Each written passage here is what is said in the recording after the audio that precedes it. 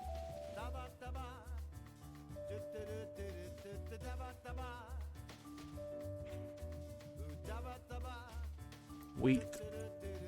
Oh, fuck me. I can't believe I didn't get to wheat faster.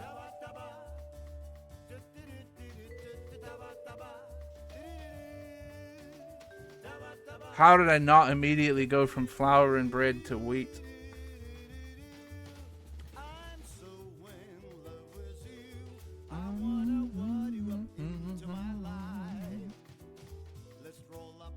Wild that they consider all of these words closer to wheat than flour.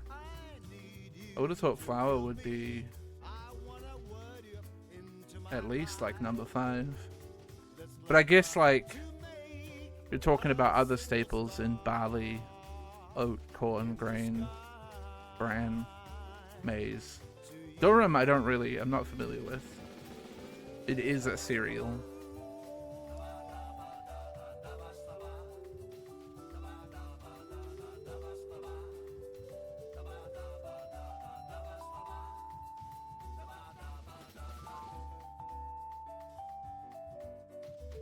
Yeah, so it's like the way it's sorted, I think, is based on proximity to other words in like articles and stuff. So like, how often is this word next to that word?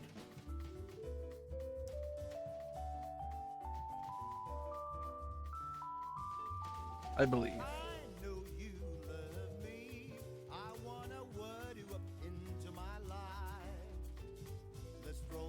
Not necessarily it is related to the meaning of words, but the proximity in which they're used on the internet. Yeah. So I'm assuming it uses some kind of AI scraping to figure that out. Yeah. Much like a ChatGPT would. In fact, it really is quite similar to ChatGPT in that, like, you know, all ChatGPT does is scan use of language and like tries to spit out coherent sentences based on the likelihood of context. It is kind of just ChatGPT the game, in a way. Trying to be ChatGPT.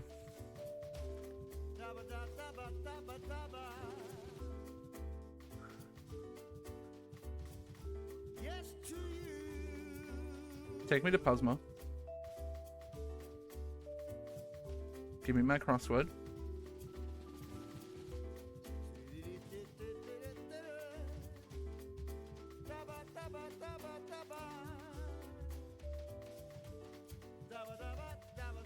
Stub would be hit like a toe.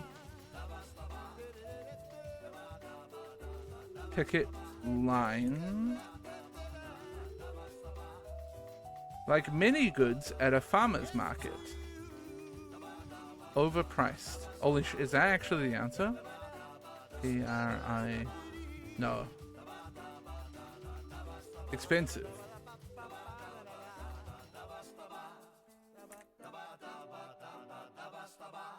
It actually might be expensive.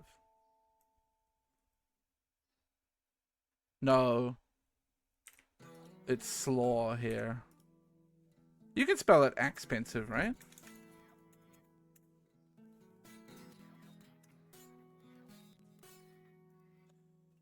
Where's it out?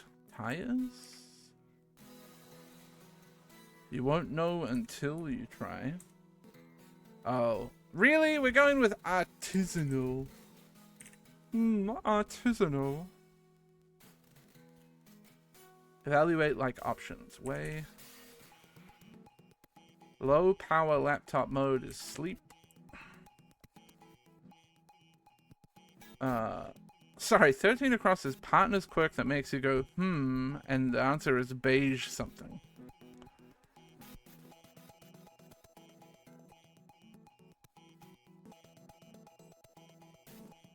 Exhilarating romance. Hermit Crab's home is a shell. Some slapstick projectiles. Pies, probably. Kind of a cabbage. Kind of cabbage, don't know.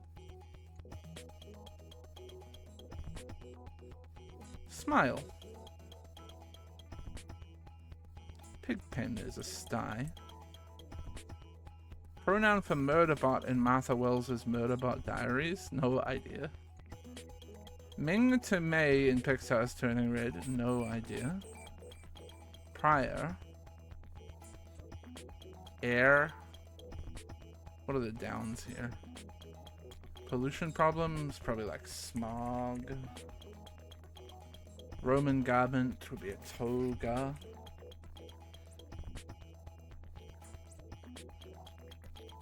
Okay, so I assume the pronoun is it's. This is probably mom. And this is I'm all ears.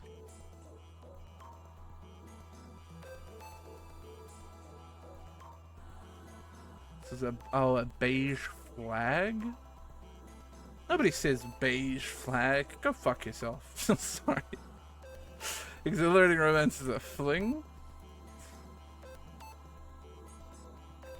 Spit take. A Napa cabbage, right? And this is grin.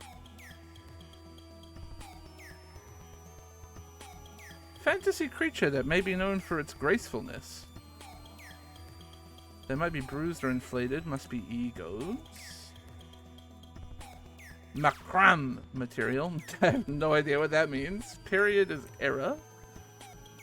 All out. Gone. Ball birthstone must be opal. It's personal. Solo. Shit.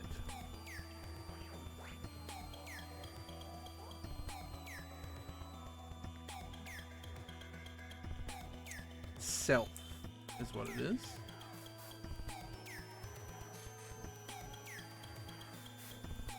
Note from the constructor. This puzzle started with 13 across. I get a kick out of hearing people describing their partners or their own quirks. There are so many ways to be human and so much variation that makes you go, huh? My favorite hint from this puzzle is 6 down because the mental image of a toga-wearing goat is just too good. What? What? Huh? What? What?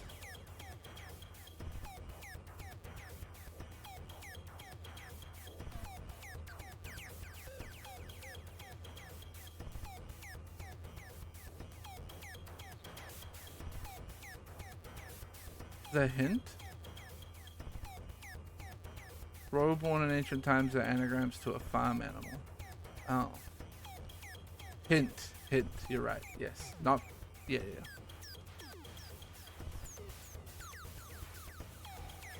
I understand that it's an anagram of goat. Like, I got that immediately. But the clue was Roman garment. What I didn't understand was that it was hint. So not the clue, the hint. After solving my crossword puzzles, one of my friends sends me texts filled with answers from the puzzle. If he were to do the same for Bonnie's, he might say, "Want to tell me about your beige flags? I'm all ears." Ha! Honestly, beige flag makes me... I don't know why. Unreasonably angry.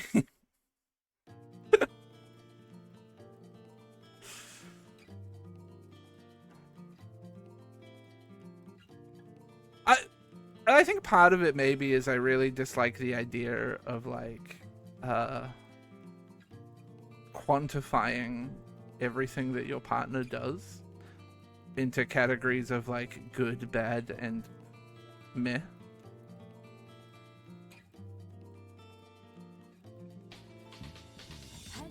Like if it's a, in my eyes, if it's a beige flag, it's just like something that my partner does.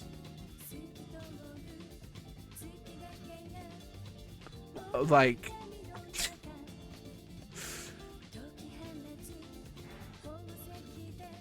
quirk is already a good word for that. Yeah, that's true.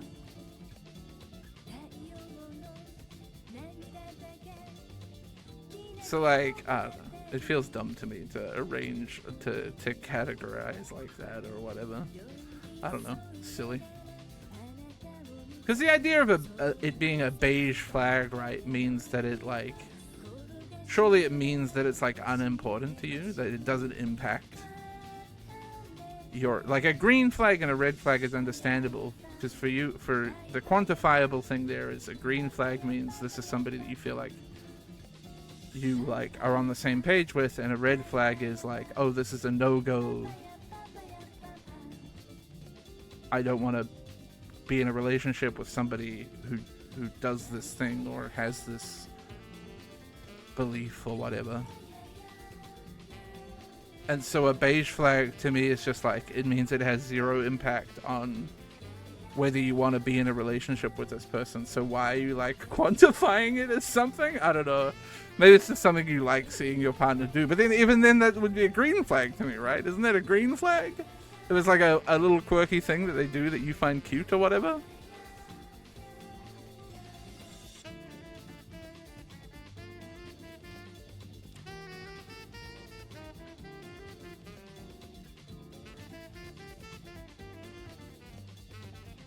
Beige flag.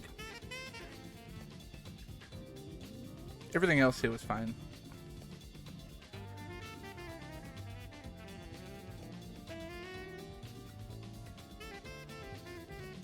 Artisanal.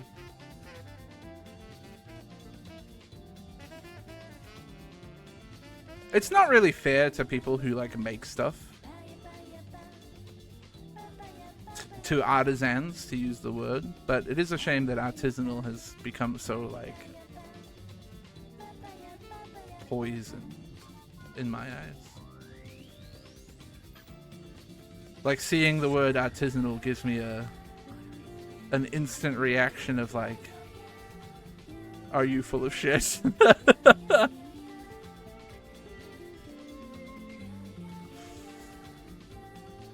Thought it said artisanal. Well, that's true too.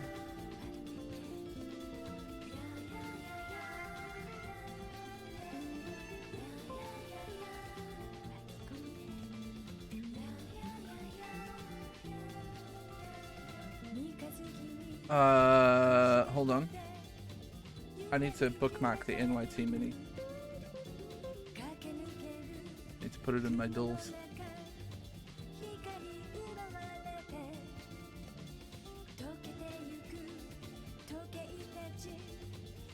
Okay. Dream outfit for short. Sometimes it hurts. Truth. Juliet's lover is Romeo. My money would be... another name for our son would be Soul. Hooks is Prods. Very large is Jumbo. Material for New York, it's steel. Faucet that's marked with a C in Italy, somewhat confusingly. It must be hot. 3 prefix is fry.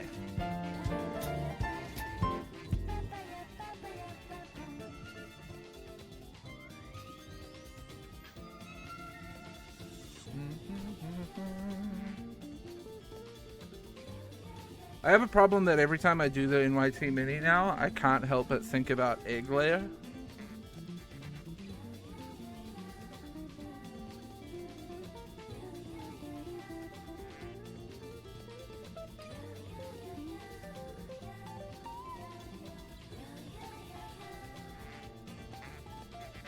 It lives in my head rent-free.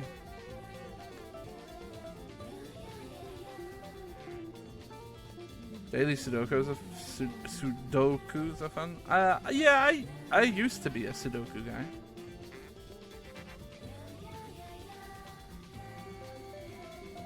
Do you have a favorite daily Sudoku site?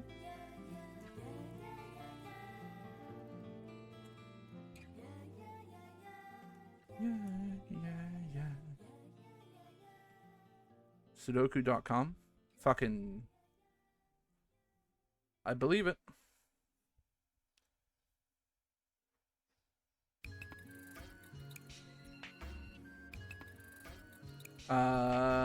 Easy looks easy, huh? This is clearly 7. We got 1, 2, 3, 4, 5, 5, 9. Got a 1 here. 1. Unsure. 3, 5, and 6. Well, that's 6. 1, 2, 3, 4, 5, 6, 8. 4, 6, 8. 6 has to be here. 8 we don't know yet. I'll come back to you.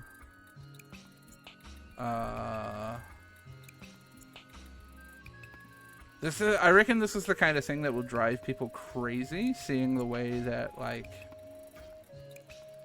I imagine that for people who solve Sudokus and who have, like, a process, it must be infuriating to watch someone else solve a Sudoku in, like, a different way.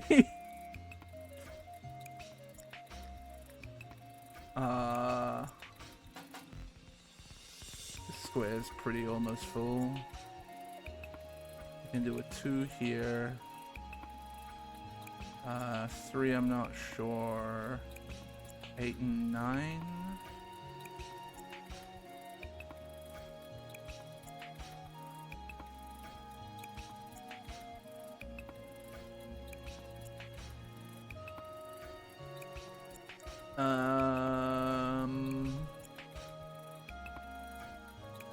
I'm very jumpy with my Sudokus. I jump all over the place.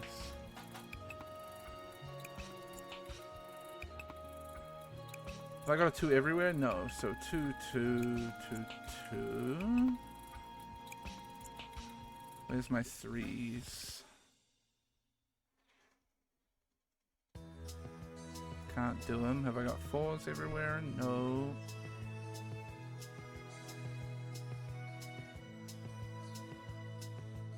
And I actually can't solve any more 4s. I probably could with a bit of logic, but 5s,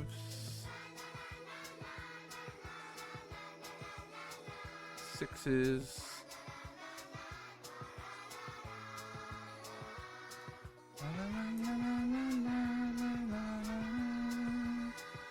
what am I missing here? 8, 1, and 8. I have no info on. 6, 6, 6, 6. Gotta be 6 here. 6, 6. Gotta be 6 here.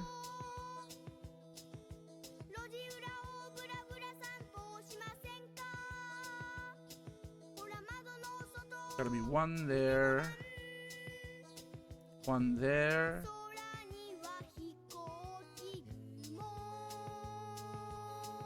1 there. 1 there. 1 there. 2s are all done, right? Yeah. Am I any closer on 3s?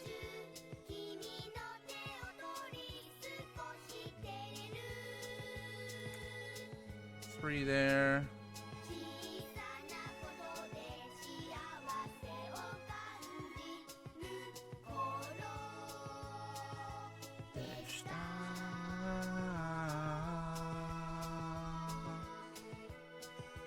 One, 2, 3, 4, 5, 6, 7, and 8 is what I need here. So that must be 7.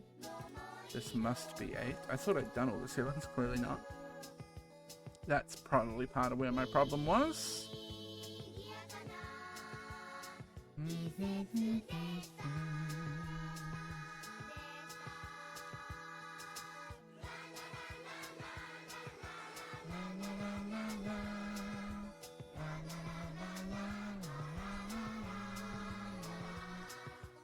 Where my 4s is. Still not closer.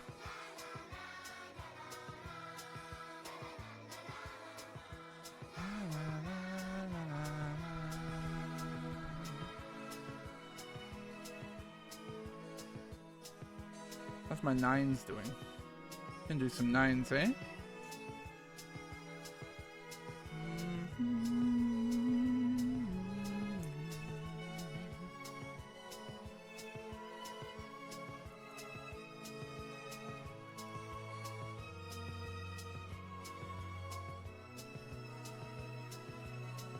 What's missing here? 4. Means 4 there. Means 4 there. What's missing here? 2. Which means 2 there. What's missing here? 3 and 5.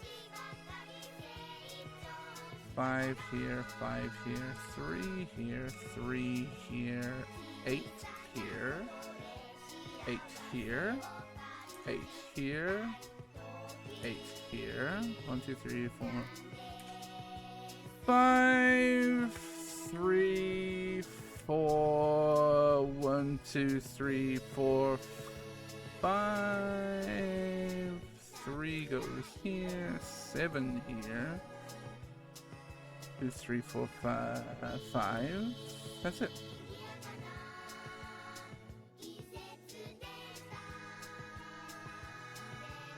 I feel like 6:30 is a bit slow for an easy.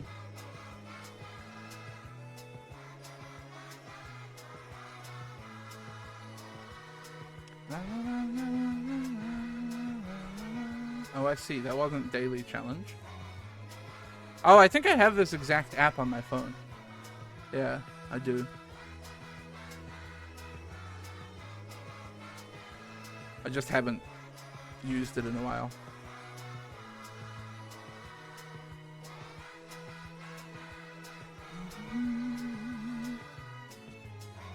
The other one that I have that I think is done by the same people.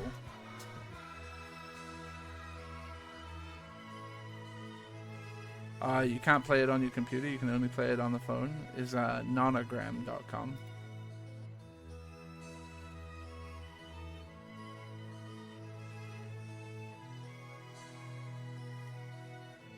I also play another daily game on my phone.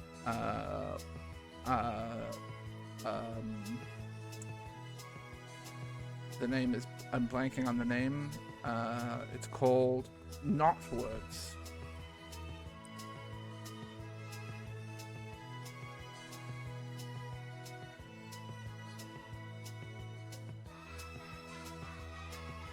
Which I think is available on Steam. It's made by Zach Gage, who is one of the people involved in Puzzmo. Zach Gage and Jack Schlesinger.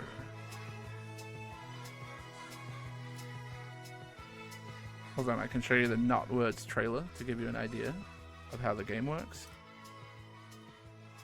But it's a very good word game.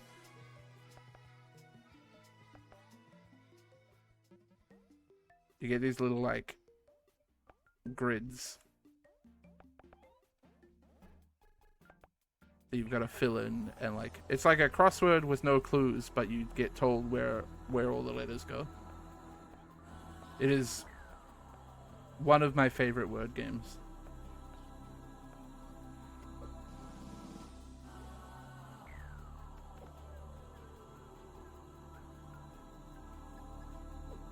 I haven't bought it on Steam, but I play it every day on my phone. There's a daily mini and a daily classic on the app.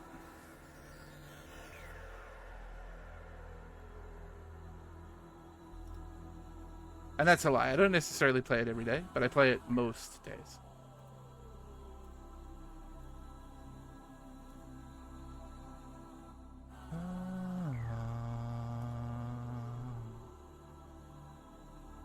Oh, you know what we should do? I was gonna watch this yesterday.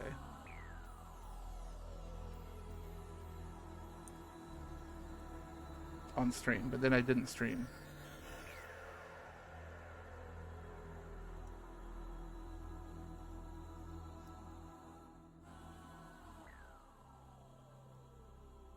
Alright, Firefox, will you let me drag this tab out finally? Yeah, you will. Thank you.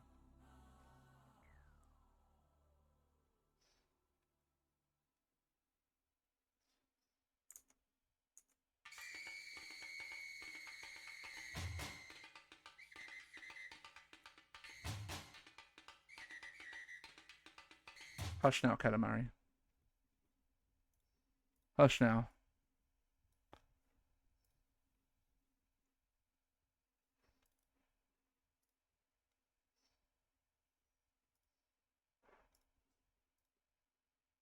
I'm looking for steak.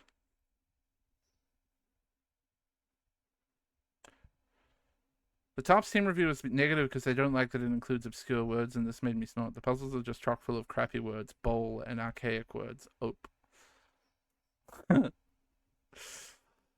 I mean, there's a few kind of odd words, and there's a lot of like 2-letter words that you might not use very often, but like definitely do exist. But also like, it's a fucking crossword. Suck it up, idiot.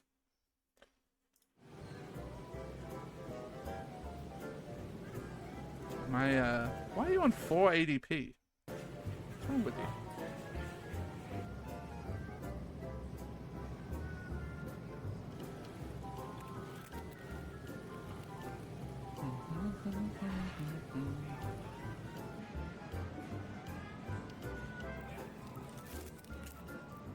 Onion, egg, cabbage, gumby, Gyu katsudon.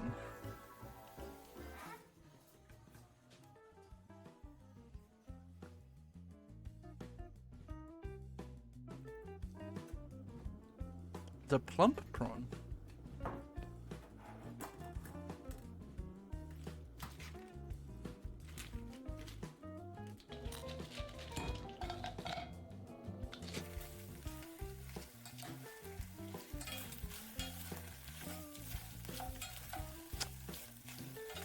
Dry roasting the shells, interesting.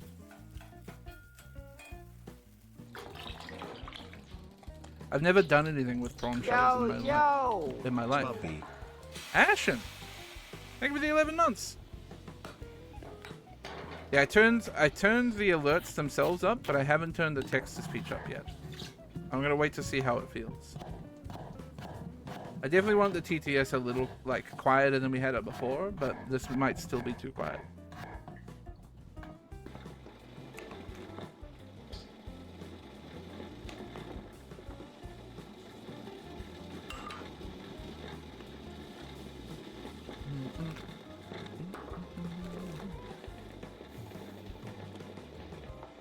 I looked everywhere the head, but I couldn't find it. Hey, Fitty Cow.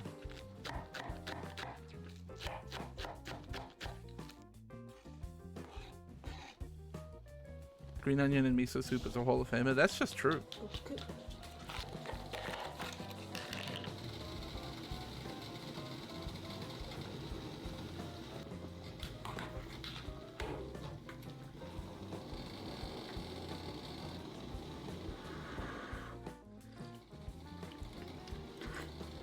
See the prawns when I close my eyes. It's a great sentence.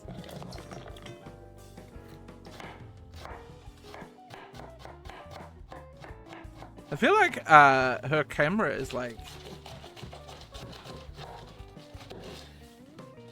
higher quality now.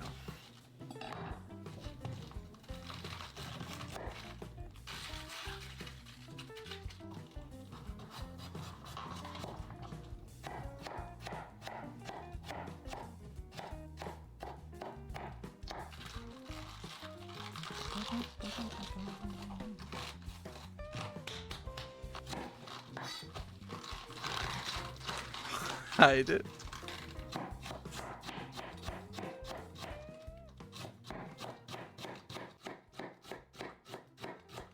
That's a good slaw right there.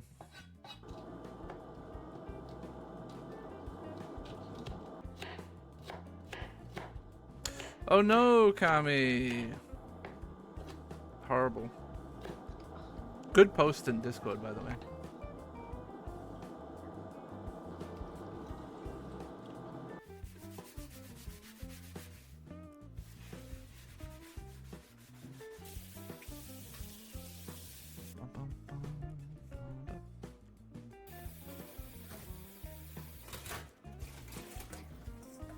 Soak the cabbage in water quickly. Crisp it up. Makes sense. Oh shit, no mayo in the dressing? What a first from Imamu Room.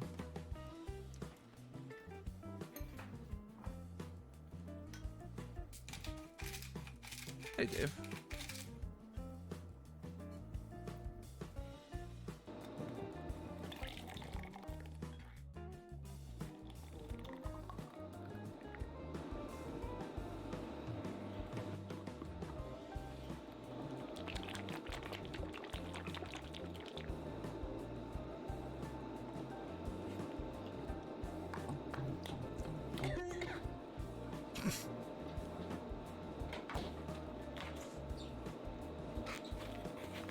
That Snoopy jumper goes hard.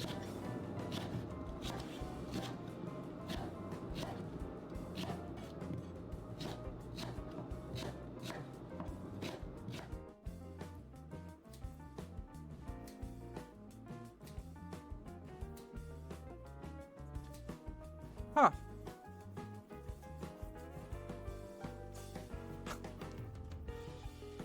I can truthfully say I've never heard of anybody cutting the fat on their beef with scissors.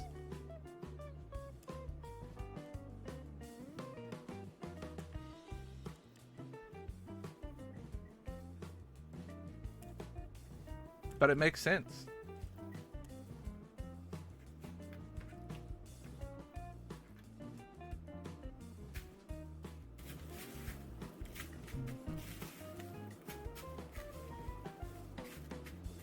I fucking love Katsu, man.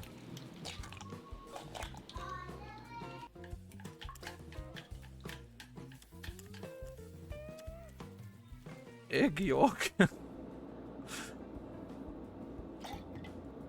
Greatest city in the world, baby. Egg York.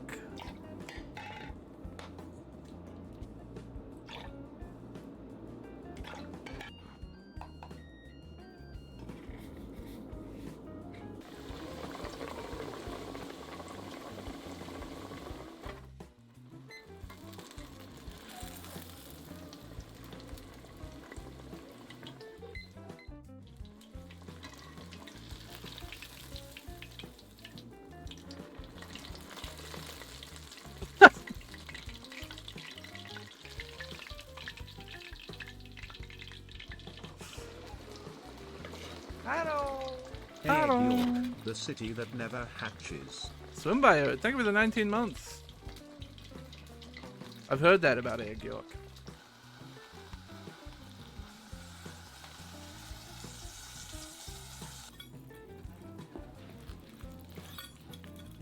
Oh, bro, I love Katsu. Oh, fuck, I want a Katsu right now. Shit, dude.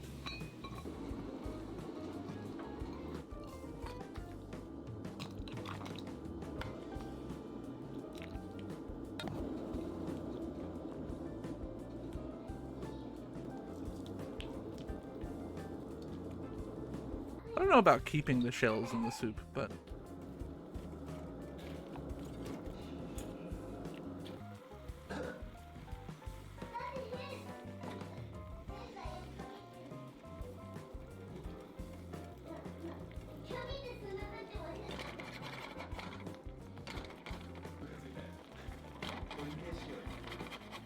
It's a crazy pan with the vertical handle. Oh, fuck, man. I would die, I think.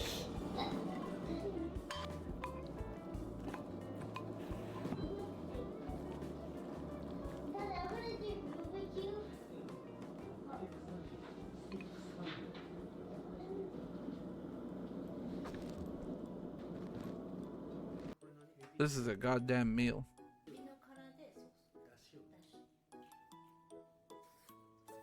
Is that a fucking, like, Spirited Away salt shaker or something? A no-face salt shaker?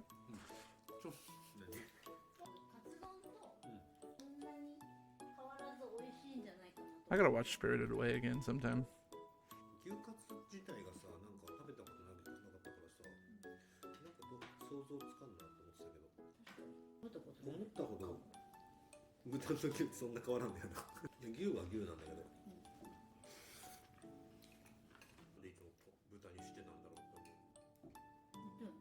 さカツ丼ってさポークだよ。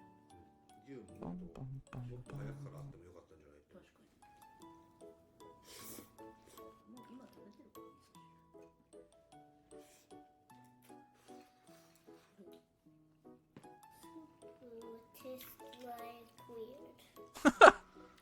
気づいた。エビ？エビが入ってるんです。 There's ways to do movie nights, just can't do it on Twitch.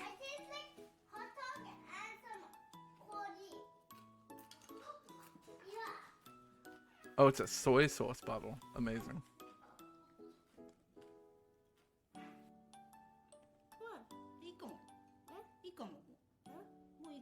The daughter is so fucking cute. Watch parties, yes, but you're limited by watching stuff on Prime Video.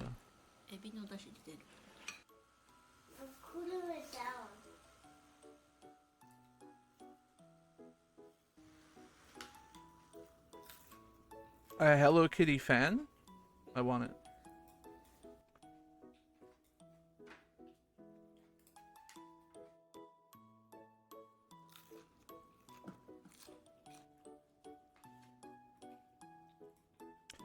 Stuff on Prime Video that's also in the Prime Video region of each viewer. Yeah. Which is awkward when I'm in New Zealand and most of my audience is in America.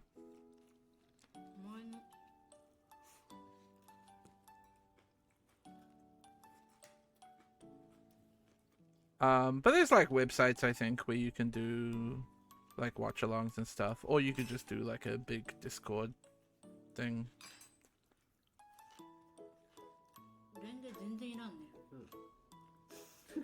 So it's doable.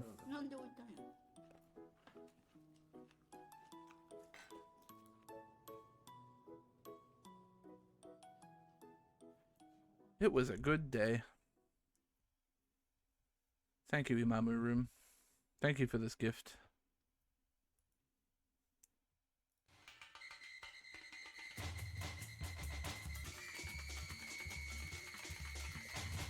Well, what to do now? Could play more Halls of Torment.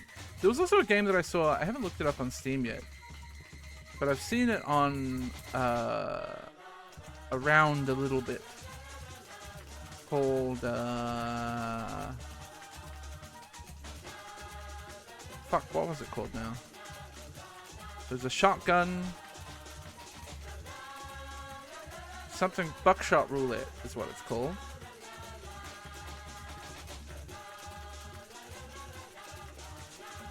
That looked like it could be fun for a stream.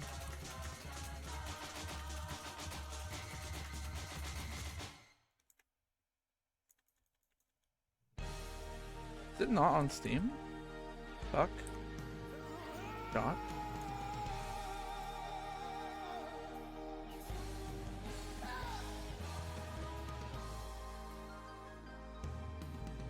Okay, to Google. Fuck. Shot. Roulette. Oh, it's an itch game. This makes more sense.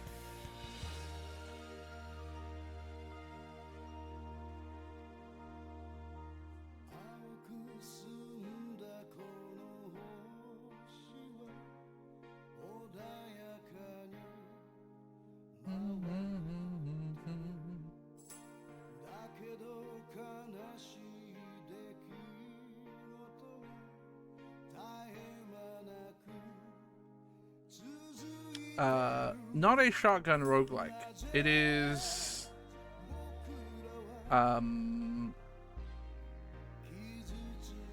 literally a game of Russian roulette, but instead of a revolver, it is a pump action shotgun that gets loaded with a certain amount of live or blank rounds. And then as far as the game goes, like, there's items and stuff that will do different things, like restore your health or unload a shell or let you see what the next shell is or that kind of thing. And you've got to outwit an AI opponent.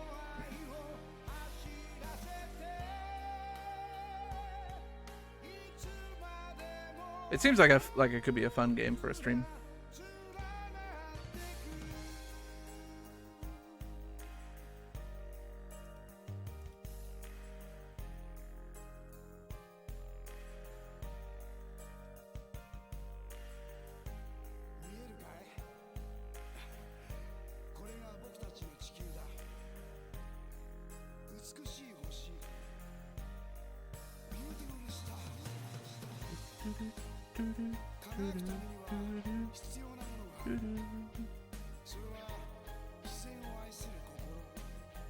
Man, I'm bummed about these Twitch layoffs. It's scary too, because like this is the second round of big layoffs on Twitch, at Twitch for, you know, within like a year.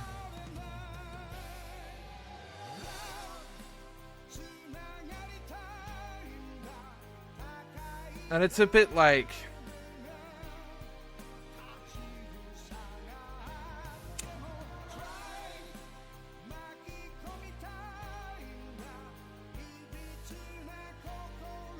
I don't know, it's scary. Scary about the future of this website.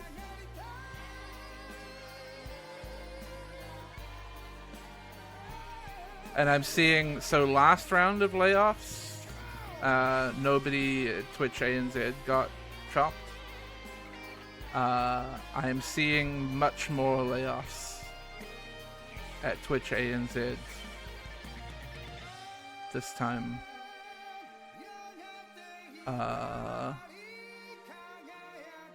Which is also scary.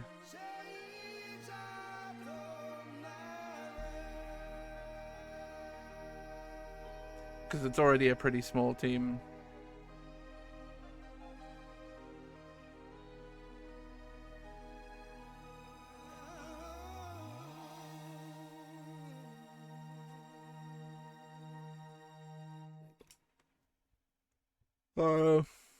It's awful, man. It's really like,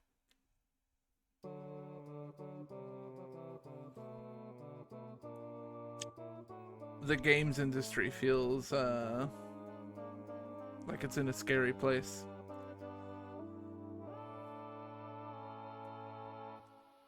The bubble's bursting.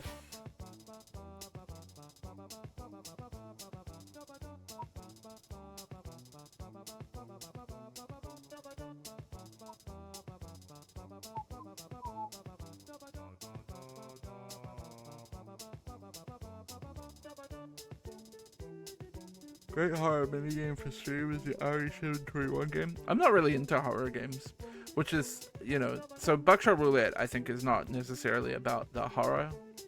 It's just a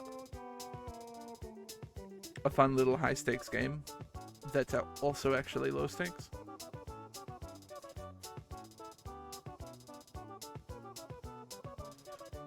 I also don't know what the acapella guy is.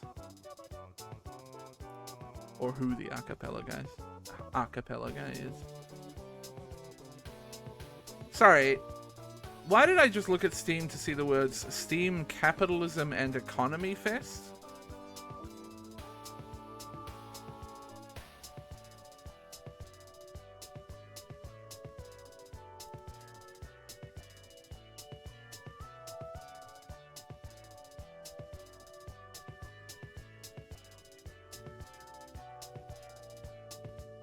I mean, like, I get the idea. I get what they're trying to say, but, like, holy fuck, that's tone deaf, bro.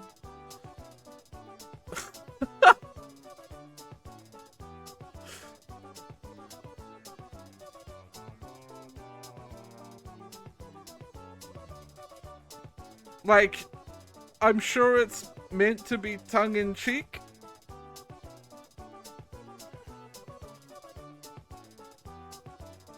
But, I don't think you're allowed to be tongue-in-cheek about capitalism and making shitloads of money when you're a storefront that makes an actual fuckload of money. This feels wrong.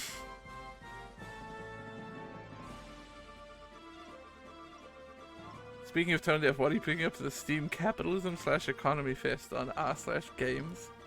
That subreddit is so funny to me. So I subscribe to both of them on Reddit. Both the gaming subreddit and the games subreddit. The gaming subreddit is funny because nobody is self-aware there and will earnestly post the stupidest shit you've ever seen, and it's so funny. And the game subreddit is the same, but they like to pretend that they're better than the gaming subreddit. And it's so funny.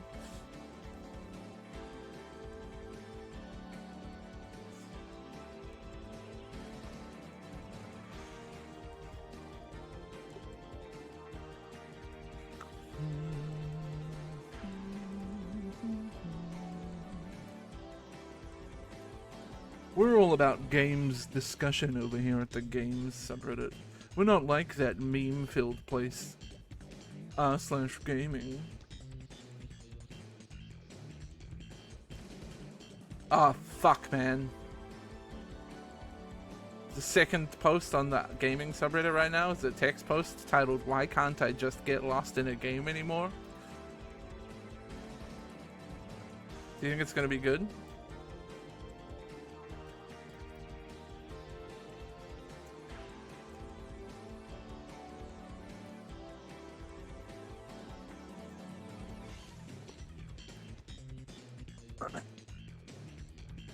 I just got Immortals Phoenix Rising. Ubisoft pop-ups everywhere. Disable the overlay. Can't accept missions in-game. Enable it. Congrats, you killed 4 hogs. Click for a reward. Played Horizon Forbidden West. Alloy tells me every single step of every single puzzle. You might as well make them cutscenes at this point. If you don't trust me to use my focus to look around, why bother? You don't have to enter the elemental weakness every time I scan an enemy. Playing God of War Ragnarok. Maybe you could stop the flow of poison by throwing your axe, brother. Look, Kratos has a wall with a crack in it. Maybe you could break it with a heavy attack. It's like every single modern game either takes you out of the game to sell you on some form of currency for an eShop, or doesn't trust the player to make a single wrong move. What's going on? You would at least think there's an option in the menu to turn this shit off. Am I just getting too old for video games? I've seen Elden Ring mentioned loads of times. It's genuinely not my type of game, but I'll give it a go the moment it's on sale on Steam. Okay, dog, you're playing literally like the worst of the... I don't want to say the worst of the worst, but you're picking like actual AAA games from publishers that you know do this shit.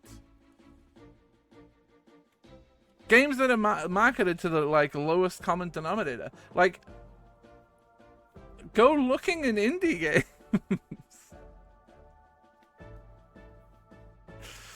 Come on.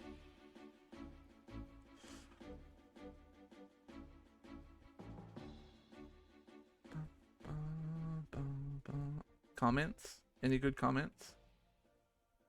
I got lost in Elden Ring plenty of times. Only way to know I'm in the wrong place is if a normal mob dude one-shots me. Even if I'm the even then the masochist in me continue on regardless.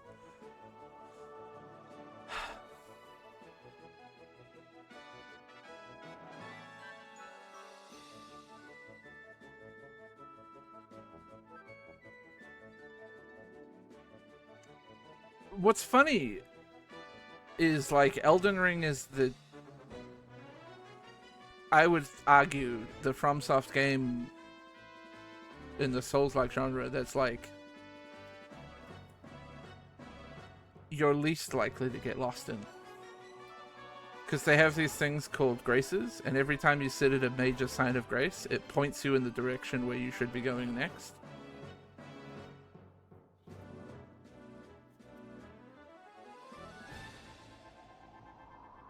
Like, worst comes to worst, you get lost, you go to the where the yellow is pointing.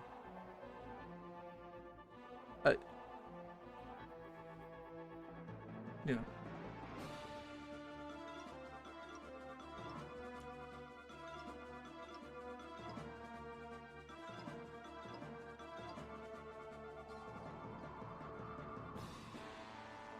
I was interpreting get lost in as like deeply invested in, like lose yourself in. No, I think these people literally mean lost.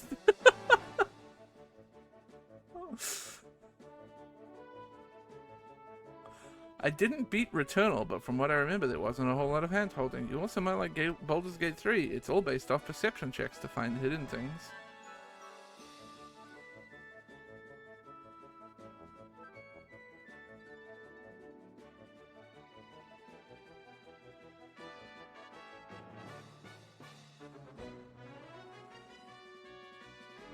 No, yeah, not possible, Dave. Just simply not possible.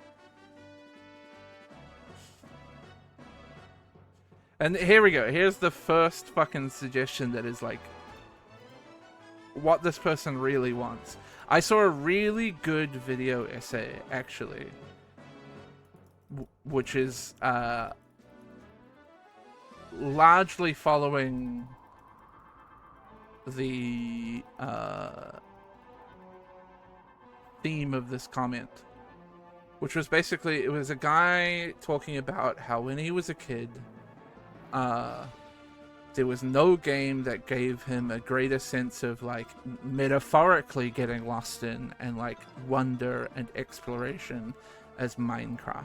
Played Minecraft as a kid, was truly like the game of all time for him, and then nothing else ever came close. And he was always chasing that feeling. And like was a typical like mostly played popular games. Most of his gaming time, like having a job and stuff, meant that it was a limited amount of gaming time every week, and so would just follow the popular trends and yada yada yada, like a lot of people do. So they don't take risks and deep dive on random indie shit when you know that like you might just not enjoy it. And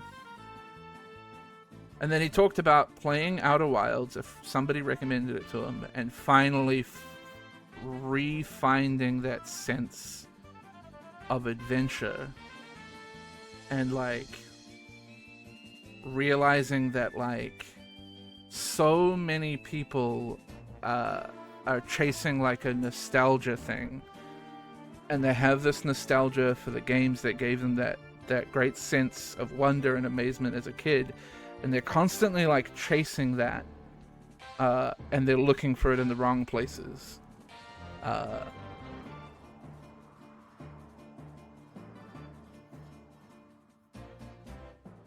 it's interesting. It was a cool video. And talked about, you know, how much Outer Wilds was like a rediscovery of what video games should be about and how to get lost in them and experience them, and it was cool. I don't know, Volk. Like, I literally played well, maybe not as a kid, but as an almost kid, I played Minecraft, you know. As a very young person, I played Minecraft. So, like, and like early in InfDev Minecraft.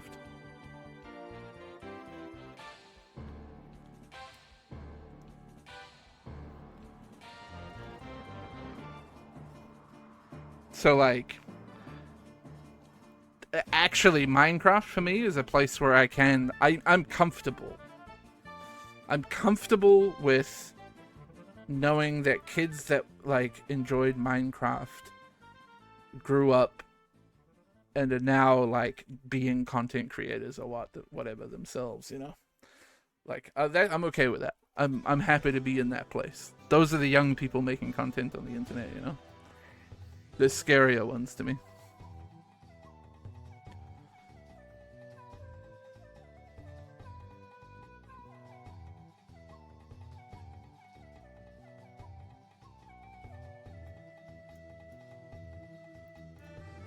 When? Okay, hold on. Minecraft in.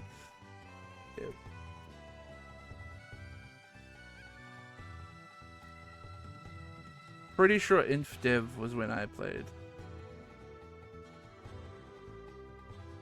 2010. So I was 20. How does age work again? I was 21.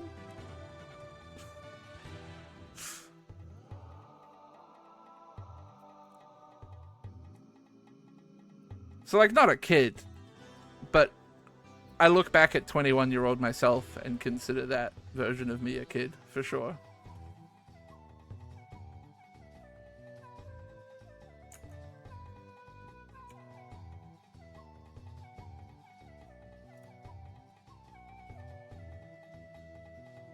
Hold on, I have to go looking on r/gaming and see if there's any more good posts.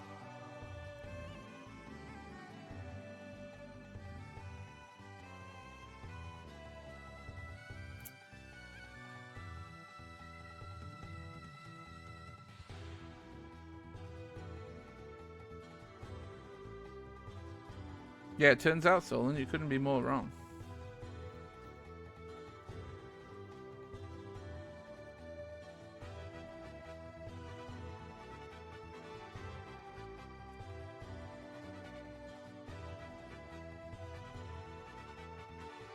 What's crazy to me is seeing my 10-year-old nephew being super into Minecraft.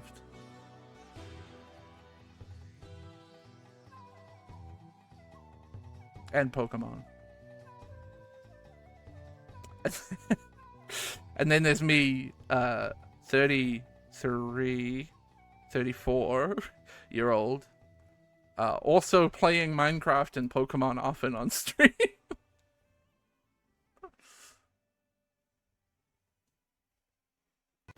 I found another good post, by the way.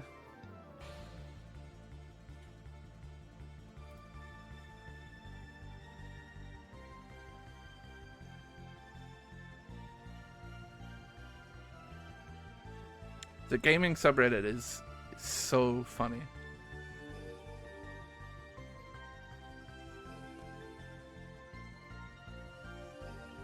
It's so funny.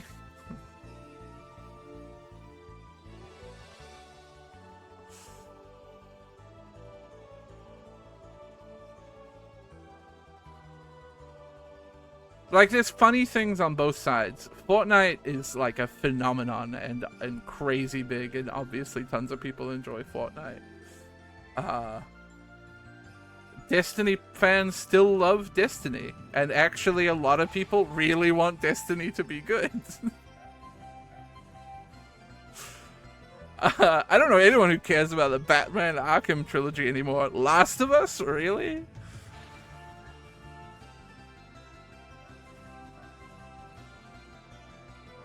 So funny. Gamers, man. Hold on, I'm looking for more.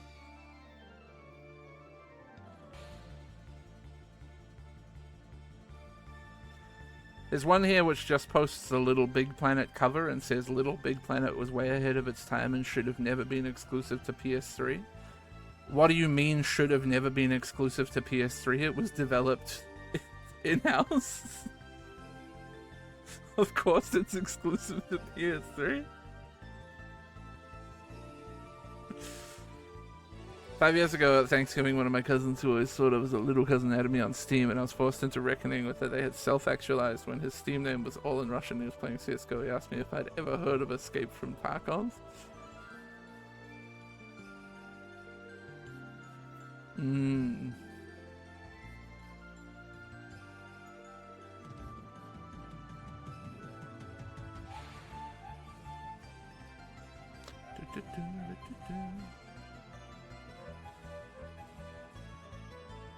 I've had to have discussions with like extended family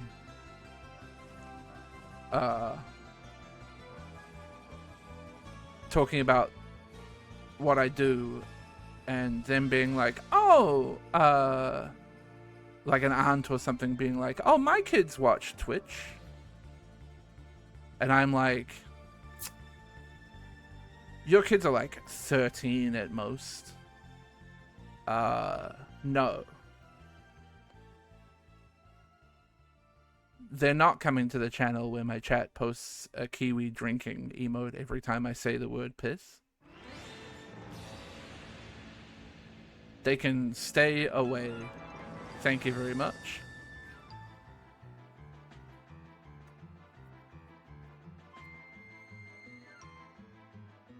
I think even my older brother was like, you were playing, I think I was playing a game that my nephew liked. It might have been Pokemon or something. and he very briefly tuned in and then decided that was actually a bad idea. And I'm like, yeah, I could have told you that, like, in person, that it's a bad idea for my 10-year-old nephew to see me streaming on Twitch.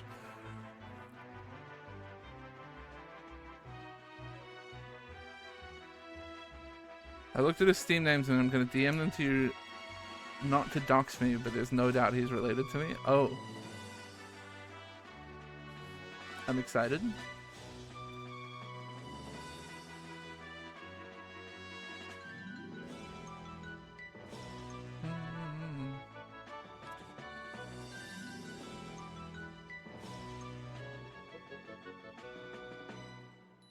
Did you say that there was some good posts from this year? Hold on, top. It's a good idea. Top past year. Does that include? Okay, that's like the past year.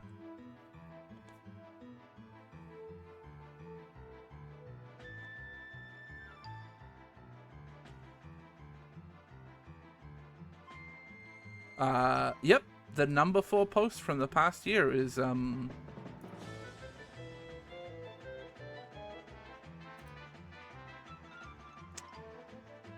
something.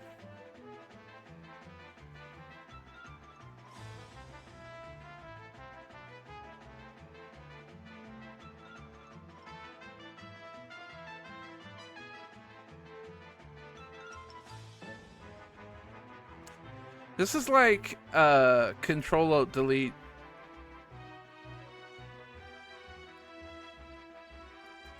If like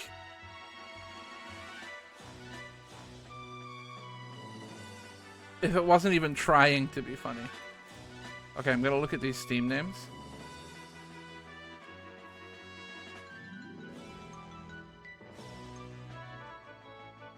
Yeah, the last one I think is my favorite name. And very, very Ucore. Yep. No doubt.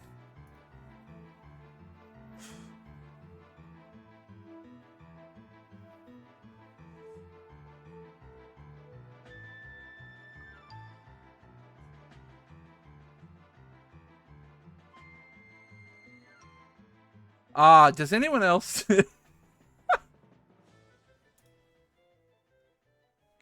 anyone else hate when I'm following a step-to-step guide to getting collectibles and end up with 199 out of 200? Anyone else feel like this? Does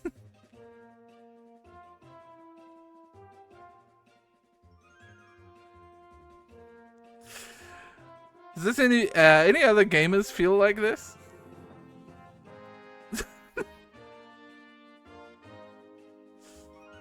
Oh, I fucking love this subreddit.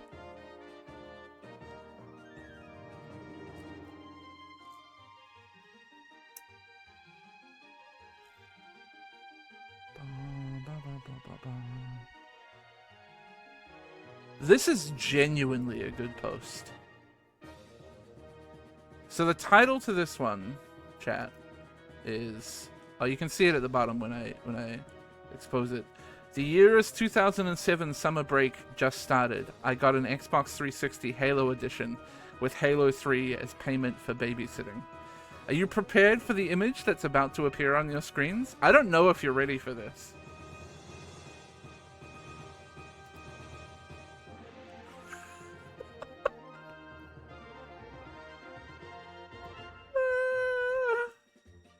Oh, fuck. It's so good. It's so good. Oh, it's so good.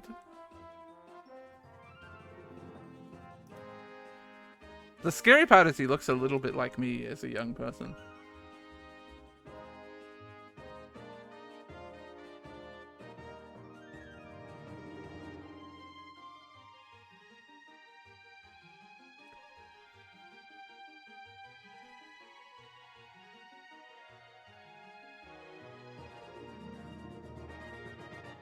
Bum, bum, bum, bum, bum.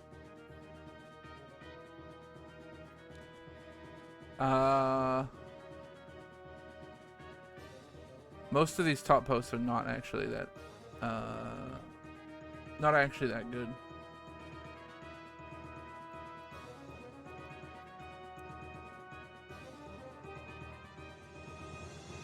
Disappointing.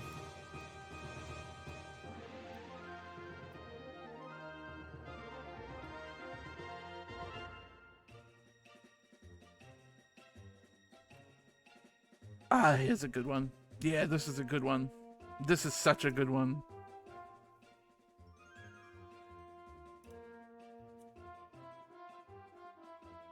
This is such a good one.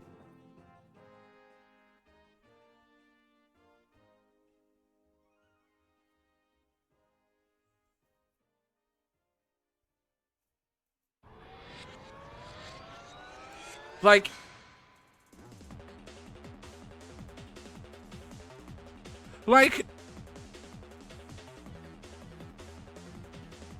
you can't pretend that the Last of Us TV show is not an exception, right? When it comes to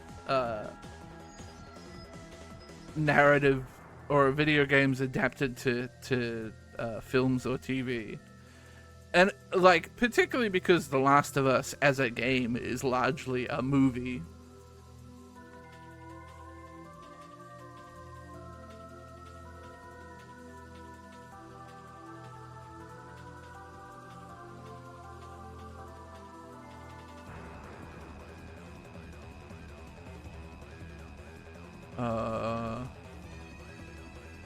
Let's see.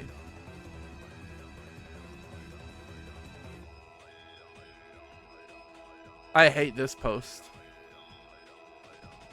POV, my wife who, quote, doesn't like video games, has played Baldur's Gate 3 for 9 hours straight today, crying emoji. And then it's just like a candid shot of her playing BG3. Like, clearly she doesn't know the photo's being taken.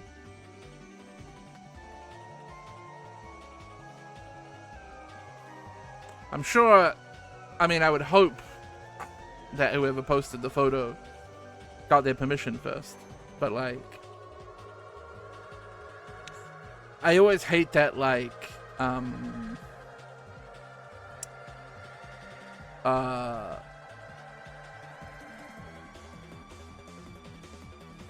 turning my wife into a gamer vibe, you know what I mean?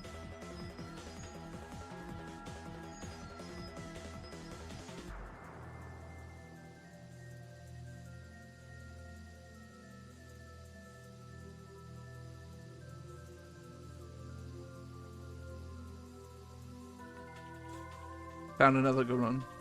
Honestly, my favorite posts on this subreddit are just the, like, image macro ones. They're so funny. It's, you know what it is? This is the equivalent of old people minion posting on Facebook.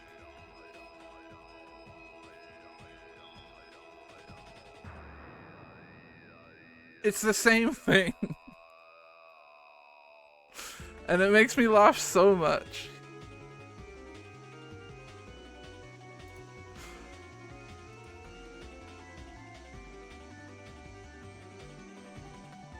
Upgraded wife's computer to RTX 4080 only to play The Sims 4. Fucking... Fuck you.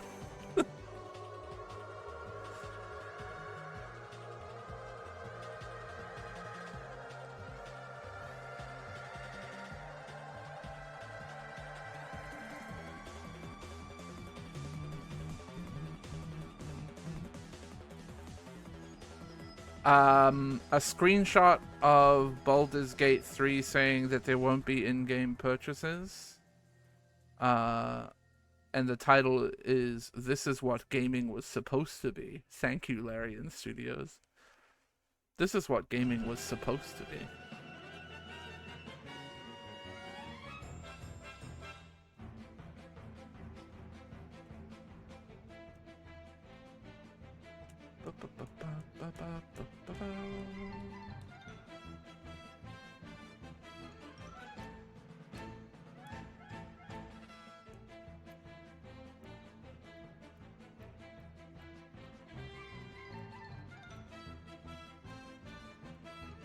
Bump, bump, bump, bump, bump. I'm running out of good posts. Turns out sorting by top posts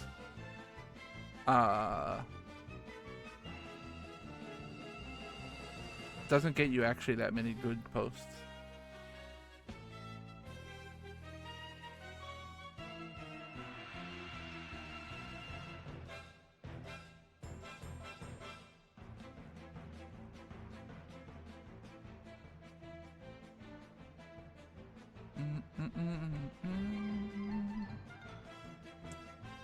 This is a good one. Found another good one. Again, it's just minion posting.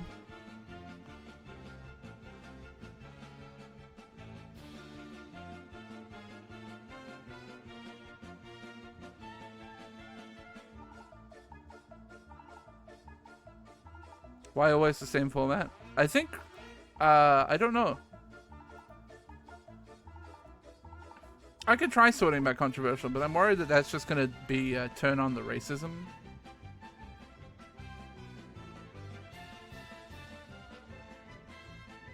Okay, I'm not going to show this one because it is a picture of a kid.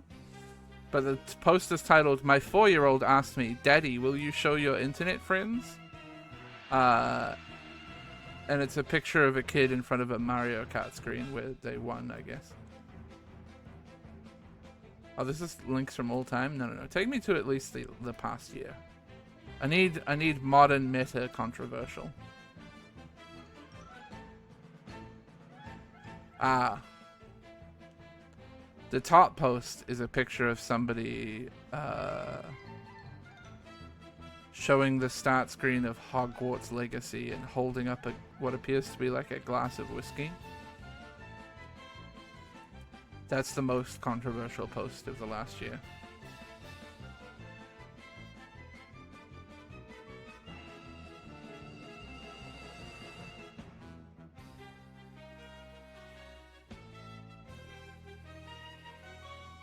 Second post is also about Hogwarts Legacy. Oh, this is a good one. Text post with 0 upvotes. Do people get lobotomized after each AAA release? Aren't you tired of hyping stuff up that always disappoints you when it comes out? Is this about Starfield? It is. If you still hear Todd Howard's voice and don't get immediately angry and suspicion, God, it must be a bliss to live like you. Hold on, you can see this post.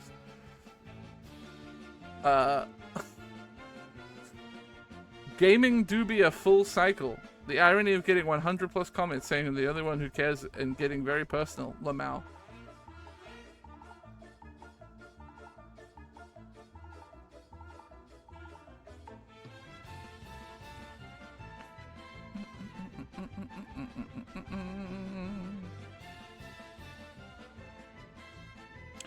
The last 2 AAA games I bought are Tears of the Kingdom and Diablo 4, and I'm very happy with both. Diablo 4? Really? Maybe Diablo 4 is like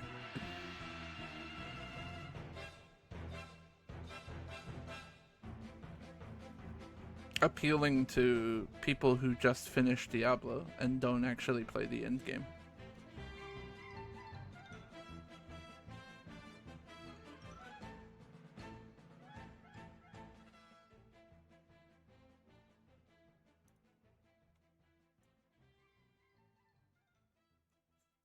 As far as I understand, the problem with Diablo 4 is entirely there's nothing in the end game, and this is coming from like a Path of Exile perspective.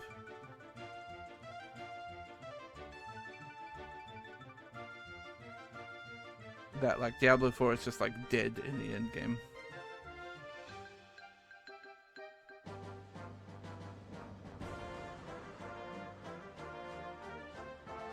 Why is this the most controversial post, or one of the most controversial posts? Maybe it's just because it doesn't actually tell you what the game is. It's a screenshot of a credits screen that shows Eidos Montreal dev team, and it's a picture of a spaceship in space. I don't know what game this is. It's Guardians of the Galaxy. Apparently. And I think it's controversial because it doesn't say what game it is.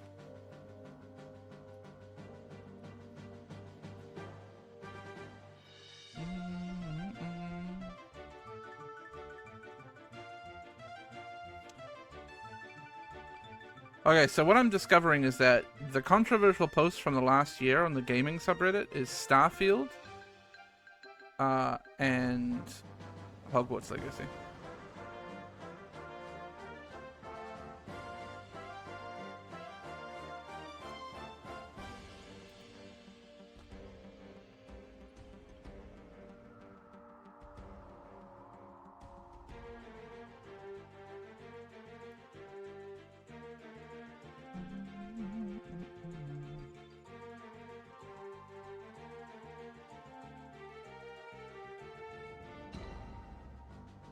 Ah, okay, here's a good one. This actually does have 43,000 upvotes. It is the 10th most controversial post from the last year. There is... It's a how to make any game better starter pack. Are you excited to learn how to make any game better, champ? Do you want to know how to make any game better? Any game, by the way. Any game is made better by a grappling hook, a good double shotgun, destructible environment, good OST, multiplayer, giant climbable enemies, good lore, good characters, visual upgrade.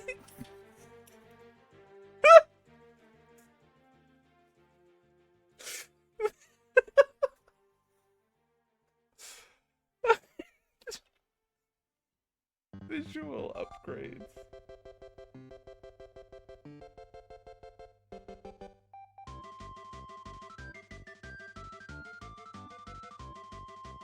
Oh, fuck me. How to make any game better.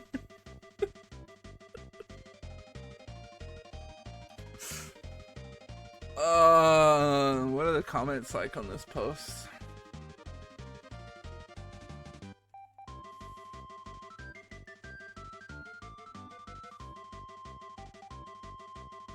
Are they interesting at all? So far, they're boring.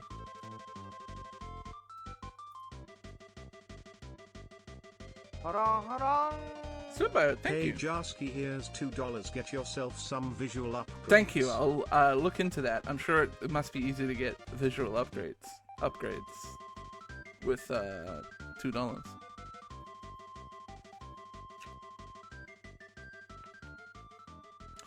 It's a good comment. This is exactly what Pokemon Scarlet and Violet is missing. A solid double-barrel shotgun.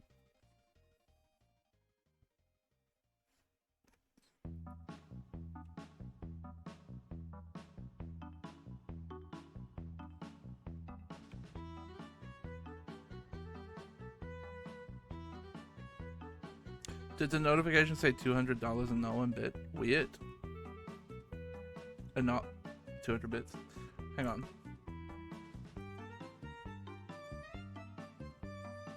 Let me look at that.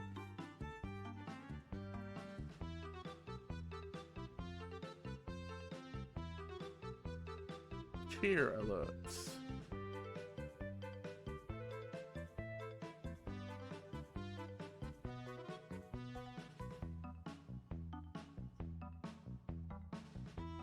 It shouldn't. Why does it say dollars? Oh. I think I just figured it out.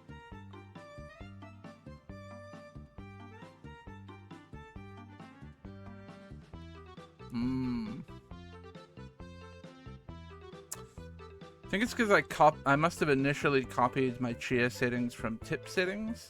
I'll fix that. I'll fix that tonight. But that's an easy fix. I just have to go through everything and like change a word.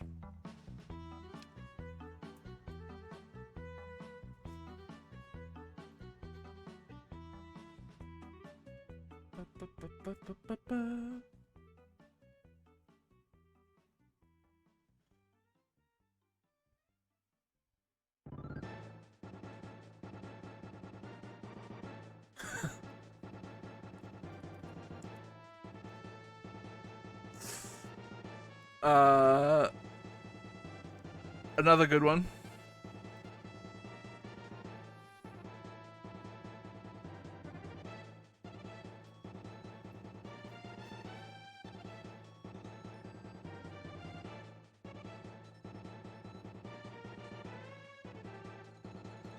Let's just ignore like the different value propositions that games and movies bring to you, and like the fact that a movie can be good and a game can be bad.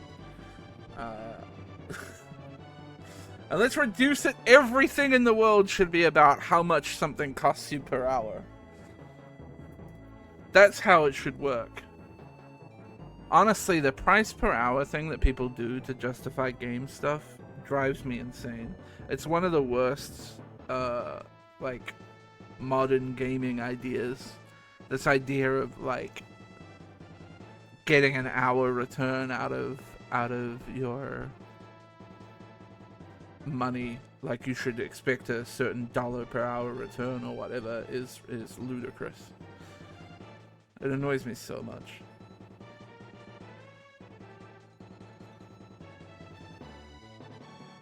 Yeah, like it seems like a sensible thing on the surface. Like it seems reasonable to be like, I've gotten 100 hours out of this $60 game. What a good return on my money. But also like, it's so reductive. And that's the reason why you get so much shit. Like the stuff that people rail against in games is because there's this like pressure to have a game out that's got like 60 to 100 hours of content in it or whatever.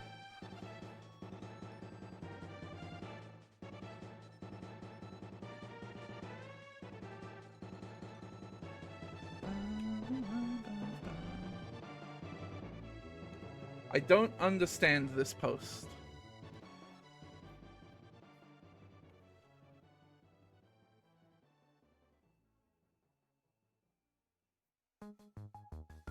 I don't understand this post. This post is titled r/gaming in 2031.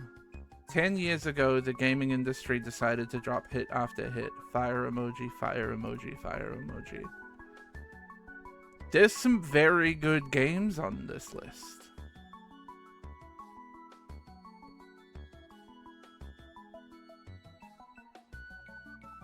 Their subheading to this was that 2021 was such a good year for games /S. It's not sincere.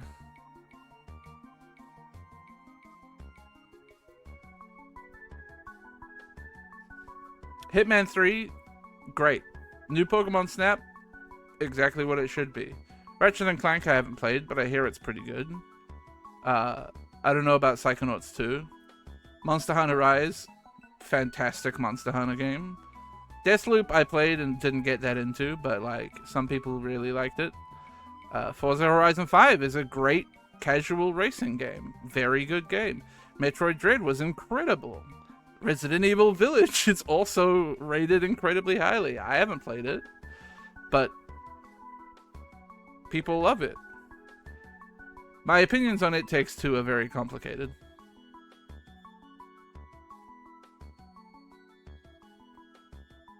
Mostly that the gameplay is fine, and I like the idea of like a two-player puzzle-solving game, but the message that they pumped out in that game was horrific.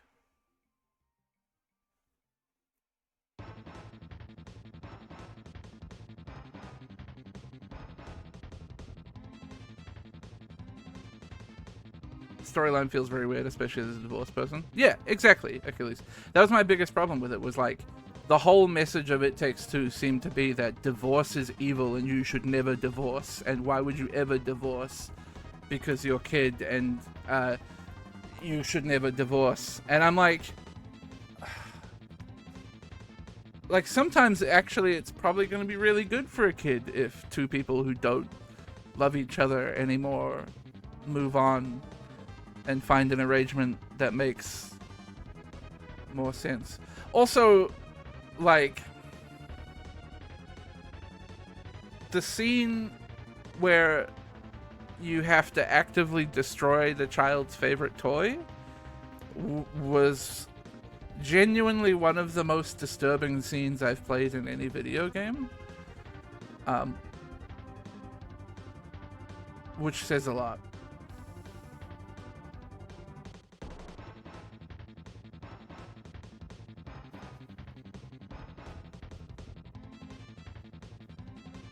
I've not seen that scene and it would have ruined me. You are literally at the climax of the game, you are literally forced, and like it's not just a cutscene where the characters like do a bad thing to advance the story.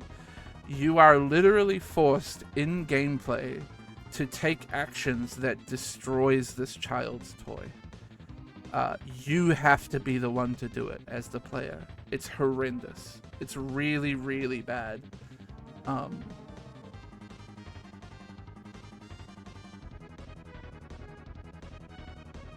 You have no agency as a player there, and you're forced to do something that you really don't want to do. Oh yeah, it's alive and begging. Yeah. But like, even if you remove that aspect, like if you're like, no, it's fine, it's just a toy, it's not real. Like, even if you put all of that aside, the whole purpose of the scene is like, honestly, the fact that the toy is alive and begging is like, that's fine. I can deal with that. You can like, you kill people in video games all the time who like might be begging for their life or whatever. Like, that's stuff that just happens in games. It's fiction, it's okay. I don't care about that. What I care about is the whole purpose of that scene was they had made a decision that they needed to make their child cry in order for them to get their human bodies back.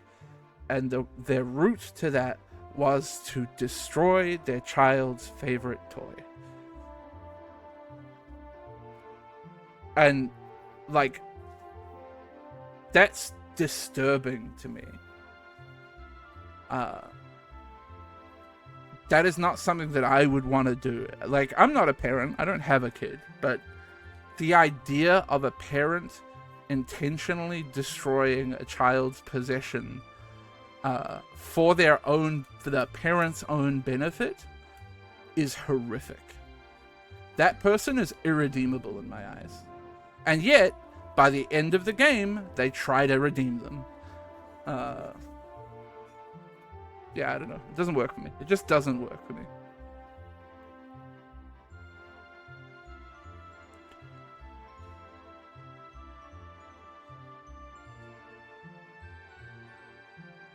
And also, like, yeah, just in general, the message, the idea that, like,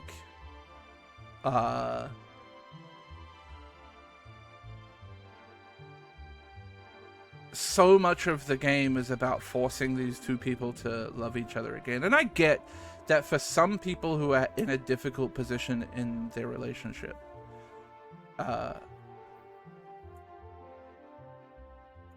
get that for some people who are in a difficult position in their relationship, that like resolution to that is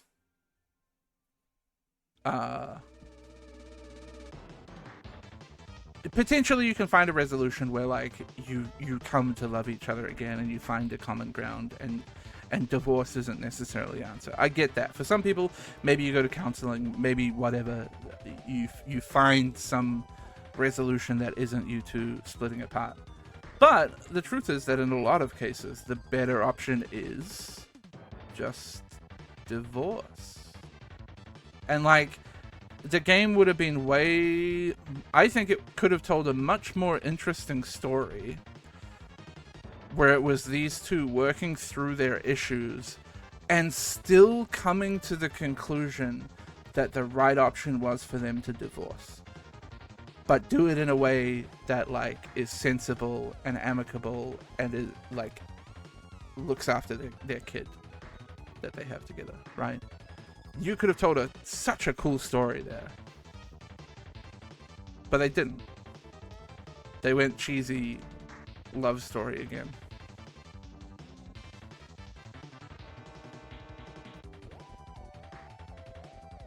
I don't know. That was I had a fun time playing the game and solving the puzzles, but it was really smothered in, especially from the moment of the destroying the toy. From then on, the game felt very bad to play.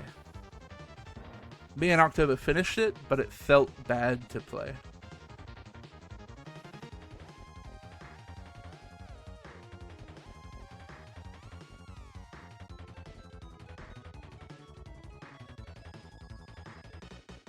Isn't It Takes Two movie in development? Again, the premise is fine. There's nothing wrong with the setup and the story of it, right? I feel like you could tell a really interesting story there. Yeah. And yet, It Takes Two gets fucking praise endlessly from game critics and stuff.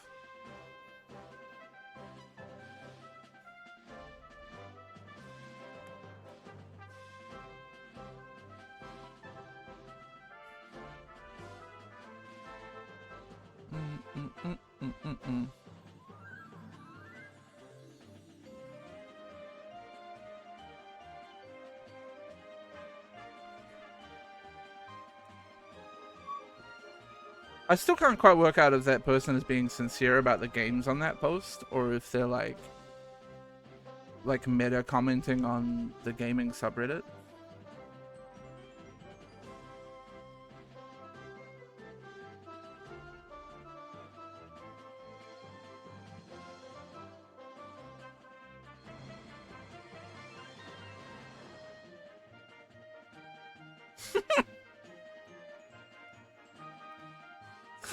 Found another good one.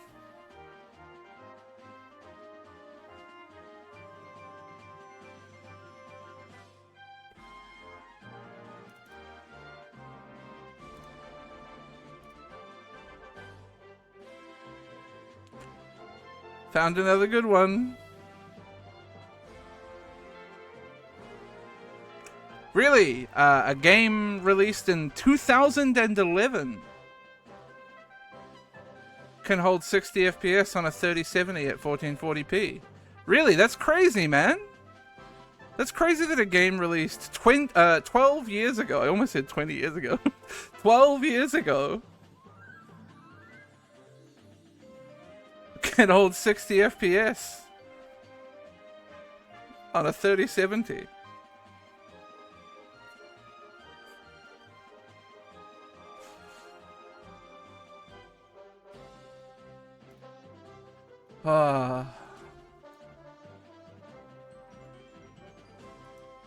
The title of the post is "Get Your Act Together, Square Enix."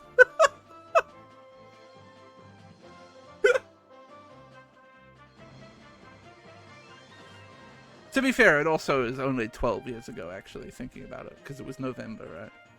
Oh no, shit, we're 2024 now, aren't we? Oh my god, it was 13 years ago.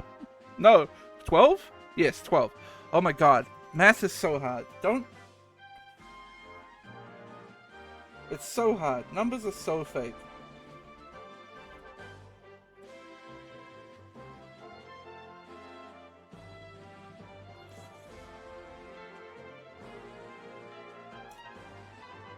$20,000 upvotes. The missus is off to work. Junior is off school. And I can go to hell. This is such a good type of post on this subreddit. It's such a good type of post.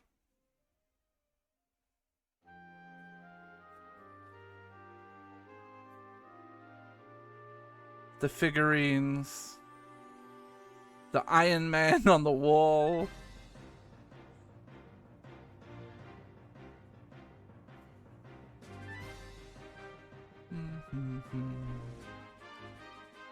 How's he taking this photo? Does he have his phone in his mouth?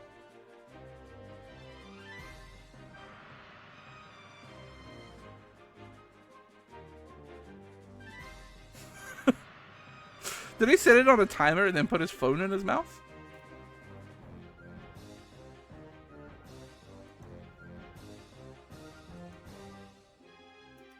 Bobbing on the pop socket is a sentence I didn't want to read.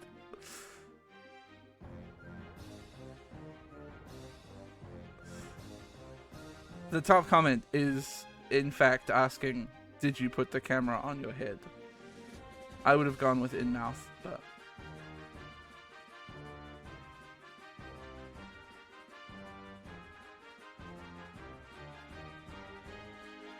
Ooh. Ooh, I might have found the reason why this post was controversial. Reading through the comments. Look at their post history. Multiple TV shots for new games mentioning the missus being away. His last post regarding the missus is in a completely different room with a PS5.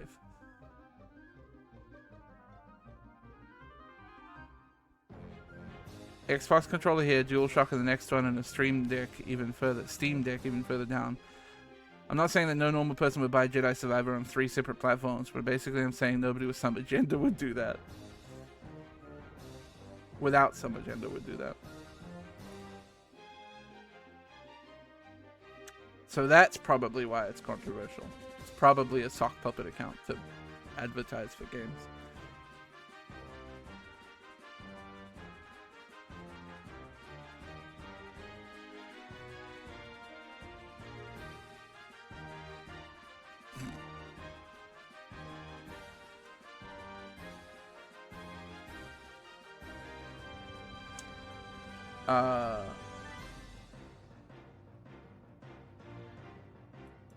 Just some funny screenshots. Keep coming back to this beautiful game, and it's a screenshot of a man pointing a shotgun at someone.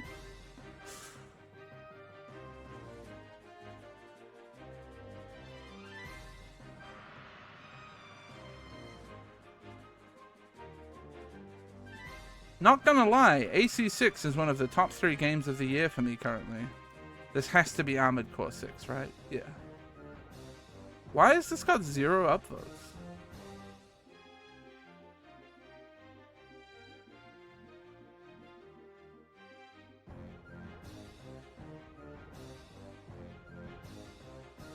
Oh, come on. You know, the reason why people don't have... genuinely cannot think. All the comments are like, is Assassin's Creed? Assassin's Creed 6? And I'm like... Does a game called Assassin's Creed 6 exist, you fucking idiots? What is the only game that's released this year that shortens to AC6? You fucking morons.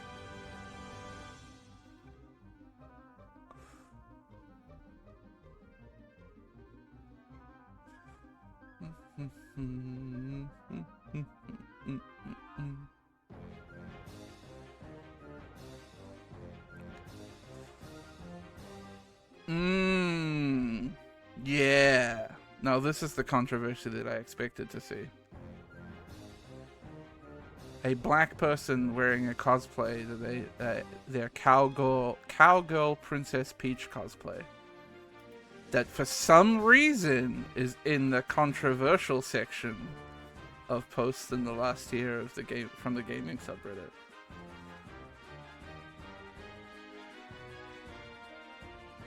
For some reason,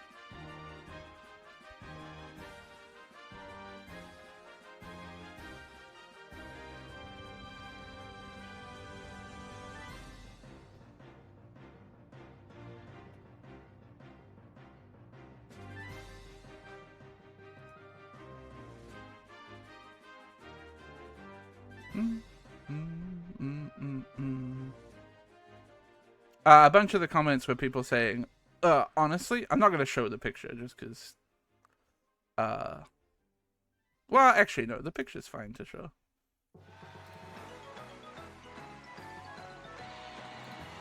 It's just a fine cosplay. A bunch of the comments are just people going, this doesn't look like Peach at all.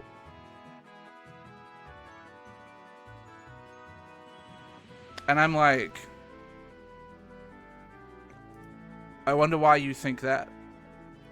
I wonder why you think that doesn't look like Peach.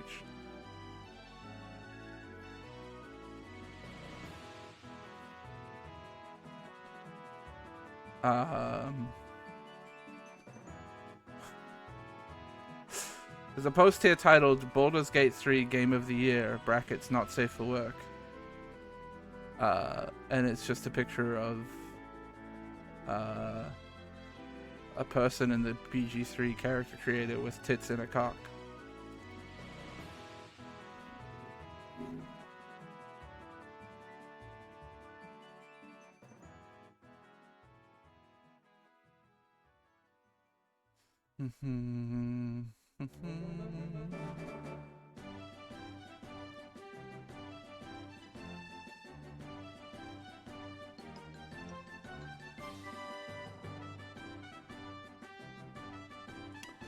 Back to the good posts.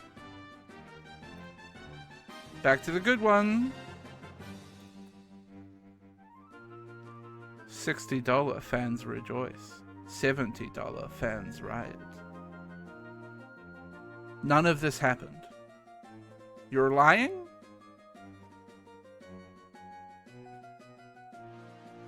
Actually, what happened is $60 people shat all over Scarlet and Violet for months. $70 Tears of the Kingdom is hailed as one of the best games released in a year full of incredible games released.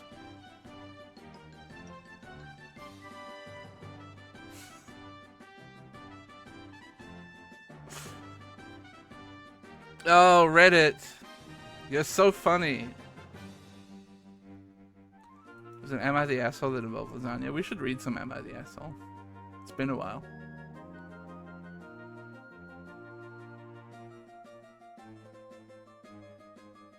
Oh, somebody's posted a controller tier list. It's one of the top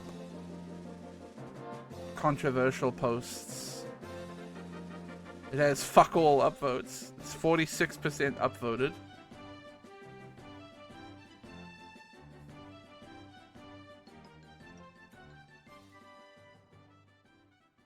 So, their ergonomic genius is GameCube. Don't know about that. Is that PS2? Yeah, probably one of the best controllers made in all time. PS5, PS4, some other kind of PS4, I think. No, PS3, PS4, and then Xbox. Is that Xbone or Xbox 360? I can't tell. I think it's 360. Is that Bone?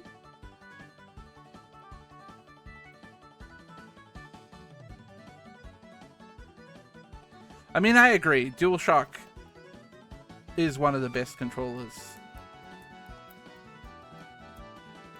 of all time. No. Bone is not important. That's the original Xbox controller.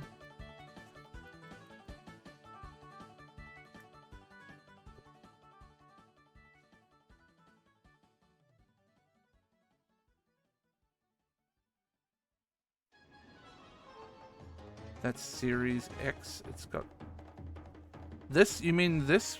Oh, I can't show my cursor. Hold on. Where's my bird? This one? No. What am I moving? It's my alerts thing. This controller here in Poor is the original Xbox controller. The white one in top tier is Series X. Is that not the same as Xbone? I thought they were the same controller. I didn't realize they were distinct.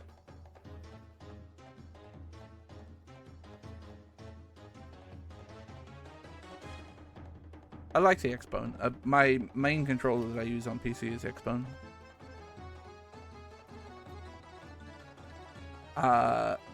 Comfortable is PS1. I don't know if I'd call PS1 comfortable. I feel like PS1 is the worst of the PlayStation controllers.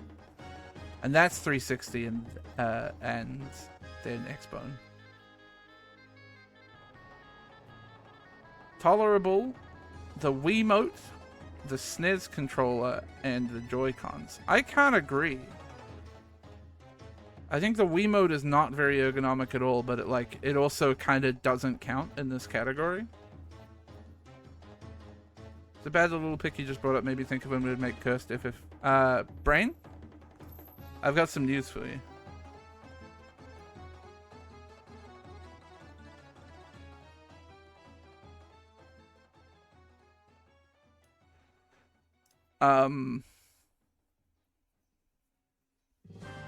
Yeah, Heather made this picture.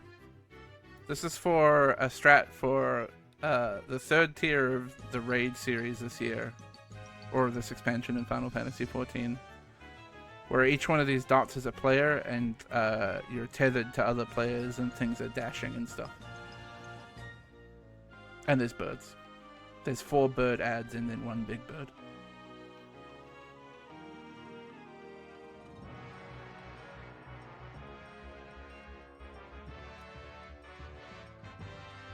We were talking about P3 yesterday. I had my Criterion dungeon with Optima, Silius, and Matt today.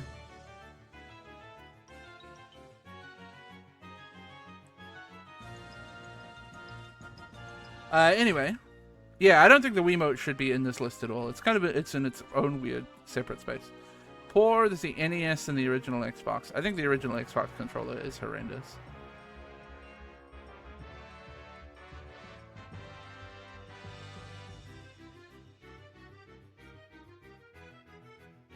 And the N64 controller, I honestly, hot take, they're right. I think the N64 controller is one of the worst controllers ever made.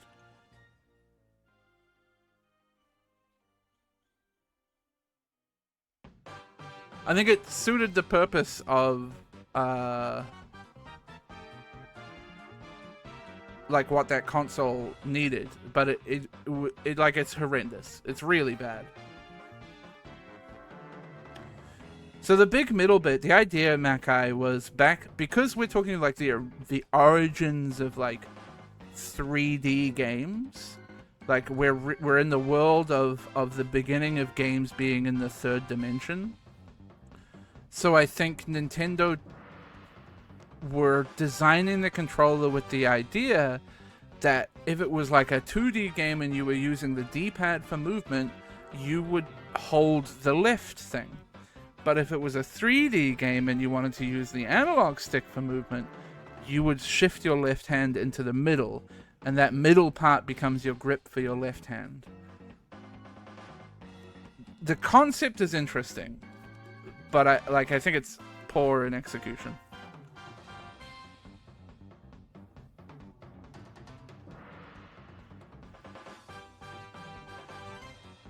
But also, like, you have to forgive them because they released that console like at a real turning point for video gaming. I don't know. I think their control. I don't know why this was so controversial. I think their controller tier list is fine.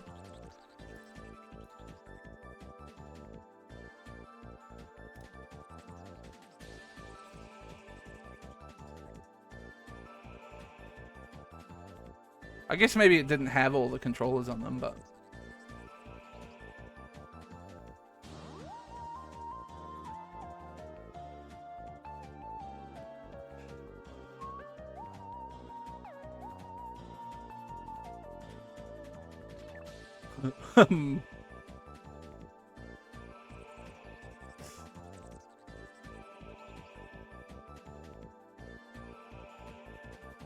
We're into some interesting text posts.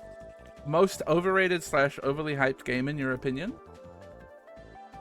It's controversial because people don't want to see the same post over the time. Over the time? All of the time.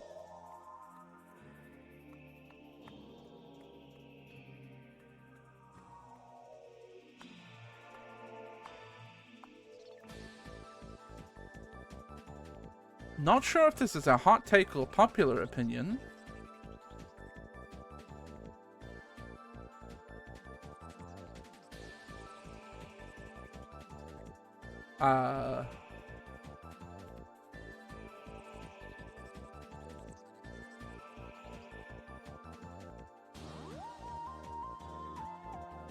I'm sick of the Souls-like games. I don't know if this is a a bad post or not.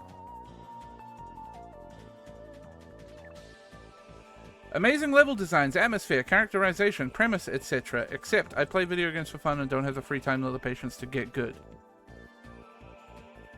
I so badly want to experience games like Bloodborne, Elden Ring, Life of P, Wolong, Dimesia, etc. because of the premise and atmosphere, but I suck at the games and don't have time to get good. Does anyone else feel this way, or am I going to get downloaded to oblivion? Like, sorry, dude. That game is made to be like that.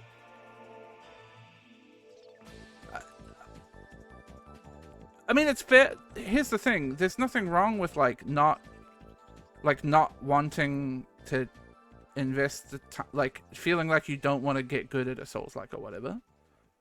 That's fine.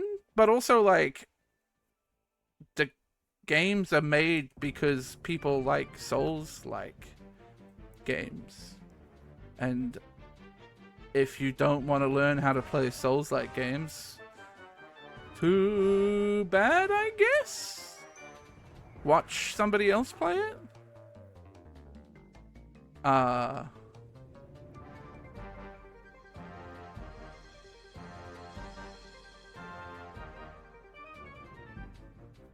don't...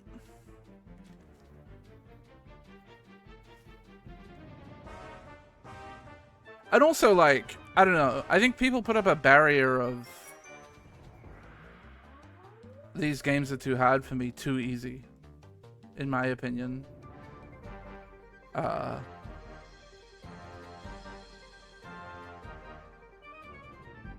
The one Souls-like that I've played in recent memory that I genuinely think was for a time too hard, and I gather that they've patched it to not be so hard, is Lies of P.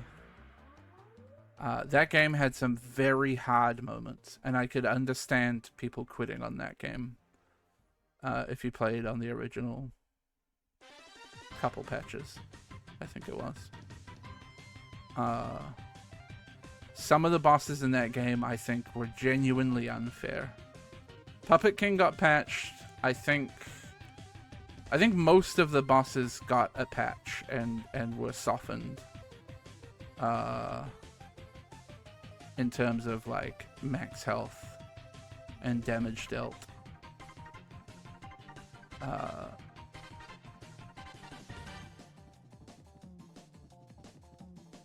People rate the King of Puppets as one of the hardest fights in the game. It isn't, in my opinion. King of Puppets was really reasonable. It took me a while with King of Puppets. It did take me a while to beat him. But there were much harder fights in the game. Swamp Thing, whatever his name was really hard.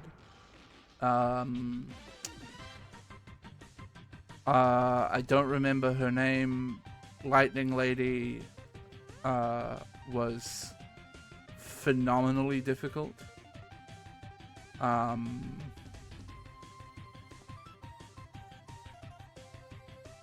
The final boss,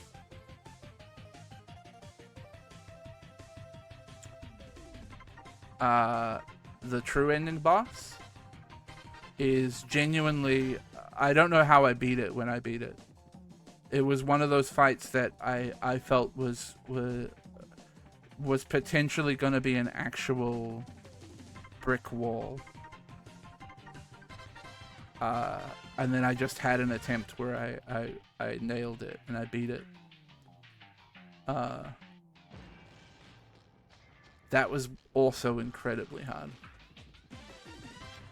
But I gather they've all been patched.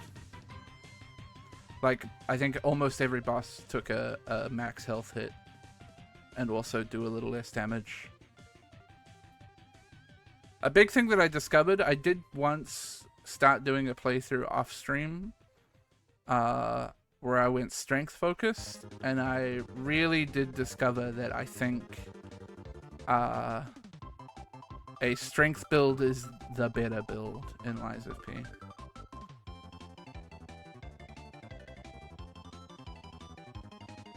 And the reason I say that is with the way the weapon system works and the ability to put different handles on different things, you can negate what is normally the negative of a strength build in a Souls game, which is that you hit really slowly. You can negate that to some extent and have a faster handle and still a very hard-hitting blade. And you can really chunk bosses very quickly. So I think I put myself in a difficult position by running a dexterity build. Wasn't unbeatable, but it was a lot harder. You have to... I felt like I really had to get very good at perfect blocks.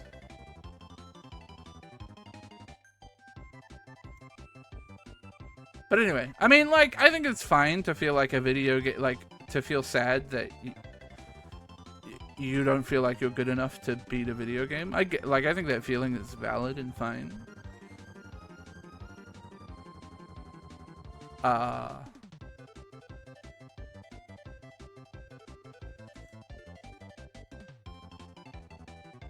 But also, like,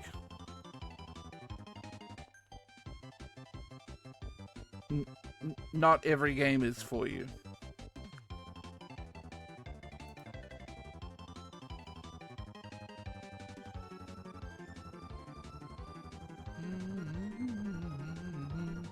Yes, the same post again.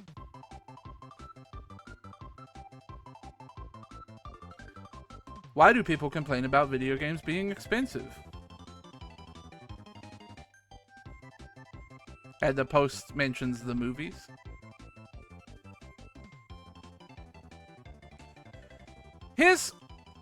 I'm going to explode, I think, because I'm reading the top comment on this post, which is prices go up, wages stay the same. And, like, don't get me wrong, wages are not increasing as much as they should. But holy fuck, games haven't changed price in, like, decades. What do you mean prices go up? Games have been $60 for forever. And it's only recently that people have been trying to charge $70 and people getting mad about it. Yes, there's like DLCs and stuff that up the prices of games, but which is a newer phenomenon. But like, that's a bad example because the prices of games have not been going up.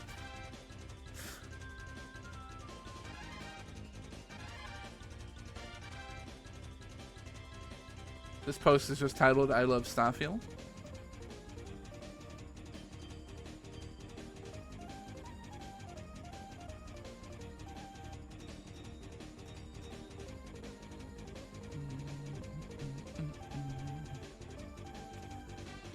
Ah, this has to be a good post, right? Gamers deserve what they get.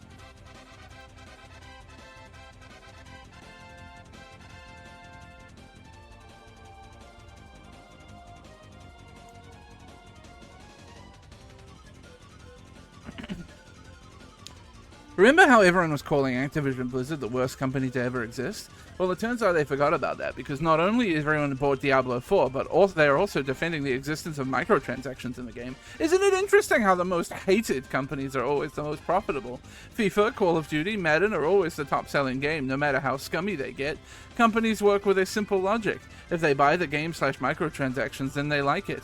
Also, the fact that a game has cosmetic-only microtransactions doesn't save it. Whales are still going to spend thousands of dollars on it, and there's no guarantee that the company won't make the game pay to win. Unfortunately, gamers will always consume a new product as long as it has the right marketing/brand name.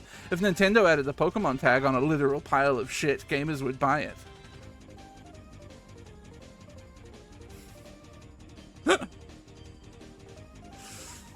Brother, FIFA, Call of Duty, Madden are always the top-selling game, no matter how scummy they get. Yeah, because if you like go outside, if you like went outside, and so there's this phenomenon that happens when you go outside, is you might see what looks like somebody else, like they might look a bit like you, you know, 2 legs, 2 arms, a head, a face, wearing clothes and stuff like that, but they look a bit different. Like maybe their hair's a different color, or they're wearing different clothes or whatever. So they're kind of like you but different. Those are called other people. And the thing is that in the outside, there's a lot of people who don't go on Reddit and complain about how bad games are, and instead have 2 hours a week to play their video games, and they just want to play as their favorite football team. Or shoot a gun for 2 hours.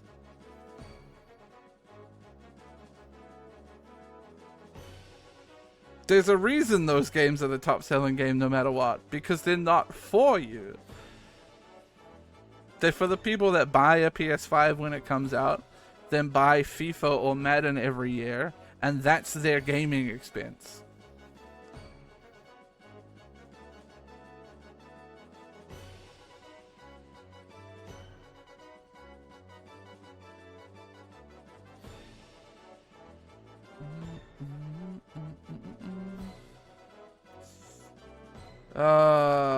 People. So online. Like, I'm very online.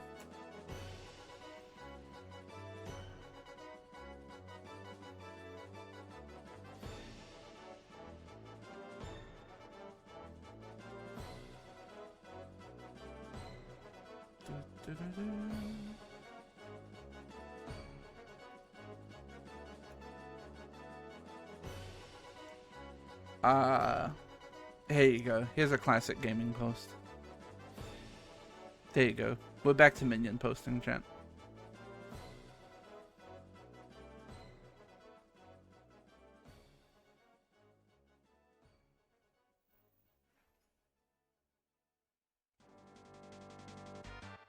So good. I'm in love with the Dreamcast on this list.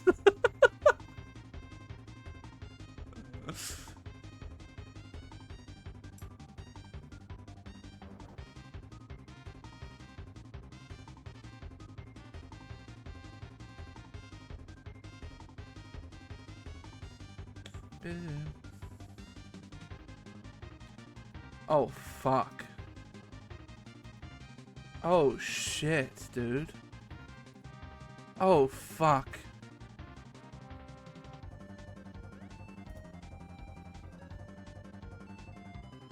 Oh, shit.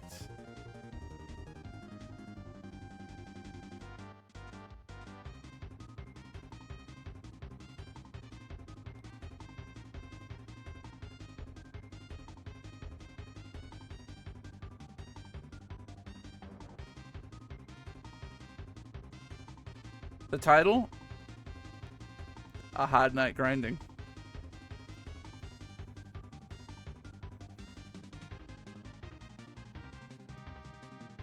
Also French?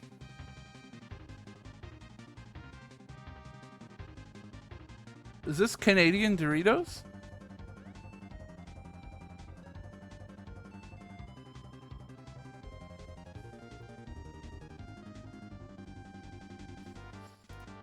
Fromage mordant.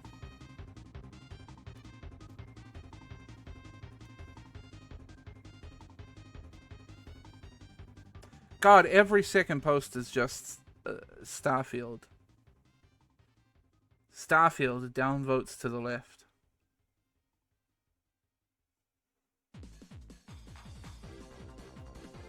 Okay. Okay, we need to talk about this post.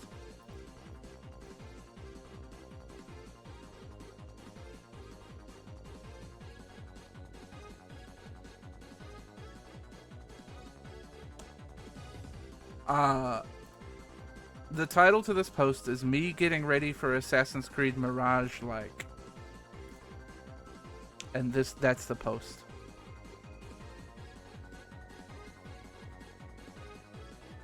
That's it. That's the post.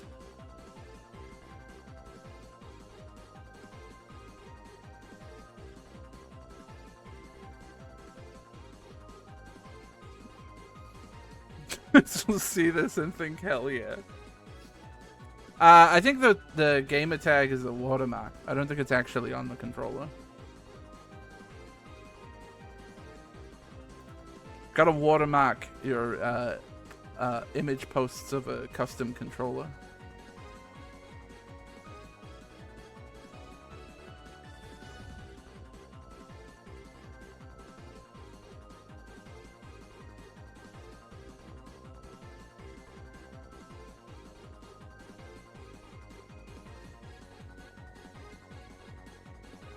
Play online games with a female friend on mic, I dare you. 33,000 upvotes, but still one of the most controversial posts of last year.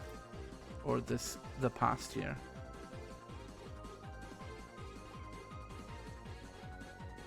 Every man should play online games with women who use mics, I dare you, especially anyone crying, not all men, or saying the good ones are at home playing video games.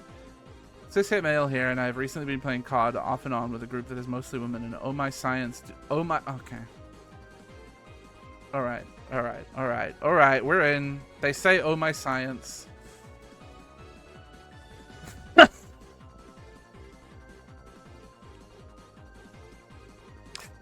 Oh my science, do none of you have mothers slash daughters slash basic human decency? Holy shit, I knew it was bad, just not how bad. By no means am I saying that I didn't believe women on this one, but I'm fucking impressed at the worst in the worst goddamn way. The things dudes say to women when there is anonymity protecting them from being outed as vile pieces of shit is insane, and it is constant every round. If they aren't hitting on them in the most crude, aggressive, cringy way, they're threatening sexual assault. If they're not doing those things, it's kitchen jokes, calling them fat, and making comments about their genitalia. And yes, I know not all online communities are this bad.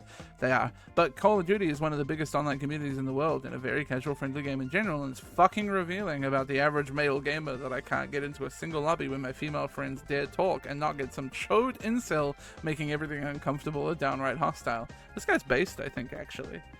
Guys, if we want women to actually want to play games with us, we have to make some fucking space for them. And it doesn't stop at just not participating. If you hear some bullshit, say something. Do better, y'all. Gaming is for everyone.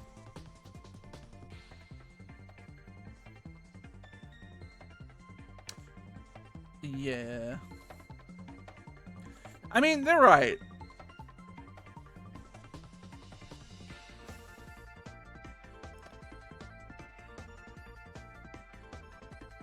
They're right, but like also they say, "Oh my science," so I think their point is invalid.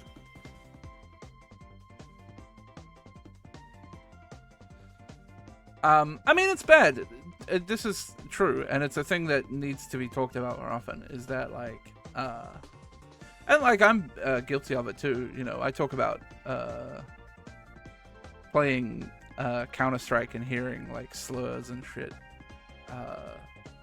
All the time, and like, you know, I don't stand up to it because I don't have the fucking energy.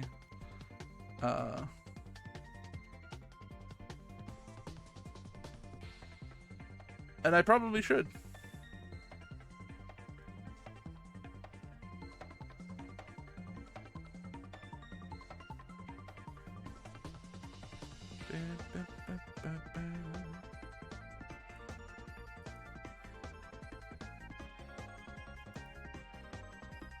Hey, BRB Queen. A post to the gaming subreddit, which was just a link to Polygon's Game of the Year 2023 and says Tears of the Kingdom wins, has only 50% upvotes. Why?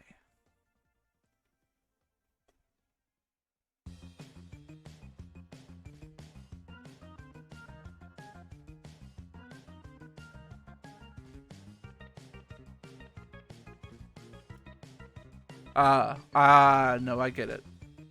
I found the comment. Good game, but who cares what Polygon thinks? They probably never finished any game.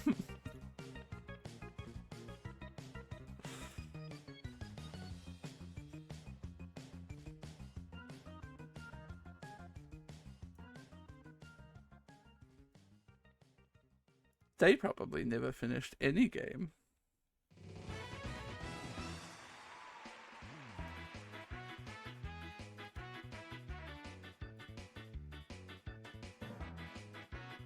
Well,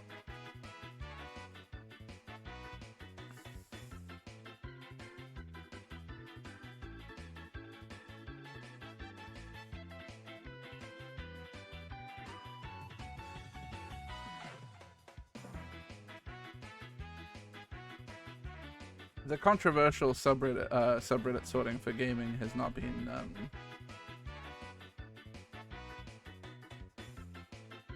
has not given me much.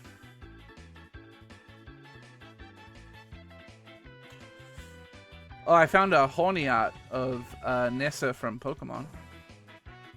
I mean, it's not sexual, but like it's clearly horny.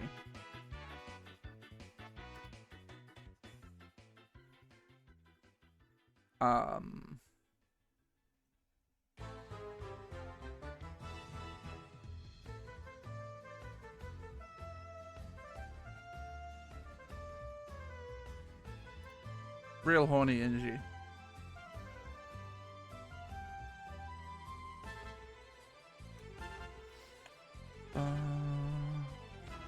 Reminds me when Apollo was playing Valorant and someone said, would you rather eat a dick and sit on a cake or eat a cake and sit on a dick? And Apollo said both and the guy got indignant. Oh! He said he'd rather sit on a dick and eat a dick?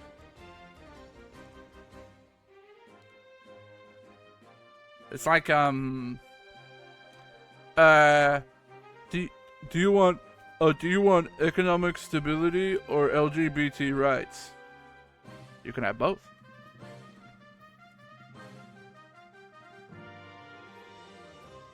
Why are you trolling me right now?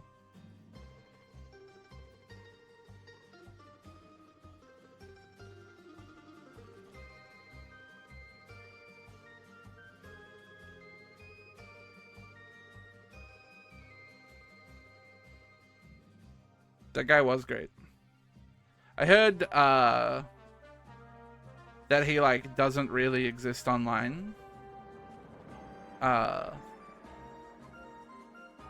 like his friends have communicated that like he's aware of the attention and like appreciates it, but also doesn't want to be perceived.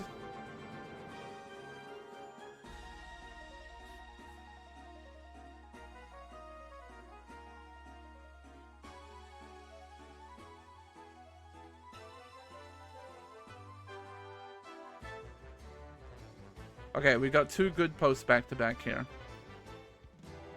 This one is titled Main Character Designs.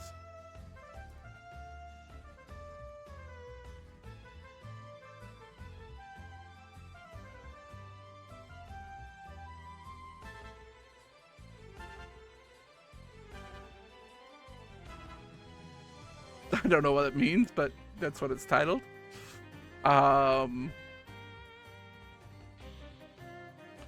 This one is titled The Most Epic Tales Ever Told in Pixels. You excited?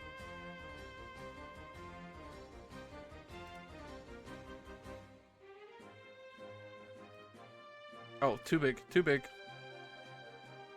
Mass Effect. Red Dead Redemption. The Last of Us. Final Fantasy 15? Hello, Justin.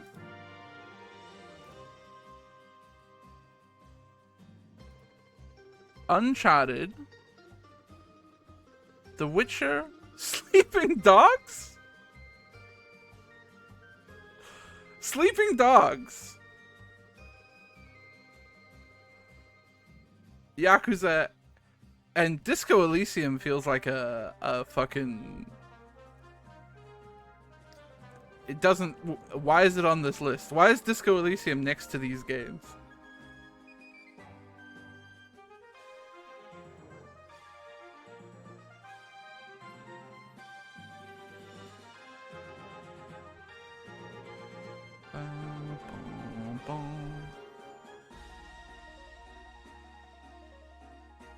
This is an extreme normie who got recommended Disco Elysium and liked it. I thought Disco Elysium was meant to scare away the normies, though.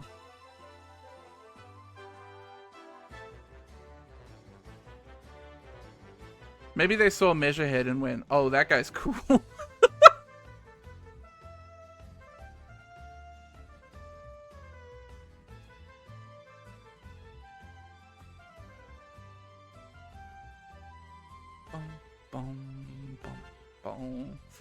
Come on. I want more good posts.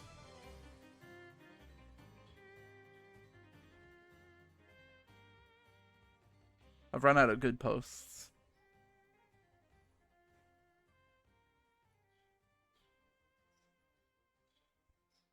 I'm seeing so many... Okay.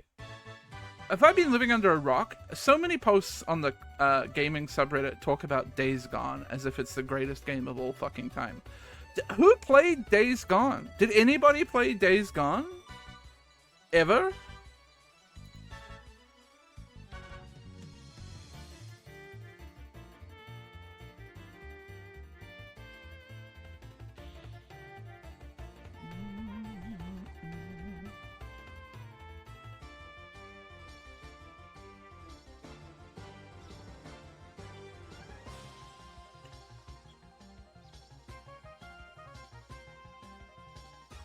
It was good, but nothing particularly special. I just feel like I never... Like, I only ever remember it as that motorcycle zombie game. And like, I feel like it had zero cultural impact.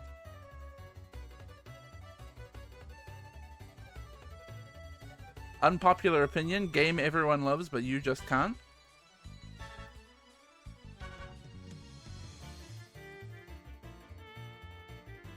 Okay. Surely we'll find some good posts in this one. I'll start Persona 3 onwards. Fortnite. You're just wrong. I mean, I guess this is an opinions-based post. I don't play a lot of Fortnite, but Fortnite's fine. The Souls game, including Elden Ring. Good games? Yes. Do I like them? No. This post is disappointing. I want, like, active hatred.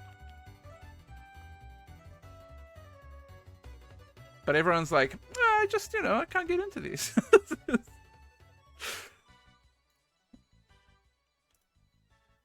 I'm disappointed.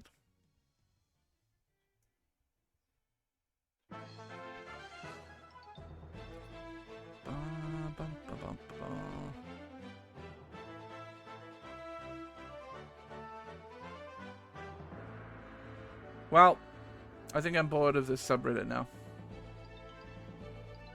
We had our good posts. We've run out of them.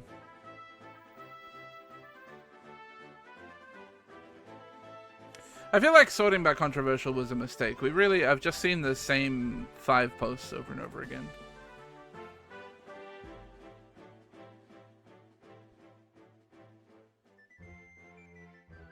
Am I the asshole? Oh, what did October say? AITAH was the beta subreddit?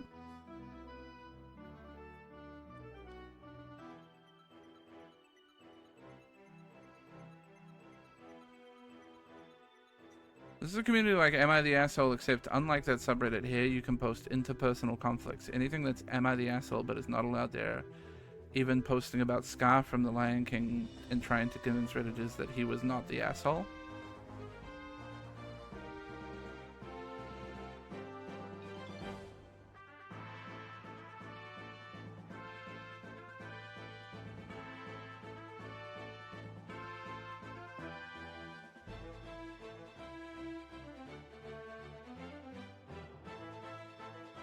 There's an Am I the Asshole filtered that we've used before, isn't there?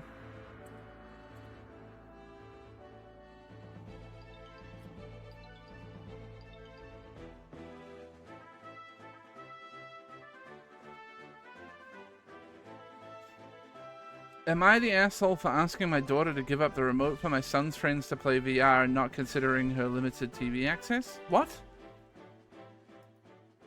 Hold on, I need to read this title in more depth. Am I the asshole for asking my daughter to give up the remote for my son's friends to play VR and not considering her limited TV access?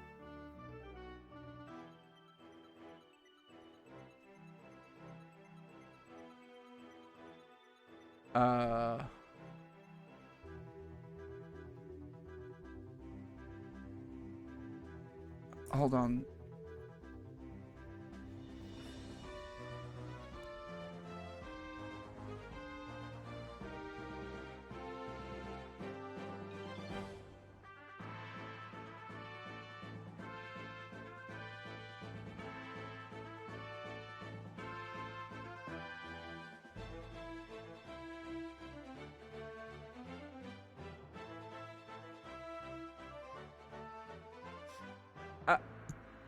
I'm reading the post. Good night, Les. Hold on. You can read it with me, chat. I don't understand it. My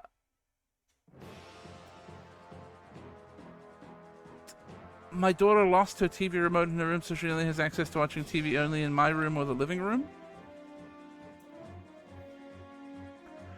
This is a solvable problem.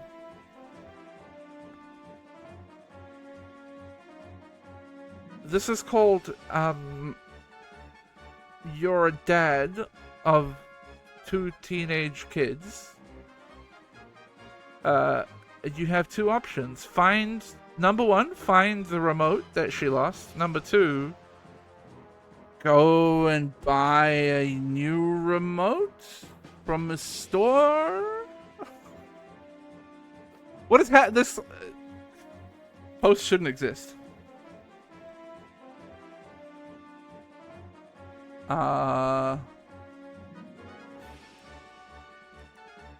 Holy shit. This post is titled, "Am I the asshole for not telling anyone what my mother wanted at her funeral as it would have been so expensive?"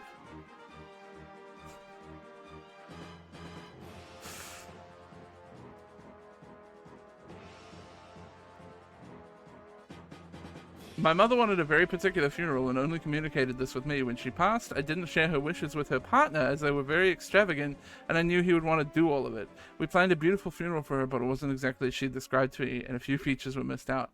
This was months ago, but recently I accidentally told him in a conversation that she had told me she wanted something at her funeral, something that he was unaware of at the time and something that we didn't do for her. He blew up in a rage and has said that my mother must be turning in her grave to know that I didn't act upon her wishes and do what she had asked. He's livid with me for withholding this information from him and hasn't spoken to me since. Am I the asshole here? She had a beautiful ceremony and I'm upset that he is no longer speaking to me about this. Yeah, dog. Why is not the asshole the answer here? Yeah, dog. What? Not the asshole. In my humble opinion, if your mother truly wanted such an extravagant funeral, she would have 1, discussed it with her partner, and 2, she would have prepaid for it. What?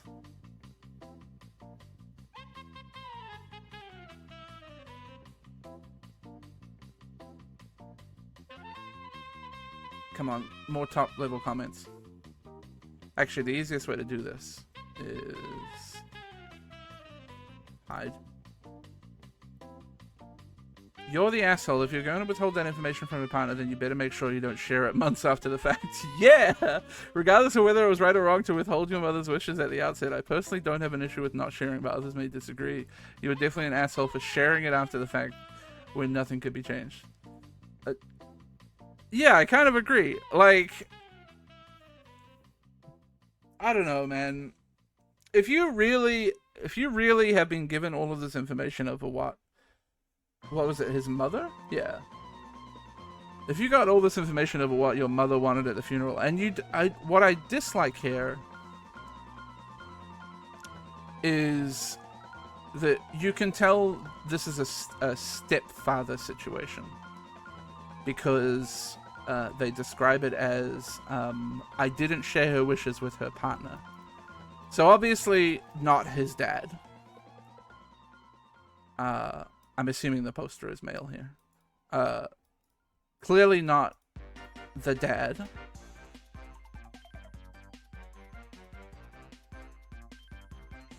And like, I don't know, it feels like by not withholding that information, it feels like you're deciding that like her partner doesn't get, I don't know, it's upsetting. I can totally see why their lavishly decorated grave paid for with a very large inheritance her mother left. According to OP, she was the sole inheritor of her mother's estate after she wrote OP's brother out the will. I think that may be why she only talked to OP about it and not her partner, especially since OP said she was left a very large sum. Oh. Same post. My brother essentially took a loan of $5,500 from my mother and then cut her off and never paid it back.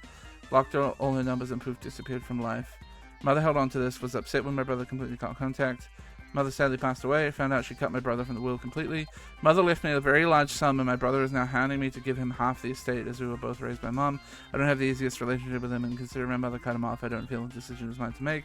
My dad, parents were separated, is now threatening to cut me off if I don't share the inheritance with my brother. If this, I mean, if this is real, we're going off the assumption that this is real. Always is how we play this game. Because otherwise it's just boring to go, that's fake.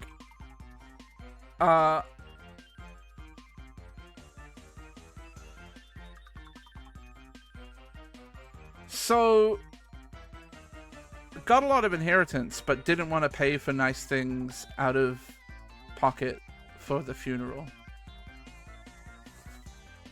Definitely the asshole. If this is true, and you got a nice inheritance from your mother that solely went to you, and you decided that the funeral was too expensive, like your parent told you in confidence these things they wanted at their funeral while also making you like the sole benefactor of their will, and you went, nah, I'm just gonna keep that money for myself. Oh boy. There's another good one here. Oh, removed. It's gone. Am I the asshole for not letting my stepson call me mama instead of keeping that title for his late bio mother? I'm not going near that one. Not going near that one. Am I the asshole for refusing to go to dinner with my husband's family after being told that I shouldn't cook for them? Okay. I love food related ones. I, M31, was going balls to the wall with everything for the meal at my house. Balls to the wall. Therein being the problem. My husband's, M32, parents heard about this and first started suggesting that I instead cook at their house so they can host. Admittedly, they have a larger space for entertaining, but this party would only be for 6, which can more than comfortably fit in my own dining space. This is the first bit that kind of irked me, as I felt the implications was that my husband's parents were trying to say our house wasn't good enough.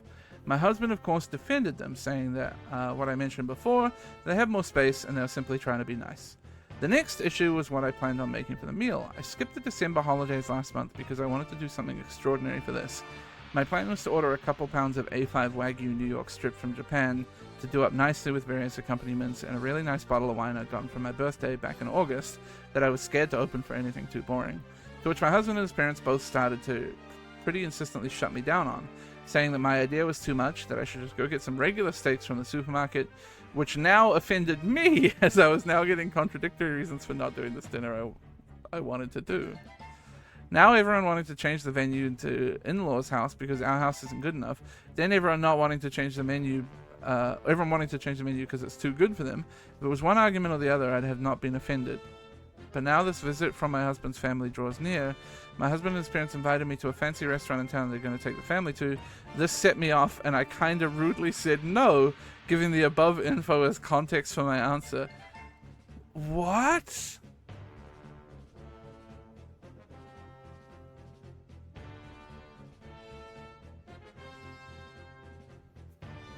What the fuck?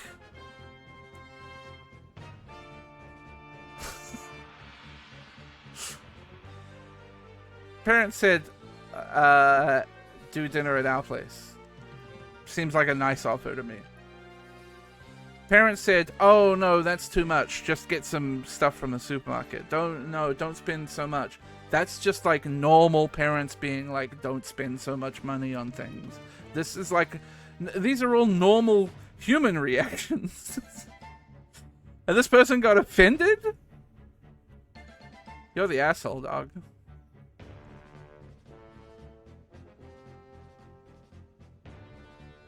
I feel like I'm in Crazy Town reading this. If I invited a group of people to a dinner at my house and one of the guests pressured me to having it at their house instead and then cancelled my party to go out instead, I would be pissed too.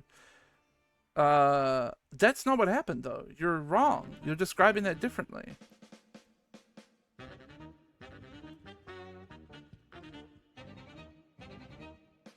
Did they not actually?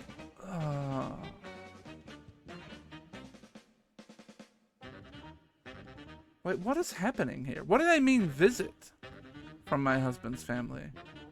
But they were gonna... I'm so confused. I'm so confused by this post.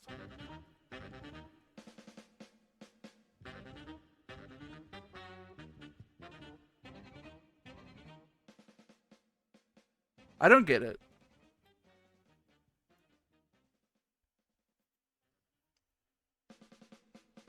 I feel like I can't say anyone's an asshole here, other than like, I don't know, it feels like an overreaction from the OP. Oh, I shouldn't bother hiding it.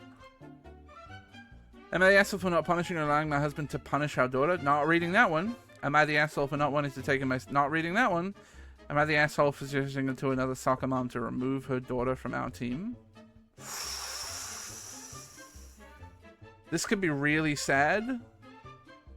Really bad. I'm gonna take a look.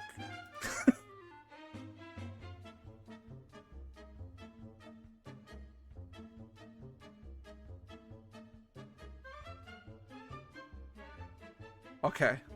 Okay.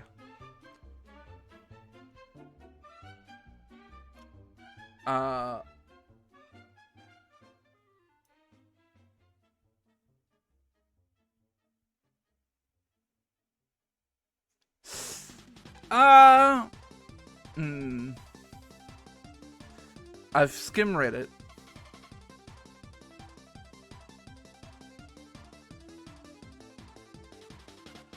And I'm just gonna say the OP is probably an asshole.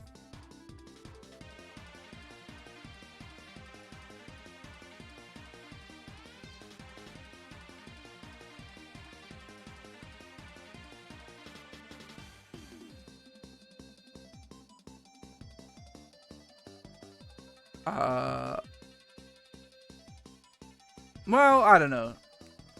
We can have a look. It's basically parent has a child in a competitive, quote-unquote, soccer team. One player on the team literally just runs around flailing her arms in the air. She does not know the rules of the game. She'll drop to the ground on the field and start throwing a fit if the other team scores a goal, screaming, "We're going to lose." It's a distraction to all the players on the team. Even the opposing team gets so confused. They have her in the defender box most of the time. Wow! Wow! I need this. Healy Bibknofna MG Sips Clark Sensitive Kremen Fako Nikus Edengar Jazz Sabiar K. Thank you for the 40 months. NB MOTC RUR HP DXC DNSNSB TXCS Bala NDPMSMUG DTB The mom voluntarily shared that her daughter had ADHD.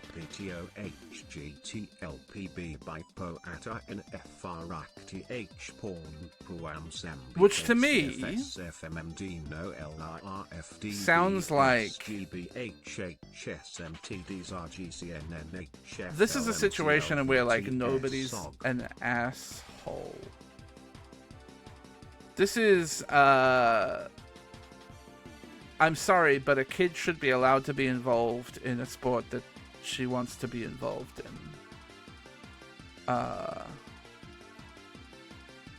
I don't care how quote-unquote competitive it is. It's a 9 to 10-year-old soccer team. Other parents and even the coaches have shown frustration, but I'm the only one who actually spoke up. Like, this is on the coach. The coach is clearly not coaching her. You know what I mean? Like...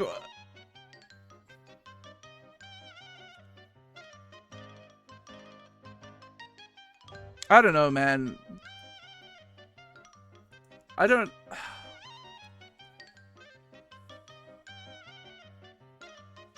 Like, how competitive is a 9 to 10-year-old soccer team? You know what I mean?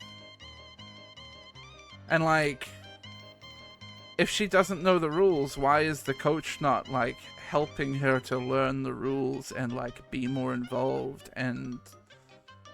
Instead of just being like, oh, we'll stick her in the defender's box. And not worry about her. You know what I mean? Like, that feels like there's just... The coach is not doing their job.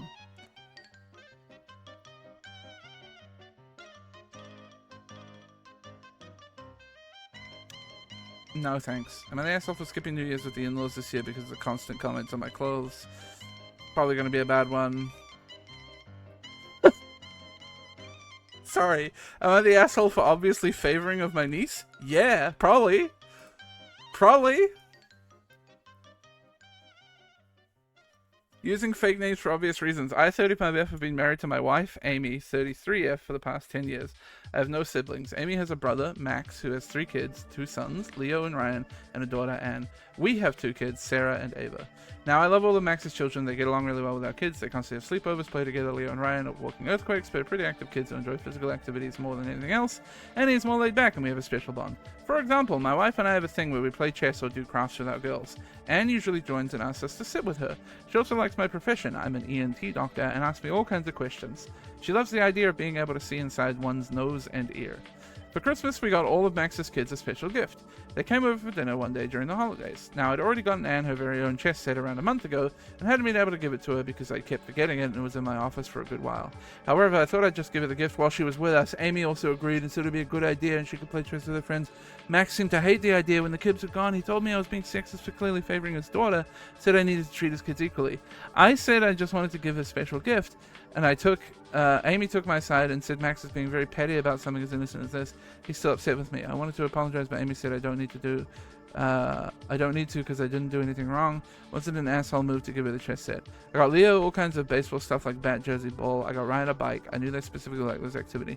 The original gift I bought for Anne was a Barbie dollhouse and she loved the movie, and I gave her the chess set later as something I bought a month ago. So what you're telling me is... Oh no. What you're telling me is you bought presents, like... call them quote-unquote equal presents for all of your nephews and niece. But then you had a second present that you only gave to the niece. Yeah, dog, that's bad. You can't do that when kids are this age. 6, 5, and 8? You can't do that. Cool that you got Anne a chess set, but you needed to give that in context of not Christmas. Because that's bad. Because it is literal favoritism. You're showing the kids that, like, this other kid is getting more than you.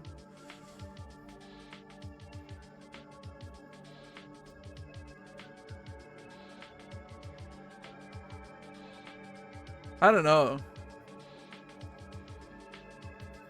It's not that, like, I don't think your intention is bad. I don't think there's anything wrong with, like, having a particular relationship with a particular relative, right? That happens all the time. But, like, you've got to use a little bit of brain power here, especially when kids are this age.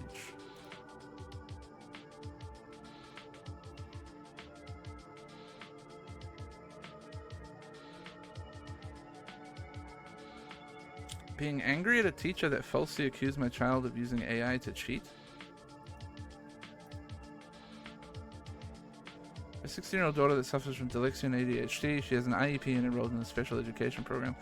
This is a post that I probably shouldn't read, huh? This just sounds like...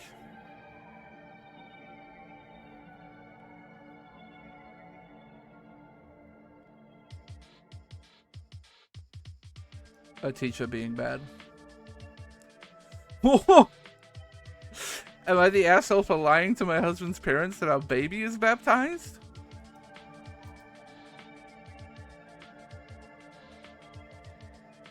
My husband's family is pretty religious. Since we had our baby, they've been on us, mostly since my husband's at work when they call usually, to baptize him. My husband just kind of changed the subject or is vague with his answer. I've told him no, but because of the way my husband is handling it, I don't want to start a fight with his family. I just ended up telling them that our baby was baptized to shut them up. They live far away and we're not churchgoers normally, so it's not a hard lie to keep. My husband is very upset with me for making him lie.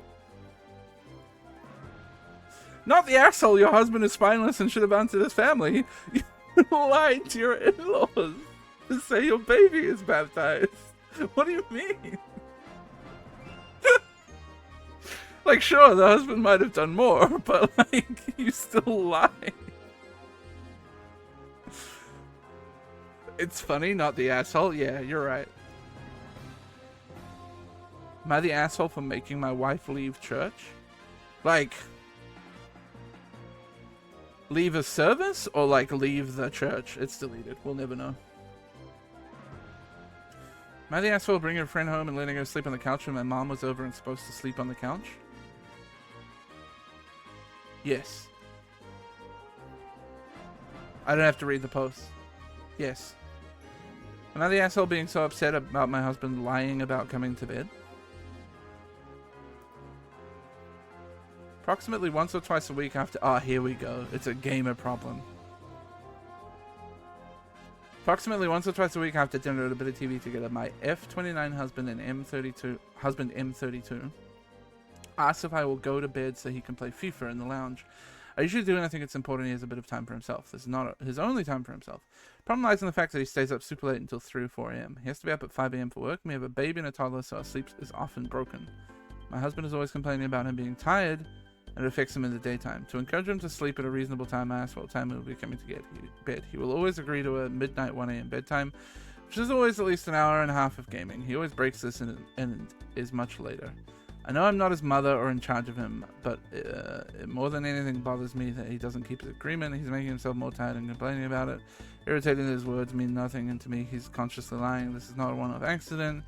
It's hours. He thought of, oh my god, your husband is like an actual child. Your husband is a baby.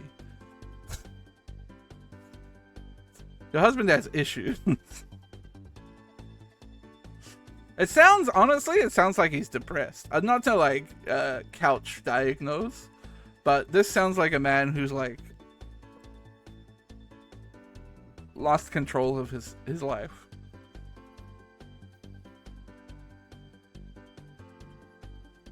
Like at a certain point, getting an hour of sleep is just not enough. Not the asshole, but enough of the main reasons you put forward. Your trauma regarding your late husband. Wait, what? Oh my god.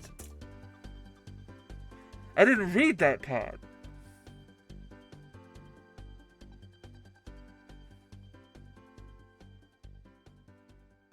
Jesus Christ. Okay, so I understand. I actually get more why she's being upset about it. Because that's clearly some deep-seated trauma.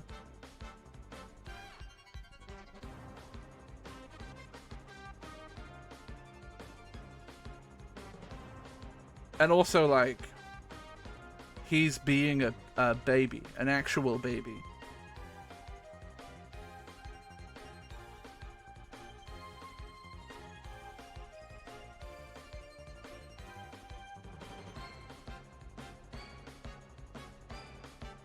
Ask him if he really wants to help the solver. He's going to continue doing this. If he agrees to help, you two might want to set up controls for the system to shut off at a certain time, so he has to go to bed.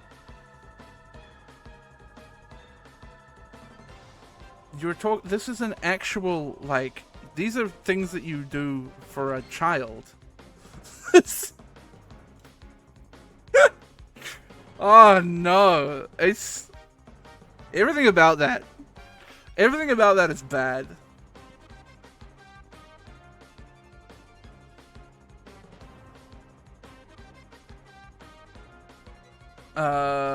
I don't want to read either of those posts. Am I the asshole for pulling someone else's carry-on out of the overhead and replacing it with mine? Yeah. Yes, probably. Allow me to set the scene. I'm one of the last on the plane. Sat in business class, full fare, paid ticket, not an upgrade. Okay. First of all, doesn't matter. Don't pretend like this matters. Fuck off. There's a walled partition between business and economy. Open the overhead bin and there is a little bit of room if I shift things about to fit my bags. I'm carrying well within my weight/size limit. When someone pipes up for me to please be careful with their bag, the voice is coming from the second row of economy! Oh my god! Not the second row of economy! With that, I pulled his bag out and placed it at his feet and promptly stowed my bags. Keep in mind there's a placard in the biz saying business class use only. I guess the bins. FA's tried to find a place for the economy bag, but ultimately it had to be gate checked. FA's apologized to me for the inconvenience and said they should have been more careful, more watchful. The passenger, understandably, and one of the ground personnel tried to have a shot at me for taking his bag out and said I shouldn't have touched his bag. My argument was I paid for the space according to my ticket. My bags are where they meant to be, his weren't. Listen.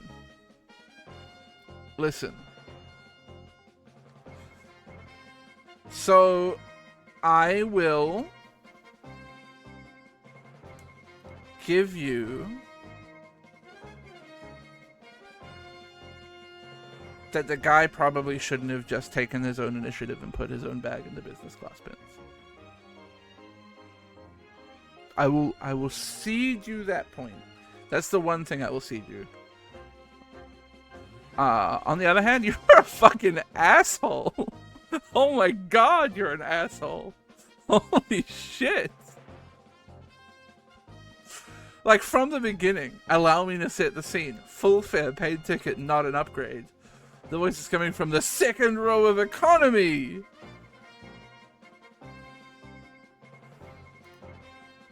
And it sounds like I open the overhead bin, there's a little bit of room if I shift things about to fit my bags. What if, instead of being an asshole about it, you just fit your bag in there?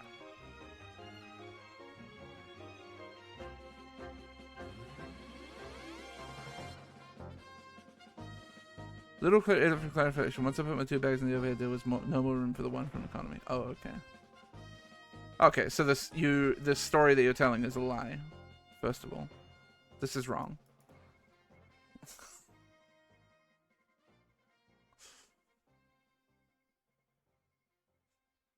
You're technically not the asshole here, but something about the whole tone of this post suggests you kind of are one in general. Yeah.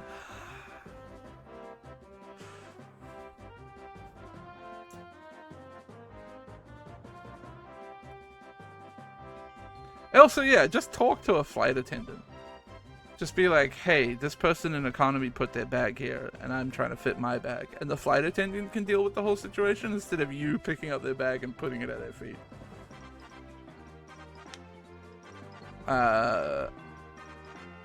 What? Am I the asshole for giving my dad's side of the family the silent treatment after my stepsister gave her daughter my name? What? What do you mean? What? Okay, I have to... hang on. Checking it. Oh, it's a long one. Original poster is 20F. Named after my great-grandmother on my mom's side. Okay, we can read this. We can decide if it's bad together. Named after my great-grandmother on my mom's side who passed when my mom was young. I'm the youngest of the siblings. I was close to my step-siblings growing up, but after realizing how my stepmom and two out of her three step-siblings used my father and literally leech off him. Okay, you've got issues.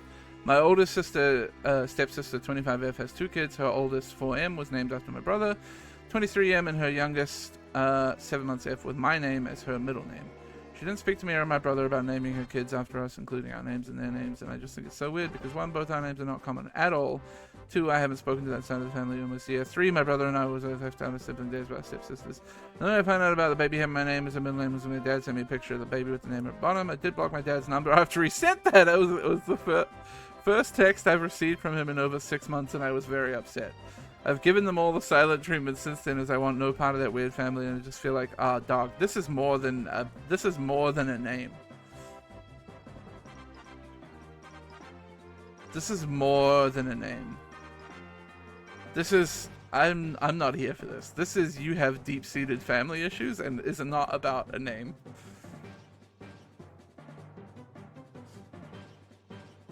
Am I the asshole for storming out of a New Year's Eve party over Taylor Swift tickets? This could go either way. This one could go either way. My friends didn't tell me they got Taylor Swift tickets. I'm a huge Taylor fan. I think I might close I think I might. Should I close? I think I might close. Should I close it? Found out last year my friend group all coordinated to get tickets to a concert and didn't tell me until after they'd secured tickets. When I found out, I was bummed and told them I would have loved to have been included, but it wasn't a big deal.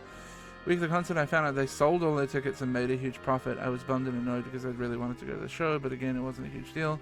Until they announced initial tour dates over the summer, I realized she would be about 2 hours away. I was ecstatic. Got ways to get tickets via the verified fan process. Messaged the same friend group, and they were said they're also waitlisted. My response was literally, "I'm devastated." Their response was, "Maybe we'll get lucky." Fast forward to months later, it's New Year's Eve, and it nonchalantly gets brought up that the same friend group apparently got tickets again, and no one told me. I was so flabbergasted and hurt that I started crying in front of everyone at the party. I'm immediately embarrassed that as a grown-ass woman, I started crying in front of people over Taylor Swift tickets. I'm glad you're at least aware. I'm glad you're at least a little bit self-aware. I excused myself, returned to the party, and spent the rest of the night trying to get it together, but it just kept getting brought up by everyone that I was trying to make light of it. But I was trying to make light of it, but the people were openly making jokes about it as part of the game we were playing. Got to be so uncomfortable that we wound up leaving before midnight. Days later, I'm still hurt by the fact that no one told me they got tickets after knowing I was heard about the exact same situation a year earlier. I understand not being invited because they can only get 4 tickets, but a heads up would have been nice. Also, I'm just generally kind of pissed that they got another chance to go to this once-in-a-lifetime concert when they sold their first chance to make some quick cash. And they asked for being genuinely upset and leaving a party over a Taylor Swift concert. Edit out my age because a lot of people seem to be focused on that. Ooh. Which is kind of confusing because grown-ups have feelings. Ooh. Oh. 40. Whoa. Whoa.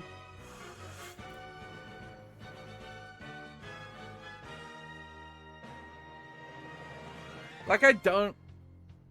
It's fine to be old and like things. I'm 34, I think, and like things. That's fine.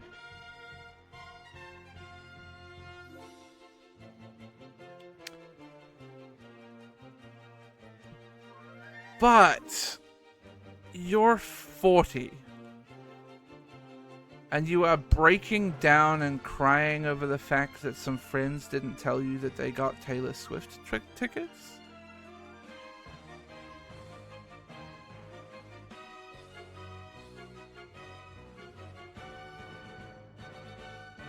Like, this is... I would maybe understand this if you were like 20. If you were like 20, 21... Yeah. It's like a formative time of your life, and I understand getting emotional. You're 40 years old. Okay, I'll read the rest of the edit. Kind of confusing because grown-ups have feelings. There's emotional, physical response. Not like I had a temper tantrum. I was mortified that I started to cry and get it together. Okay, I mean, look, they're self-aware about it at least. I was genuinely surprised. I know there are no guarantees, and I didn't expect to be included in getting one of the tickets. I just would have preferred if they'd told me when they got them instead of hearing about it in front of a bunch of people months later. What do you mean, though? So you're like, it's okay that I'm not included and not, like, don't have a ticket with them because there's 4 of them and they could only get 4 tickets, yada, yada, yada. This is a fine situation. But you're saying you're upset because they didn't tell you about it earlier? That's an insane thing to cry over, isn't it? Isn't that a really... I'd be more understanding if your feeling was like, I'm really upset that my friends didn't let me have one of these tickets knowing that I'm a big Swiftie. Like, that's deeply upsetting to me. But the way that she's phrasing it, and maybe trying to save face, is that she's upset because they didn't tell her sooner.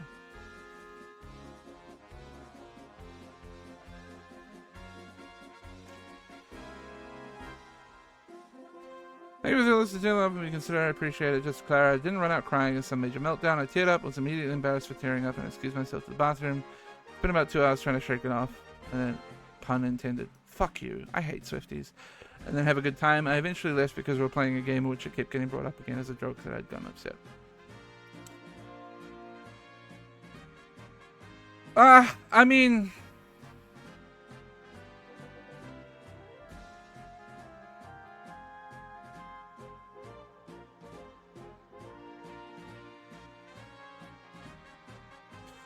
Yeah, I'm not sure this is about Taylor Swift at this point. Yeah, the issue here really is less to do with Taylor Swift and more to do with clearly your friends or the people that you think and consider to be your friends are not giving you the like emotional support and like friendship that you want out of that relationship.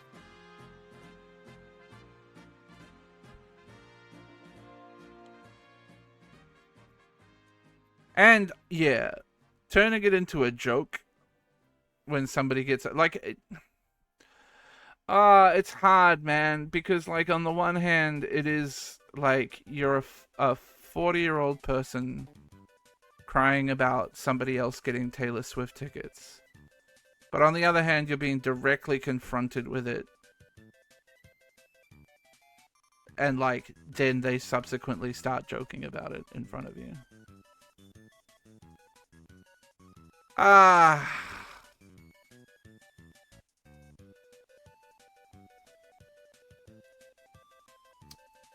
don't want to make any like it's always the thing with these Emma the asshole posts, where like this is one situation out of however many others, and it might well be that in many other situations her relationship with her friends is fine. We don't know anything about what's going on there, and maybe it was their friends were like maybe they didn't want to get that reaction, maybe they were afraid of that reaction again, maybe the first experience made them go, oh, we shouldn't tell her because she'll get upset and we don't want her to be upset, right? It's possible they meant well, but then again, the way they acted afterwards, maybe they didn't. I don't know. It's fucking people. You can never know.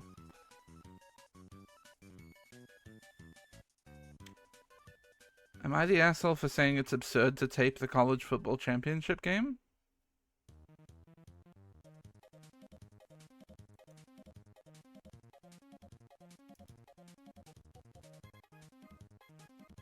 I went to Michigan, and as most... Maybe? No, Michigan is playing in the CFP title game versus Washington on Monday. Monday is my fiance and I's 3-year anniversary of dating. I'm excited for her to be my wife one day. She isn't much of a sports fan, and she did not go to Michigan. She wants to go out to dinner and drinks. I want to watch the football game. We'll celebrate another day. I told her that's a no-go for dinner and drinks. Oh! I read the title the wrong way. He means the other way. Oh! I'm watching the game with the friends that also went to Michigan. I'm not in a place where I can afford to go to the game, but I plan to pick up food and make a party where I live. She's having none of it. Doesn't want to come to the party. Doesn't want to move our celebration. She suggested taping it and I can watch her later. I told her that's an absurd suggestion. I'm not doing that. It's been icy in our apartment. Oh my god! I read it... Fuck me. I read it initially as like...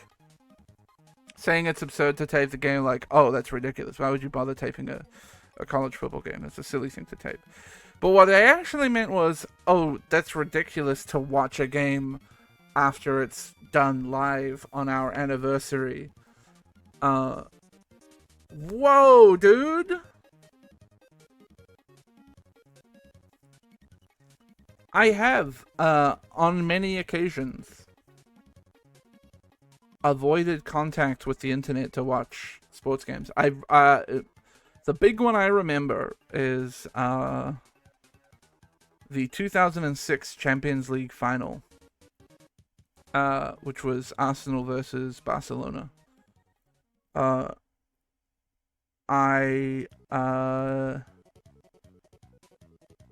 was on, like, I was at school when it was on, so I couldn't watch the game. So I had to spend the whole day at school avoiding results, dodging all of this stuff, and then get home and watch it on tape.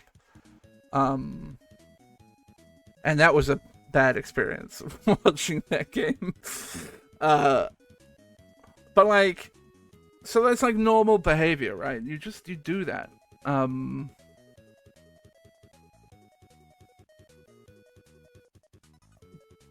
crazy to me that he's like, oh, it's our 3-year anniversary. I'm not even going, and this college football game is on at the same time. I'm not even going to pretend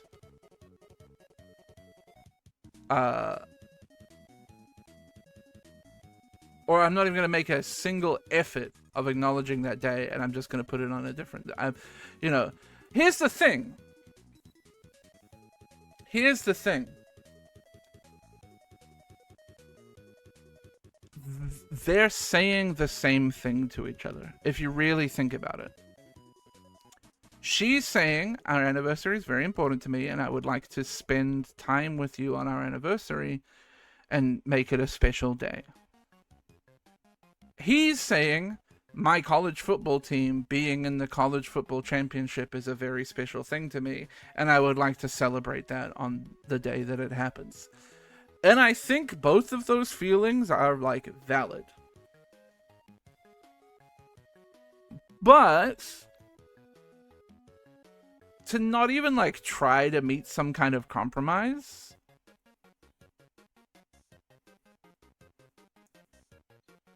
is wild.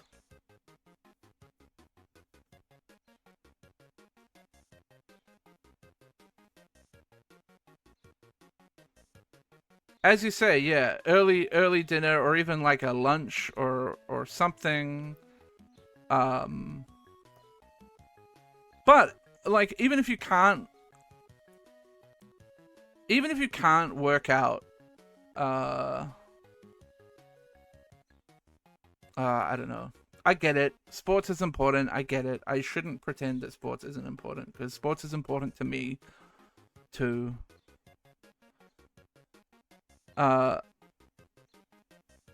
Really, it's the classic "Am I the asshole?" posts where like so much of this is solved if you just fucking talked to your partner about the issues.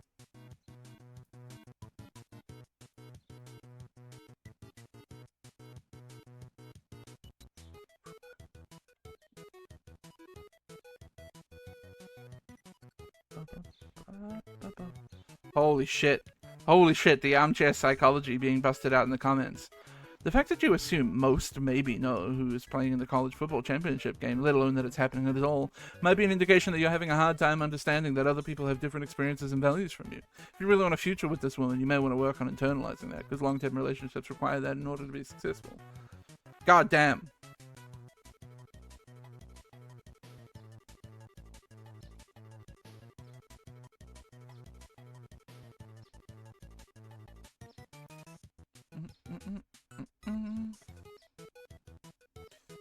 Best solution here is to take the game and watch later. I honestly think it's going to be no big deal if you have a football party in your shared home on the day you previously considered to be special enough to celebrate. Play football in front of your relationship is playing a short game, my friend.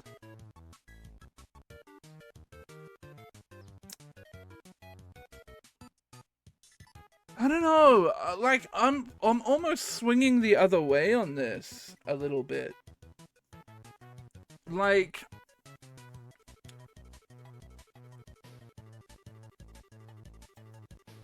So if this is like,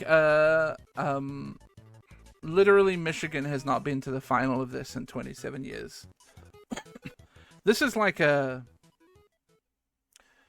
maybe a couple times in a lifetime moment, right, for your sports team that you love.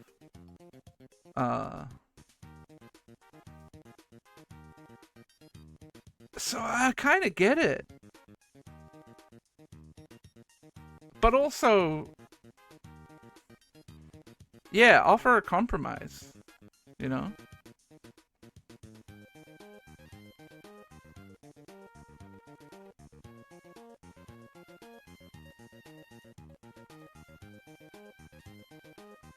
Yeah, asshole way to deal with it is the problem. That's what it comes down to. Just being like, putting your foot down and saying like, nope, not going on a date. I agree. It's asshole behavior.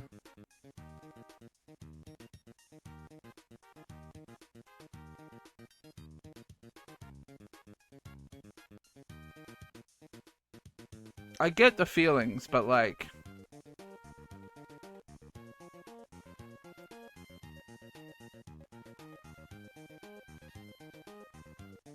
Yeah. You can celebrate your anniversary on a day, on a different day, but have you made an actual plan to do so? Have you scheduled a date night for the weekend, or actually put some work into it? That's what it comes down to, right? Like, you could be like, hold on, listen, this is a very important thing to me. I really care about this is a big moment for my sports team. I really want to watch it. I really want to be there live. I really want to have that experience. What if we do something on a different day and we make it really special? You know, like something, I don't know. You gotta do something. You gotta try, man. Put in the effort.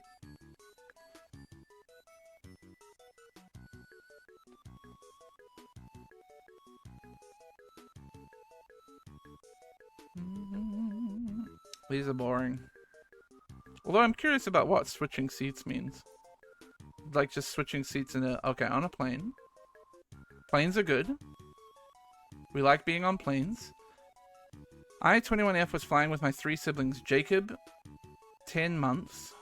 No, 10... 10 months. 10M, Sarah, 19F, and Lucy, 6F. My dad decided to surprise... So, okay, we got 21, 19, 10, and 6. It's a fucking spread right there. My dad decided to surprise our stepmom with first-class seats just for the 2 of them on our flight back from our grandma's house. So that left me and my step/half siblings alone in the regular seats. Our cousin attends the same college as me in my home state, but lives in the same state as our grandma. She pretty last minute decided to fly out later. She wanted to stay home with our grandma for New Year's Eve, which left an empty seat on the flight. So prior to the flight, my sister Lucy got sick, and I think it's the flu, but I don't know. Anyway, I loaded my carry-on with trash bags, Clorox wipes, and car trees in case she got sick on the plane. She was sitting next to me, and in the row directly next to us, my stepsister Sarah, half-brother Jacob, and cousin, who didn't show up, were supposed to sit.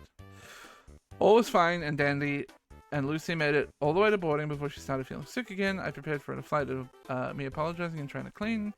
We board, and a lady sitting in the aisle is sitting in the aisle seat in our row. I kindly asked her if she could move to the window seat because Lucy wasn't feeling well and I wanted to have easy bathroom access. She argued with me about getting there first before finally moving to the window seat. Once the flight was boarded and the door shut, they told us we had a small delay. I looked across the aisle and saw my siblings had an open seat. They didn't put a standby person in my cousin's seat, which I assumed would happen. So I turned to the lady sitting next to me in the window and asked her if she wanted to move to that seat. That way she could have her aisle seat back and she wouldn't have to sit with a sick child. Lady began to yell at me about how rude I was and how she wasn't moving to the seat she paid for. Eventually, the flight attendant came over and asked me what was going on. I explained the situation. The attendant told me I couldn't ask anyone to move and left. The lady called me a bitch and entitled. I later told my stepmom and my dad about it, and they agreed I was being rude and ass and annoying that poor woman. My mom agreed with me. I was trying to be polite and offer the woman her original seat choice back, but my stepmom thinks I embarrassed her and my dad. They don't want to fly with me anymore because of this. Sorry, what is wrong with them? They weren't there. What do you mean embarrassed? Shut up.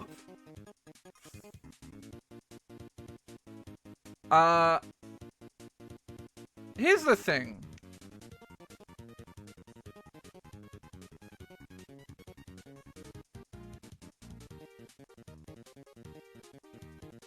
Okay, shut up. Major assholes for bringing a sick and possibly infectious child into an enclosed space, mask or not. What are you gonna do? Huh? Are you gonna pay for their flights to rearrange their flights and put them at a different time because the child got sick, unfortunately? What are you gonna do, huh? Are you gonna fix this problem for them? Are you gonna pay for the extra accommodation that they might need while the child is waiting to not be sick anymore? Like, fuck you. Reddit hates kids, man. 2 for leaving her in charge of dealing with her, and 3 for fucking off to enjoy first class. Man, shut up. OP asshole in a minor way for hassling the woman to move seats when you could have, with hindsight, swapped around with your other family members. As others have said, she may have had credit card linked with her seat, or just really wanted that place and didn't feel like moving again. Sorry, what the fuck do you mean she may have had credit card linked with her seat? Oh, like in-flight stuff. I think I get it, yeah. Woman minor herself for not taking the second offer and now say she honestly. It does sound like nobody thought in this situation. Surely what could happen here is you, as the original poster, and the sick child swap seats with the other 2 siblings. Surely this is the appropriate response.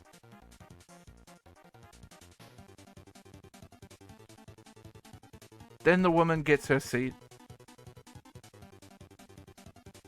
So what? You tell your, what was it, 10 and 19-year-old siblings that they're sitting in different seats. Like,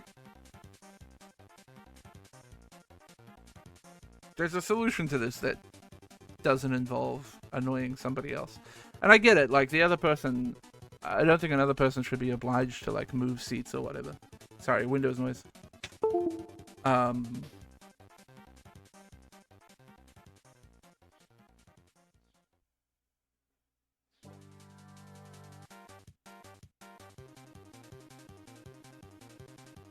I don't know. This is a situation that got way overblown. And also, I do think it's absurd that the stepmother and father decided that they were embarrassed by it and refused to fly with her again. Because, oh my god, you weren't even there.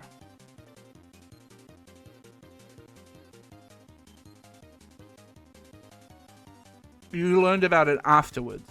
How are you embarrassed by this? Sorry, okay, no, I'm not. It will be sad. I'm not reading it. It will be sad. It will only be sad. I'm not reading refusing my son's Christmas gift. But what if it's funny, though? Hold on. I'm gonna find out if it's sad or not.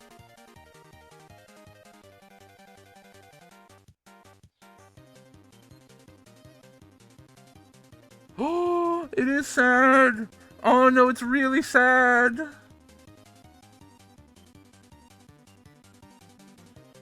Oh, it's sadder than I ever thought it could have been.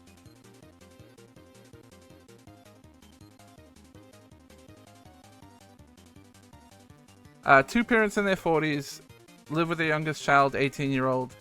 Times have been tight. The child gets them both nice cards with $100 in each of them. Father almost tears up and then gets up, gives him a hug, and then gives the money back and told him that he will never have to give us money. And then the son being sad and disappointed because they refused the Christmas gift.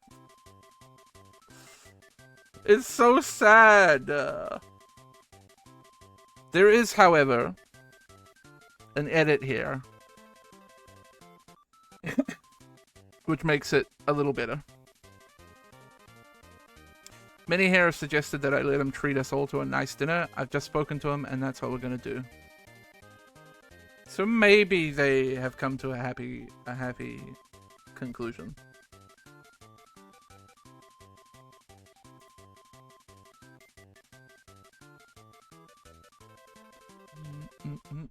If not allowing my fiance in the delivery room, grad student asked the faculty to refer to me as a doctor? No. But I'd be the asshole for kicking my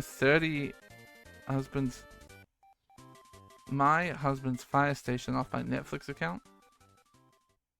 Yeah, don't you get, isn't that a crime now?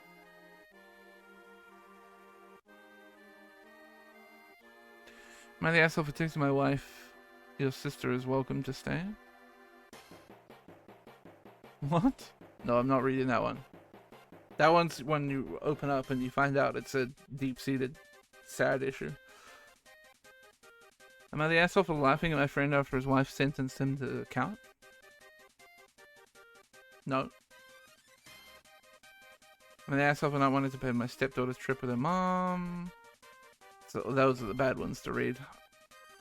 Not bringing a turkey to Christmas dinner? Are you getting mad about not having a turkey? I, 30F, got into an argument with my cousin, 22F, uncle, 72M, and aunt, 67F, recently over something my cousin did or didn't do. Given some information, my cousin is kind of unreliable, spoiled, seen as a rainbow child in my family.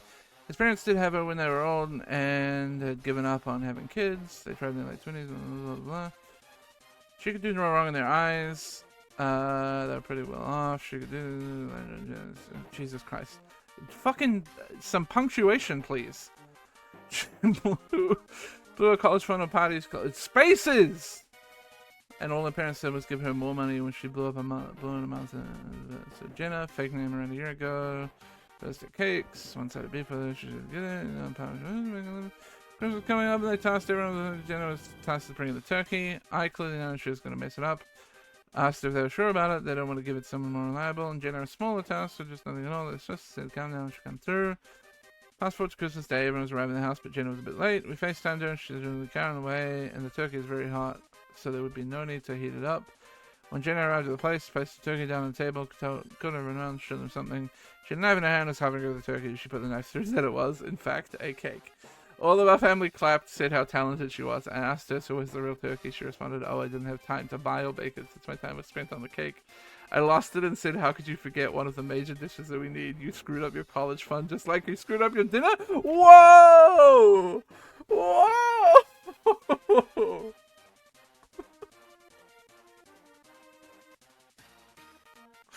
She began crying. Her parents called me an asshole and said I ruined Christmas. Half the family is sided with my uncle and aunt saying I didn't have to shout at it while the others are saying I'm in the right. Okay. This is the fakest post we read today. By far and away. By a long way, this is the fakest post we've read today.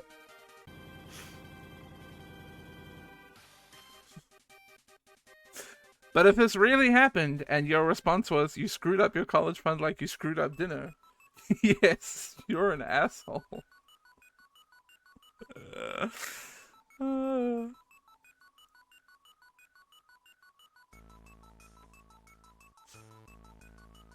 Am I the asshole if I deleted a photo my mother took? Oh, this one could be really sad.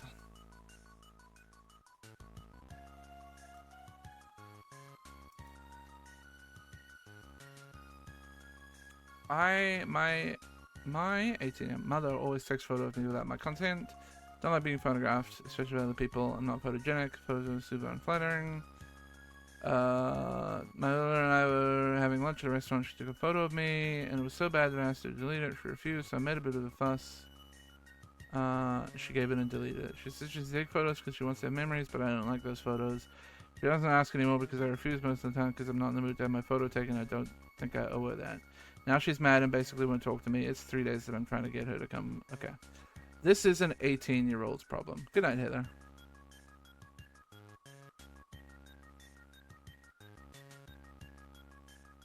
Heater and Hise. Good job, everyone.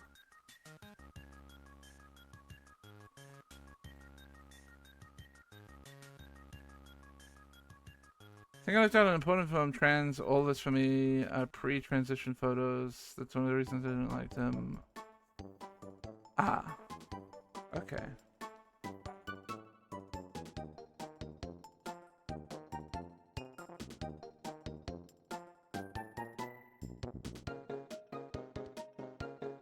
I mean, this is clearly an 18-year-old's problem. Like...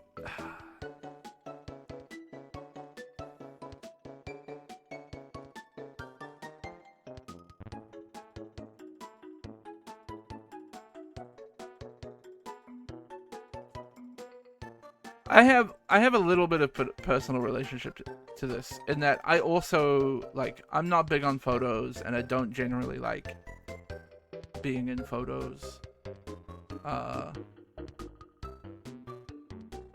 And especially when I was younger, that was the case.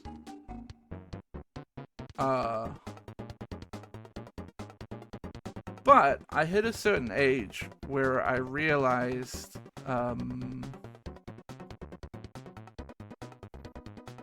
that, like, for my mother especially, having nice photos of family is a meaningful thing. You know what I mean?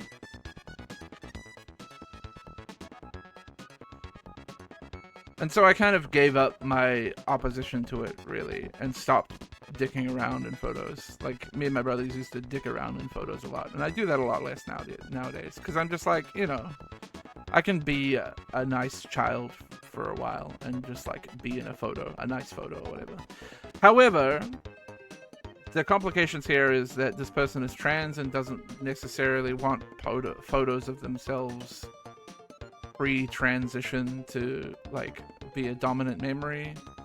And then also this thing with the mother bragging that she managed to sneak a photo. Like, that's mother behavior. But also, like, I don't know, the poster's feelings about it are valid too. Talk to my mother, we found a solution. She won't show me the photo that she takes. I'll say yes more often to take photos with her. Yeah, I mean, I think that's a reasonable compromise. If you don't like looking at photos of yourself.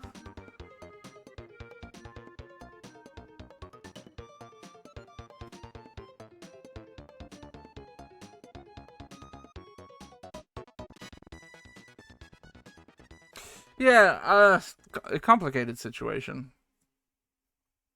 I also, like, I don't know, I have strong feelings that, like, kids should be able to dictate. And I say kids, this person is an 18-year-old, they're a fully grown adult. But, like, young people should be more able to dictate and communicate their feelings on, like, personal space and stuff, you know?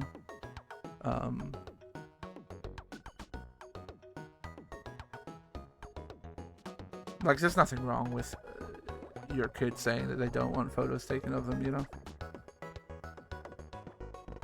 A visibly disgusting dairy-free alternative?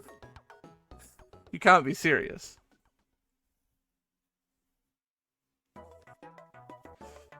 I am 39 and on a Christmas holiday with wife's F36 family. I have a dairy allergy, which means I can't eat butter, milk, yogurt, or cheese.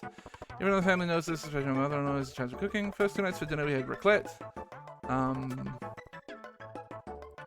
Raclette is literally fried trout vegetables and potatoes, and unless you have the cheese, and furthermore it takes about an hour to grill enough to feel full. Okay though, made it through that, just had extra nuts and chocolate. It's Christmas after all. I mean, yeah, it kind of sucks that your family's just having raclette and like not offering an option for you as someone who's dairy-free. It's kind of rough. On day 3, we're to have a more substantial meal with mashed potato. Except mother-in-law forgot me and put butter and milk in, and instead of telling me and saying sorry, assigned this guy wife's sister's partner, who was known as extremely unreliable, depressed, and also to make a dairy-free mash. He boiled some potatoes, blended them, making a watery potato-only soup consistency broth, and this was served on the table in a saucepan with the rest of the meal that I could have.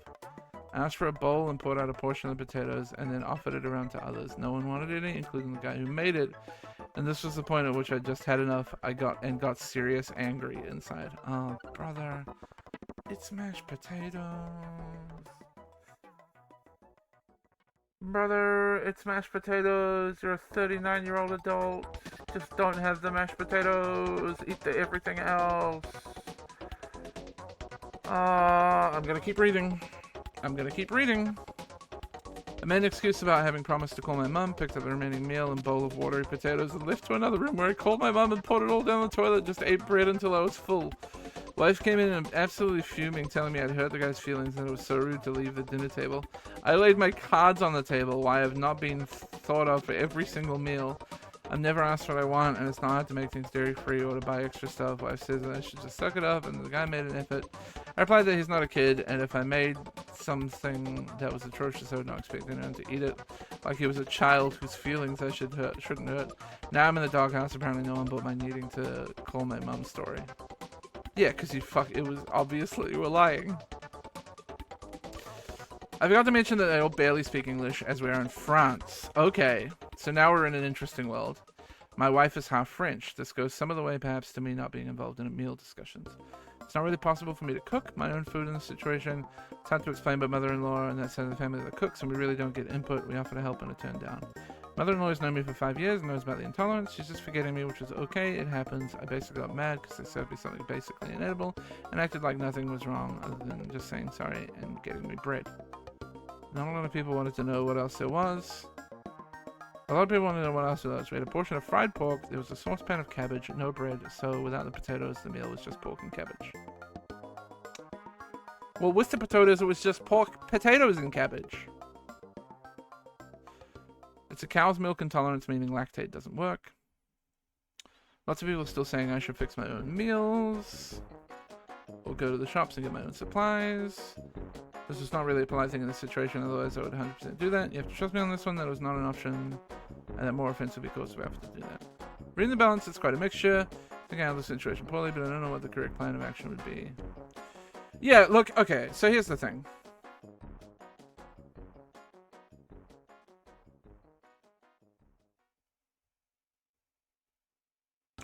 The guy apologized for the messing up the potatoes, so they're fine. I said they were fine, they were sorry he thought I left the table because of that. Everyone seemed satisfied. Pretty sure everyone knows the real reason I left. I will play some chess with the guy later to mend things further. Finally, I'm slightly sharp on some of the replies. Somebody will declare from a different planet. Yes, it's quite rude to leave dinner halfway through. It's quite rude to serve someone food they wouldn't want to eat, but neither is actually as terrible. Everyone makes mistakes from time to time. Sometimes there's a bit of drama. Everyone has friends now. Has forgotten the incident. It was just an unfortunate situation where I didn't have a good out. I mean, okay, look.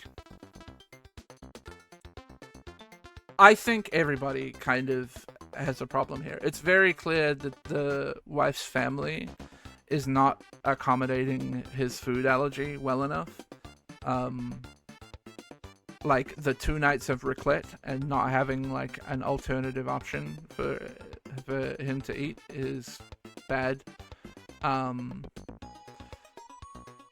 And like you could have done this whole mashed potato thing and like you could have saved aside a portion of potatoes and done it with like dairy-free binding agents and like had a like you could have made that effort as the mother-in-law, right? So it's to me it's clear that the mother-in-law is not making enough of an effort to accommodate what is like, you know, a food allergy. It's a serious problem. It could have been done, it could have been easily done, and it wasn't done. So that sucks. I do think, however, standing up at the table, declaring that you need to leave because you have to call your mother, taking your sad bowl of mashed potatoes with you to pour it down a drain, probably not the appropriate way to go about it.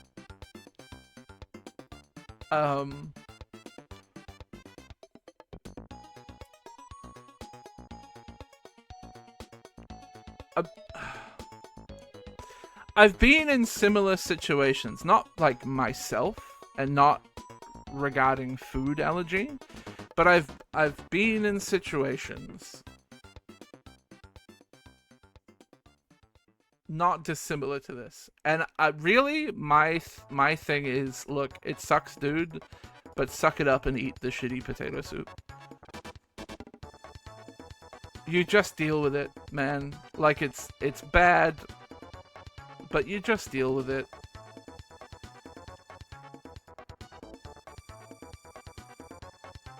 Don't make a scene. You know that making a scene is only gonna,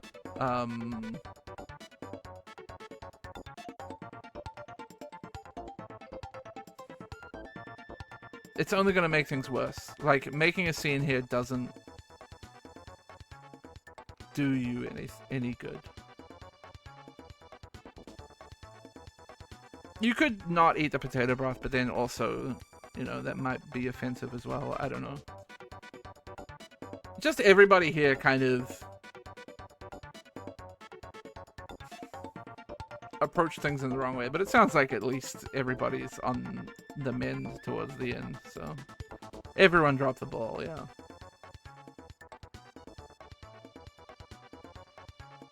For not wanting to hear about my sister's tattoo, yes. Am I the asshole for my sister and her family? Asking my sister and her family? Oh, Jesus Christ. Am I an asshole for my sister and my sister buy my son a new PlayStation?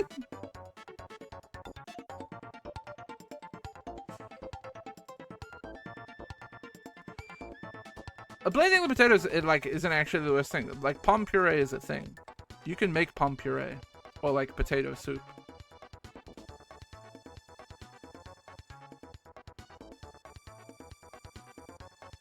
I have to find out if it's just like my 10-year-old son got a PlayStation for Christmas. My 4-year-old nephew stuck a piece of ham in the disc pad and tried to turn it on.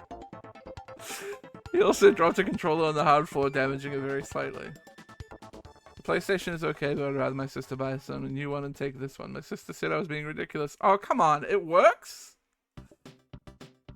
The PlayStation's okay after the ham? Calm down. Keep playing with your hammy PlayStation.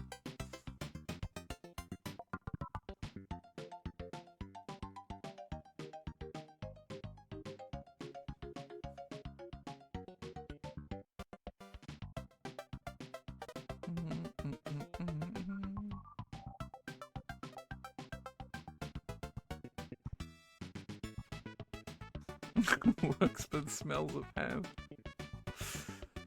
I mean, yeah, I don't know. Like, it sucks. It's a situation that sucks. Truly sucks. But,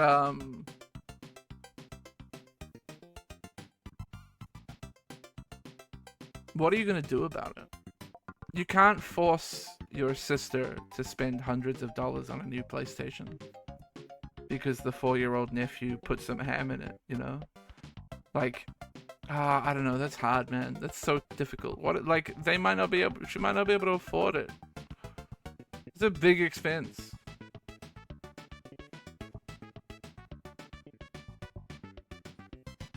Kids is kids. Shit happens. And, like, I get it. Because the shitty part is, you're right, it does void the warranty. Probably. And yeah, like, your sister should have been looking after the kid more.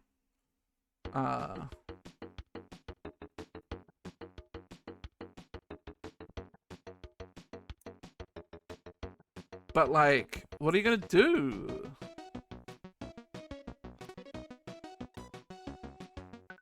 PlayStation is a big expense. Not reading this one. My sister-in-law wanted to name her daughter the same name as mine, but spelt different. I have to read this one.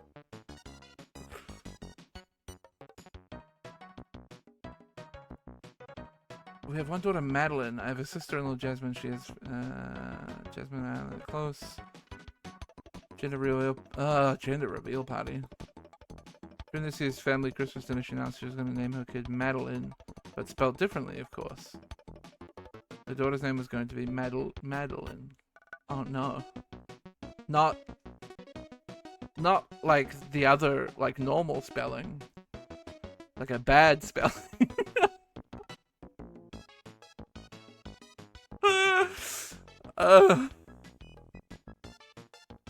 It is weird though.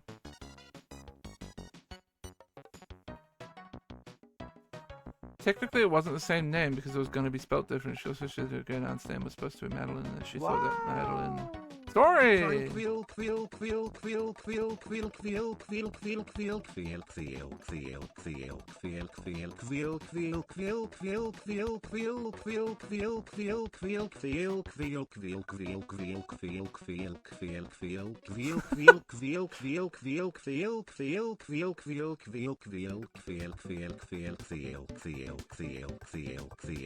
has gone on a journey. Thank you very much for the 57 months, Story.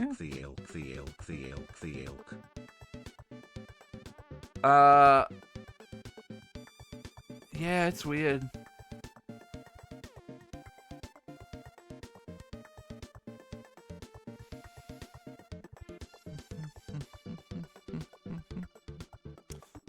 Oh, Jesus. Jasmine also mentioned that Madeline was supposed to be the name of her kid before she had a miscarriage. This was before Madeline was born. Oh, no.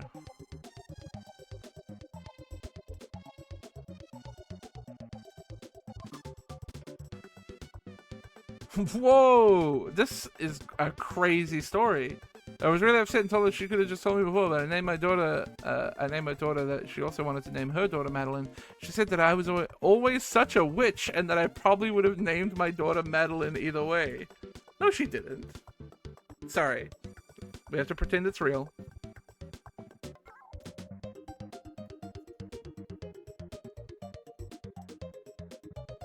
She told me that we could use my daughter's middle name.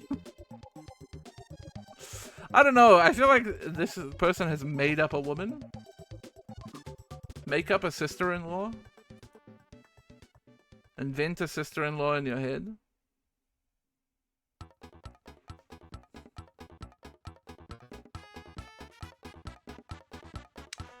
Asshole for getting my boyfriend and his cat Christmas gifts, but nothing for his daughter. What?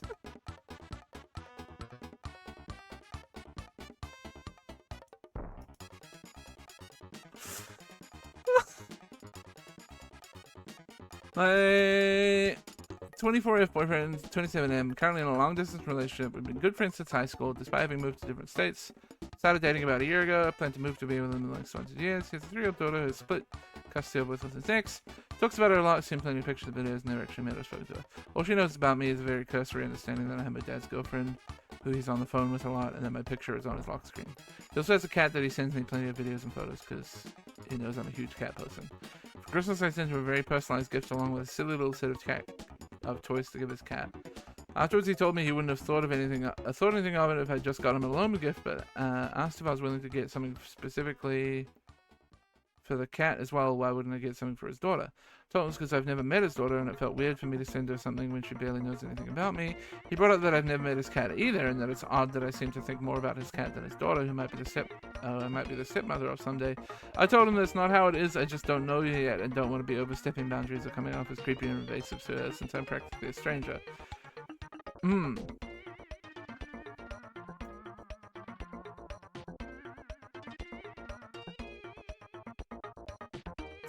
I'm not gonna call her an asshole. I'm gonna call her a little bit unthinking, a little bit naive. Yeah, exactly, Nether. You can send some money. You can send a gift card. You can send. It's a 3-year-old. Send like a fucking toy, like some kind of kid's toy, that's worth $30 or whatever. Like, you can make that effort. Or yeah, ask the boyfriend. Does your daughter want anything for Christmas? Can I get her something?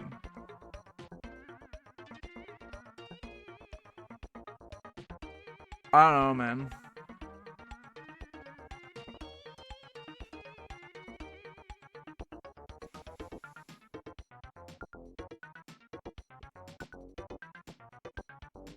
It seems weird. I think if I was that child's mother, I'd find it very strange for a girlfriend who had never met her to buy her presents. No, but like, it's not about being. No. I get it from the boyfriend's perspective, right? Because from the boyfriend's perspective, he's like, here's this person that I'm potentially trying to spend the rest of my life with.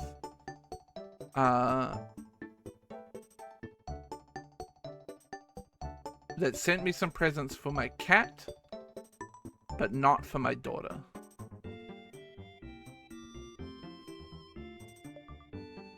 Yeah, I get it. Am I the asshole for going to my mom's wedding drunk? Nah, man. That's cool, actually. Okay, no, we read the first sentence and I'm closing this one.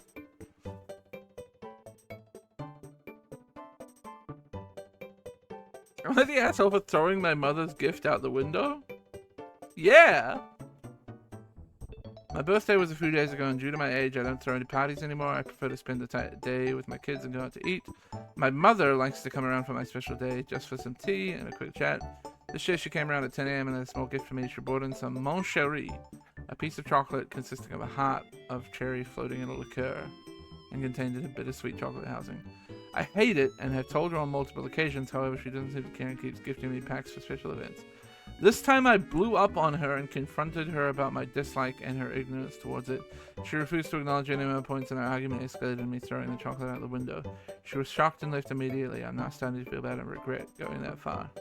My family stands by my side and mentions how many times I've voiced my dislike for this chocolate. Am I the asshole? Yep.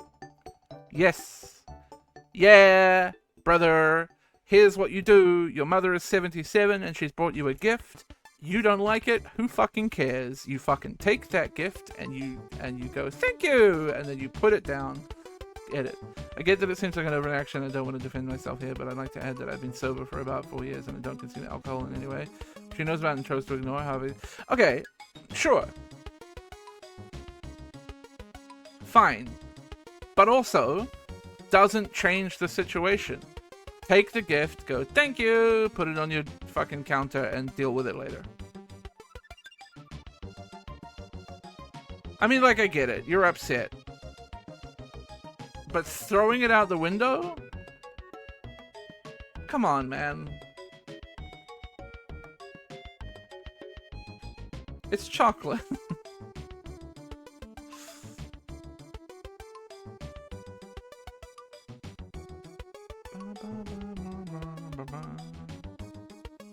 Accept it graciously and re-gift it is the correct answer. It's literally all you have to do. And here's the thing, because he's talking about... He says in the very first sentence, I don't throw parties, I prefer to spend the day with my kids, doesn't do the whole, like, traditional gift thing or whatever. So, like, clearly it's not about the fact that it's a gift that he doesn't want. Clearly he doesn't care about it and would be happy just for his mother to, like, come around and spend time with him. That's cool, man. So why don't you just ignore the gift? Oh, sorry, she. You're right. I misread. Why don't you just ignore the gift and spend the time with your mother? And that way the problem, like, doesn't exist. You know what I mean?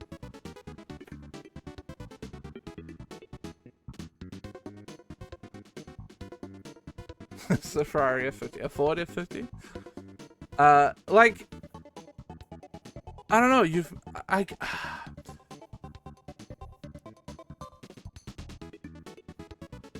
maybe I'm just putting my own personal reaction on it. But, like, if I'm given a gift that I don't really like, or don't have time for, or whatever, I'm not going to make a big deal about it. I'm just going to take the gift. I'm going to say thank you. That's very thoughtful. And then, like, continue having a good relationship with that person. Especially when it's your mother, you know? I don't know.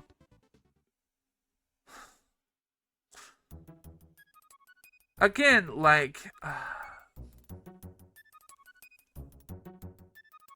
I don't know. Having seen families blow up over, like, trivial shit. And, like, people not communicating and, like, falling out. Especially when it comes to, like, older people who are not going to be here for that much longer. Just deal with it.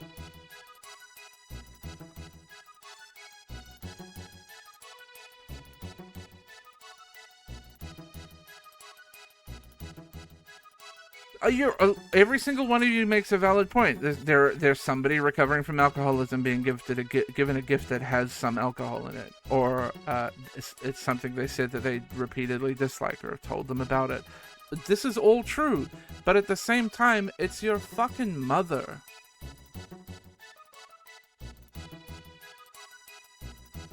Like, this is such a I understand the symbolism of being given something that has alcohol in it repeatedly and, like, being upset about that. Like, I get it. I get it. But it's your mother. Just take and again, you can... It sounds like she would be fine if the mother didn't bring a gift and instead came around, had some tea, had a chat,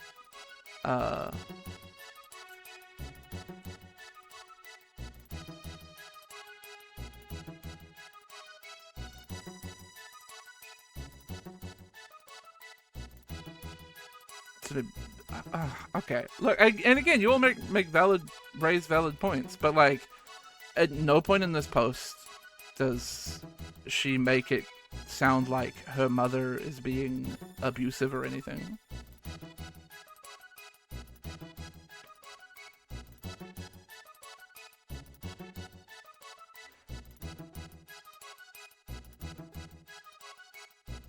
The flip side, this is her daughter? Sure, I agree.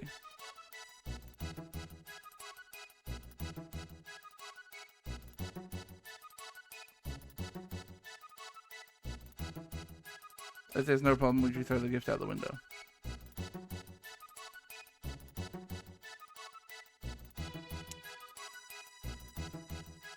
I agree. And look, maybe there is more deep-seated shit going on here. But at this point, this is not a post about... If that's the case, this post is not "Am I the asshole for throwing chocolate out the window?" Right? You know what I mean? We're talking about, this is an incident where they've explained only this. She's talked about this incident only in isolation of her mother coming around and giving her a gift that she said she doesn't like, and that she's edited to say that she's a recovering alcoholic. Well, that she's been sober for 4 years and doesn't induce any alcohol no matter what.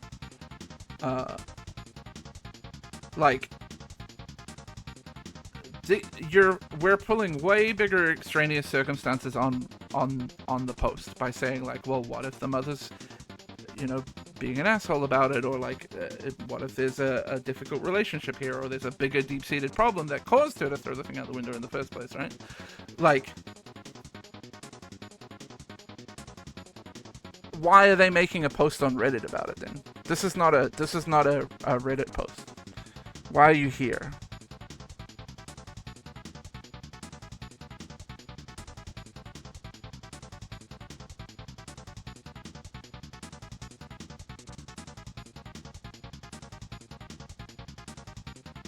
They're probably upset, but like, what closure are you getting from Reddit? They've already said, she's already said that her family stands by her. Like,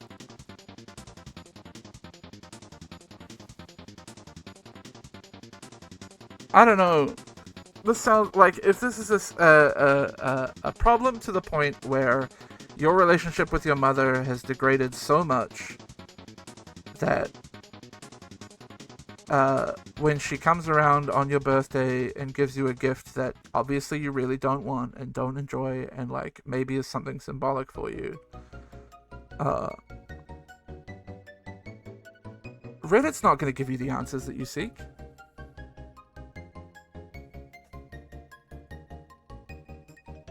It just isn't.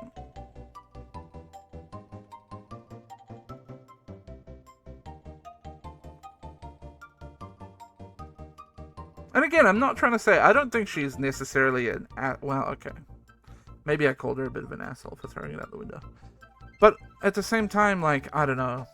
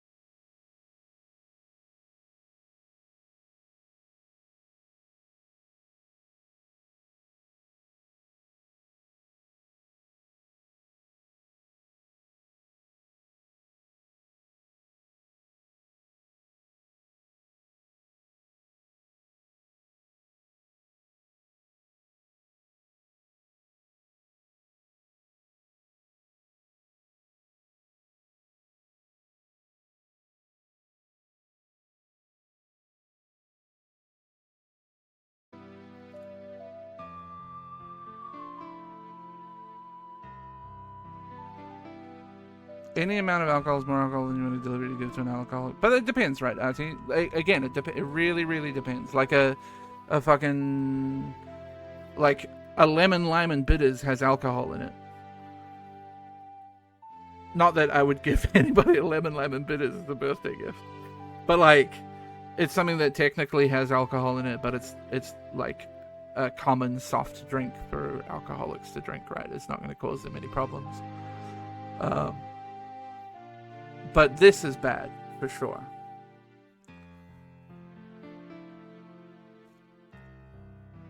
And that changes the context of the whole thing. And also, you know, an interesting thing to include in the edits.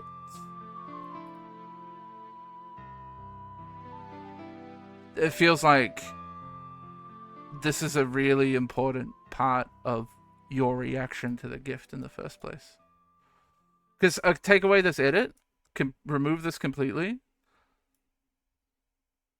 and it is just your reacting of some chocolates that you don't like.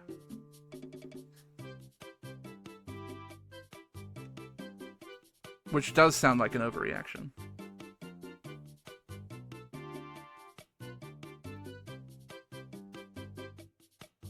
But now that I know how boozy these are, and the fact that they've been sober for 4 years, yeah, the mother should be more conscious about that. So I don't know, maybe throw it out the window.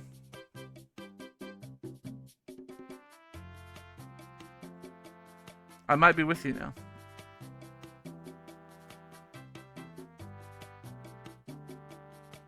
Although maybe not throwing it out the window, but like refusing to accept it is probably a more reasonable way to go about it.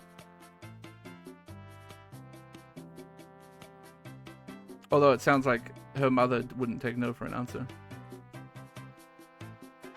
Again, it's one of these things, man, like... Is it fake? I don't know. Because, like, why... I'm trying to conceptualize why you're making this post with a title like that, which you know is clearly going to make people think that you're an asshole.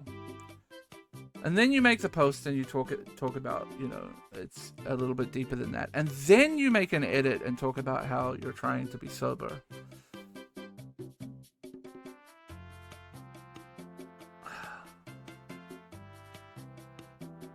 Like, why are you doing this?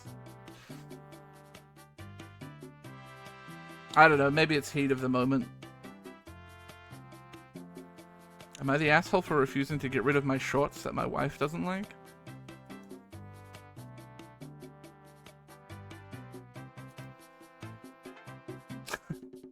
Hopefully you guys are going to agree with me on this. I have some black elasticated shorts that I've owned since I was 13. My mom originally purchased these shorts as part of my sports kit for school. They're 13 years old now. They're still comfortable and I wear these to bed every day. These shorts get washed every 3 days. They're in good condition. My wife hates these shorts because she thinks they're ugly. She spent the last 4 years begging me to get rid of them. I refused to bend them and she's refused to give up begging. We argued tonight and she's kicked me out of the bedroom and she's made me sleep on the couch. She's calling me an asshole as I won't get rid of them.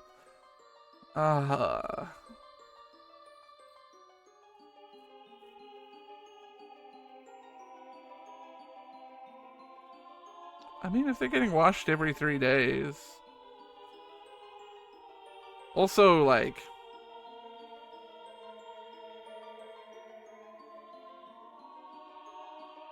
I don't know, man. This is weird. Is your wife really kicking you out over shorts that she says is ugly that you only wear to bed every day?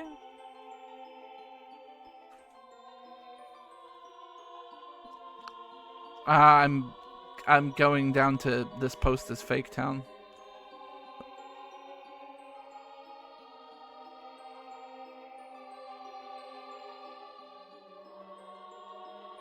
I mean, I think it's possible for a pair of shorts to last for 13 years and still be in good condition. It's possible. It's not like... without seeing the shorts for myself.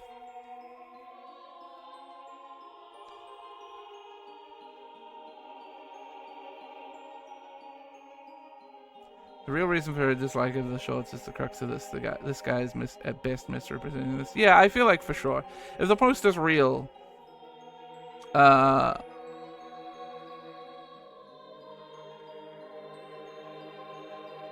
then I think maybe he's perhaps stressing the good condition too much.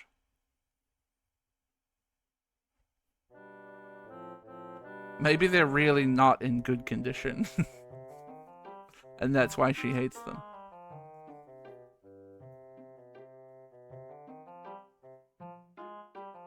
I'm guessing that they're probably worn down, droopy due to lost elasticity, funky, look silly because you've outgrown them, or she's creeped out by how you obsessively wear them every night, or all of the above. You're allowed to wear what you want to be, but being so obsessed with wearing these nightly that you'd rather sleep on the couch is strange behavior. Kind of with this comment. Not necessarily like an asshole, but like there's something weird going on here, right? This can't be just about shorts.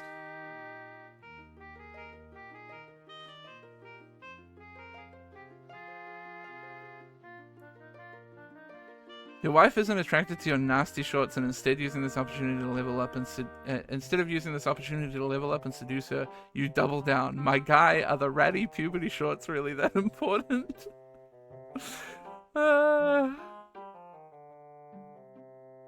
That's what it comes down to, right? Like you could go out and buy a new pair of shorts that are also comfortable, and like the issue goes away. Nobody cares anymore. That's what it comes down to. You can do this better.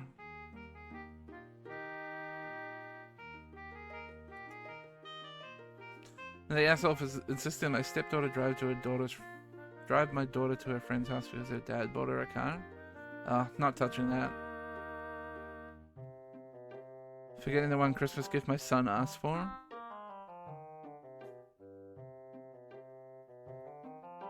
Yeah? My husband and I have one son, 22 years old, who asked for sports cards for Christmas. We bought several other things, but forgot the cards. The one and only thing he asked for. We felt terrible about it and offered to order right away. He got very angry at us for forgetting. He said he didn't want them. Now I tried to remind him that there are other things that... 22? Not enough info poo mode. Reddit is insane. Like, on the one hand, you shouldn't have forgot. But on the other hand, 22-year-old son going, no, I don't even want them anymore. Again, though, maybe there's context here that's completely missing. Maybe they've repeatedly forgotten Christmas presents for this person or something, and like it's become a repeat issue, or I don't fucking know. For a 2-sentence post, just take your gifts and be happy. What the hell is chew and screw?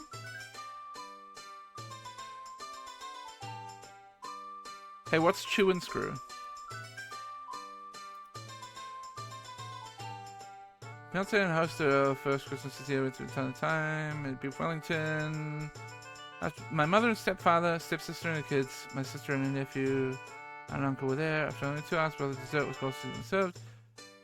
And after only 2 hours, and before the dessert course was even served, my sister and her BF left because she had a cat.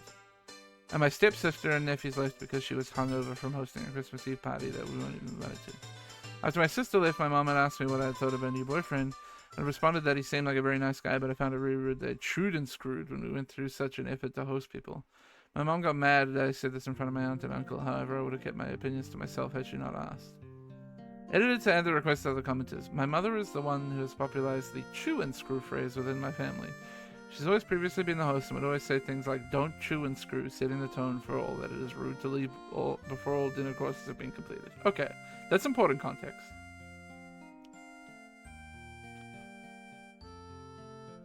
First of all, why are you using like what seems to be an internal family line in the title of your Reddit post? Second of all, I don't know, like, are people really obliged to stay and keep eating food?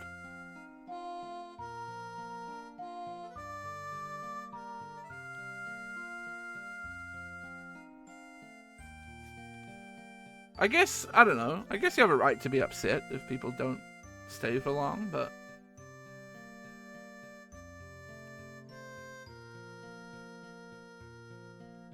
Why was the dessert not course not served after 2 hours? So, it depends. If it's a Christmas gathering, right?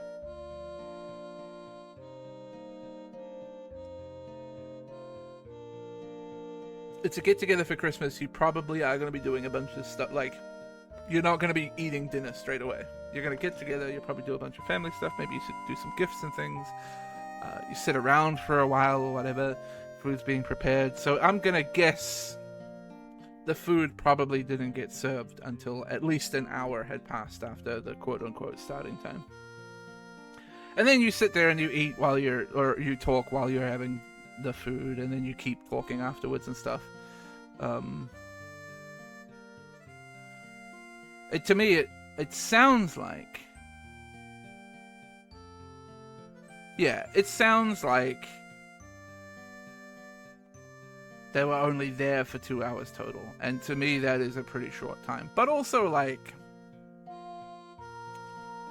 That happens sometimes.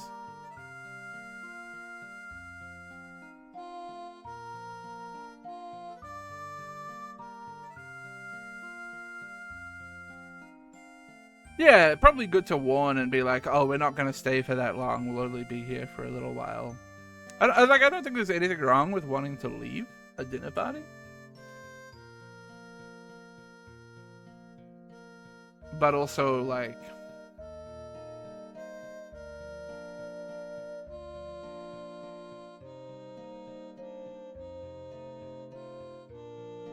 It is a bit rude to not, like, set that expectation in the first place, I guess.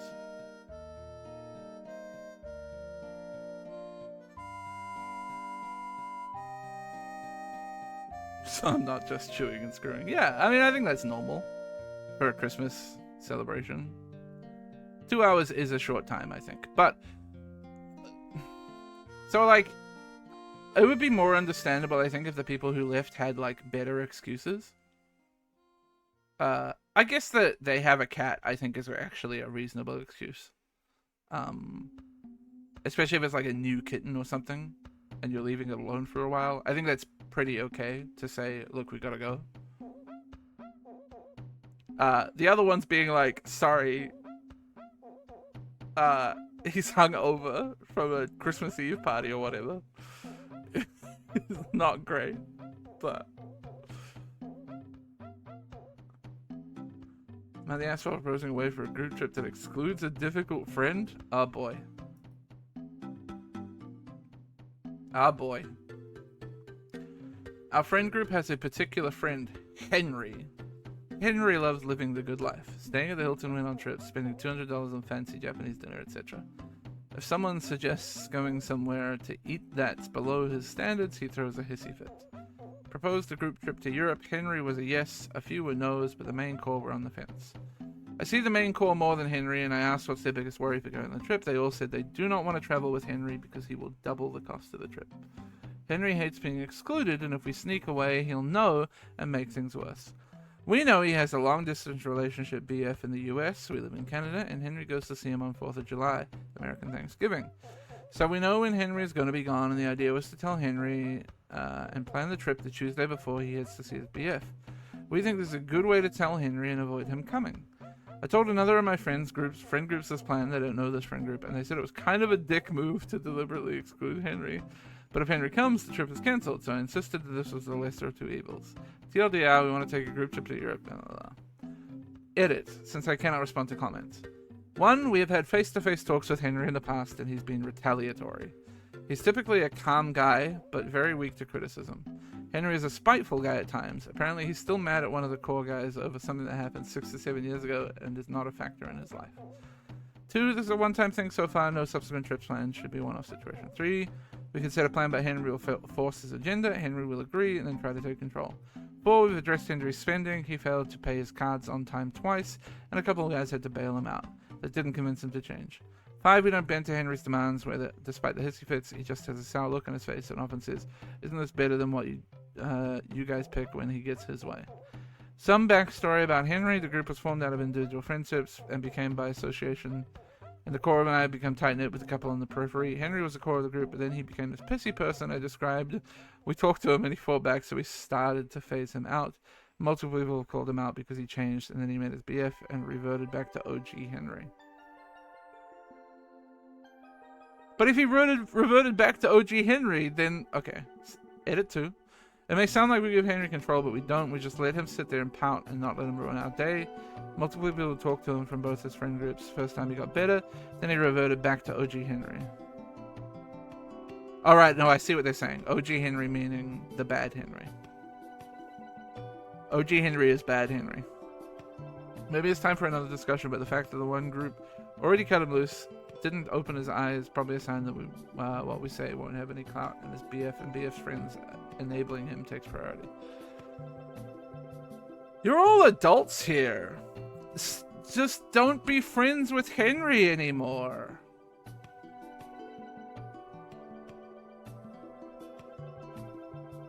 Just say, Henry, we think you're a dick, man. We're not going on this trip with you. What's the worst that happens? You're not friends with this person that you're calling a dick anyway? Like, come on, man.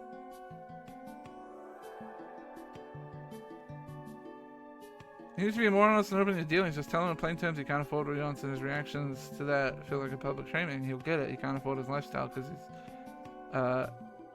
because being socially inept pays well. Huh? You're the asshole, you're an adult, a group of adults. None of y'all can put your foot down when traveling weird.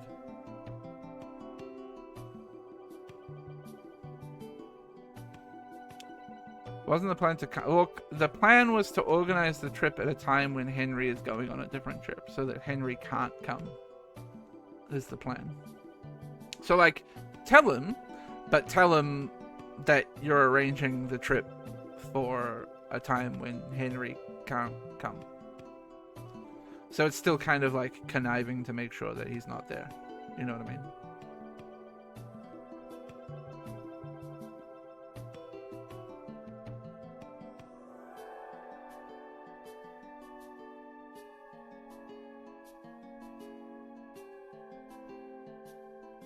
I don't know, just fucking...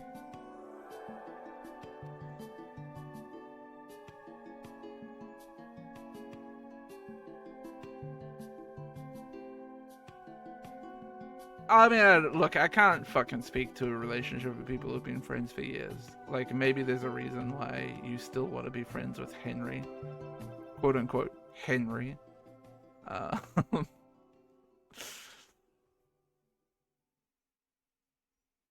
But, like, at the same time, like, if this is your relationship with him and, like, this is your opinion of him and your feeling of him, why are you still hanging out with the guy?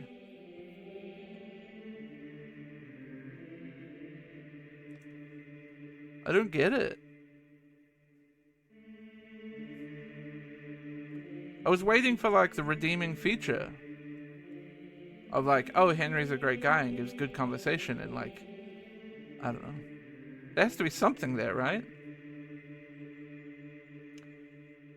Am I the asshole FOD refusing to add food to my delivery for my roommate to save her money? What? Hold on. Yes? I, 28am, live in Canada. My roommate, 29F, and I usually get along well. I'm originally from China, family there, and the same as accounts there. That day, my roommates commented that I must spend a lot on takeout, as I order takeout to like 4 to 5 times a week. Then I explained to her that I don't really spend much, as I only order from a small number of Chinese restaurants who have an agreement with me and don't use the standard delivery apps. I pay them in yuan and arrange the delivery driver over WeChat, so there's no tip and tax, and they give me discounted prices. Oh, okay. A week later, she didn't have many groceries left, and she asked me to add something for her, and she'll pay me back. I refused because she isn't part of the agreement, and I don't want to betray the restaurant owners. And also, she wouldn't be able to pay me back in yuan. She seems upset and isn't being cordial. Am I the asshole? Okay, so the problem has been solved. I contacted 2 other restaurants which are the ones on it, and told me it's fine to order from her roommate. She can order herself if she installs WeChat. She don't only use WeChat, so I've told her she can ask me. But those saying tax evasion, etc., these restaurant owners are really kind people, and even give me free meals at their restaurants to Chinese international students who are struggling. sometimes others too, not just Chinese, that most customers are Asian. I work now, I'm not a student anymore, but I know that, they know that, and said I can still use the services. It's a lot cheaper than Uber Eats and DoorDash. The only thing you need to order it only at lunch or dinner time. It does sound like these restaurants are dodging paying their tax, but also like, good on them.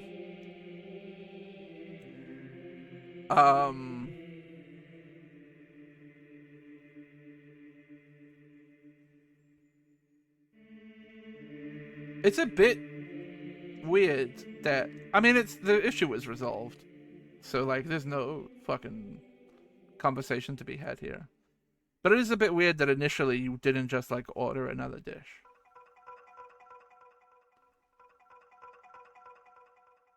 But also I guess it's reasonable to check with these restaurants that you have like an understanding with. I don't know, I don't think there's anybody being a particular asshole here.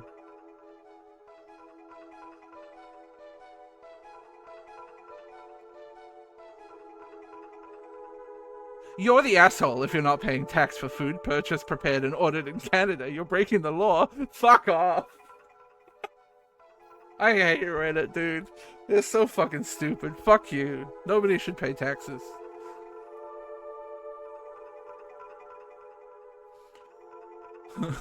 That person loves boot leather. Oh, fuck, man.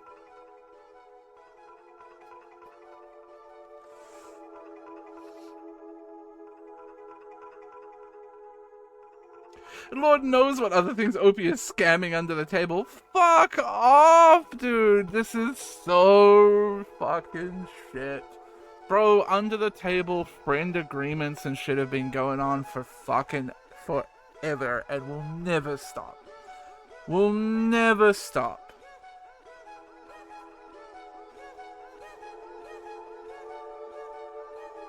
Jesus Christ. I hate immigrants too. Can I get upvotes? Anyone who eats at a cash-only restaurant is an asshole because the restaurant's evading taxes. Every damn restaurant is evading taxes because that's just how it's done in the food industry. My friend gives me discounted food at a restaurant. I'm an asshole for not extending that discount to my roommate as well. Honestly, maybe. But yeah, OP obviously scamming the entire nation of Canada. Jesus Christ, can you guys chill? It's literally some discounted takeout. Now this guy's labeled a scammer of an entire nation. Get a grip, lol. The only sane Redditor, man. And their name is Nah.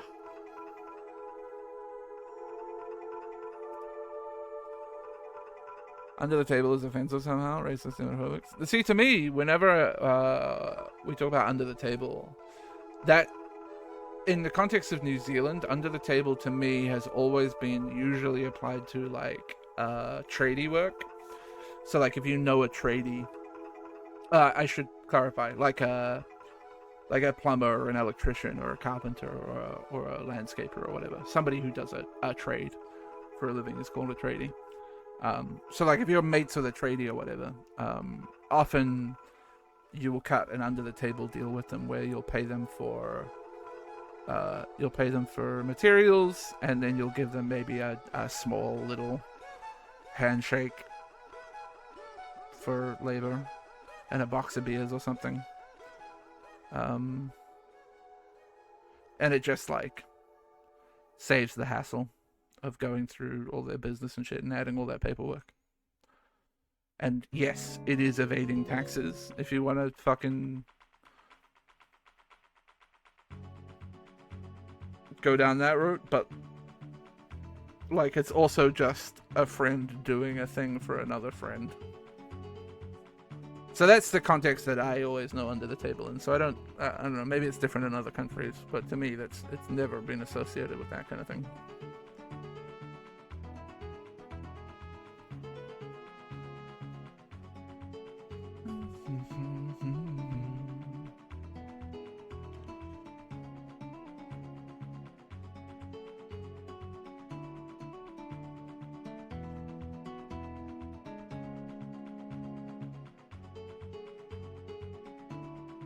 Yeah, I don't see really anything wrong with this situation. I get the guy being apprehensive and not wanting to like take advantage of a situation.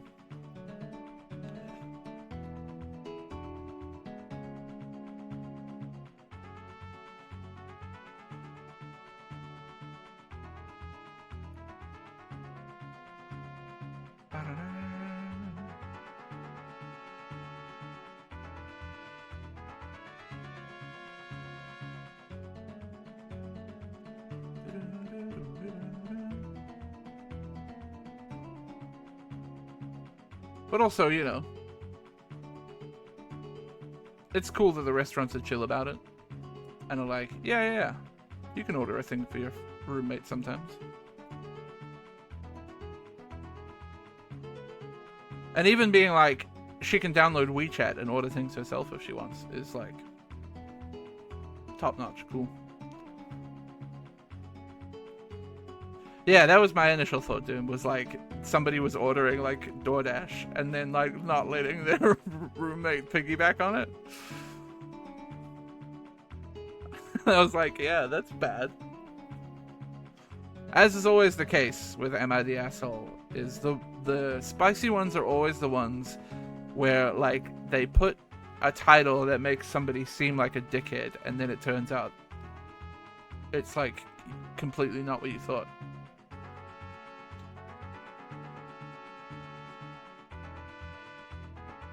Am I the asshole for calling out someone ignoring the no pooping dog signs? Probably not. Are they cleaning up after the poop though? I want context. Guy leaving his dog shit in someone's yard that had the no pooping signs. Oh, in someone's yard!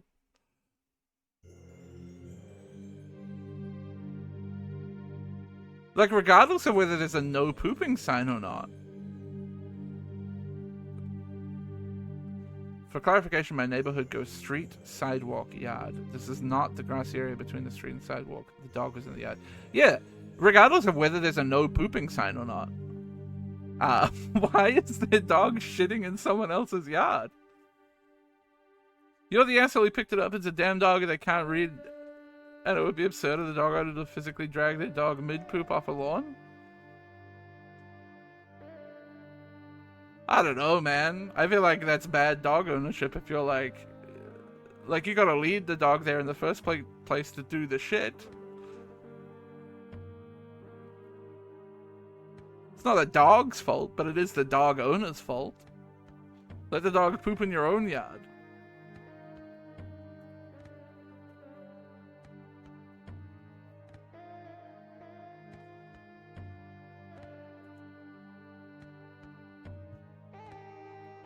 Am I the asshole for telling my sister to come pick up her daughter when I was supposed to babysit her?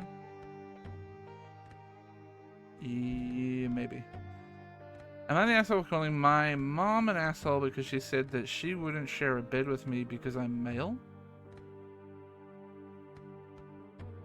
What? I'm not touching that. I can't open that post. Only bad things can come from opening that post.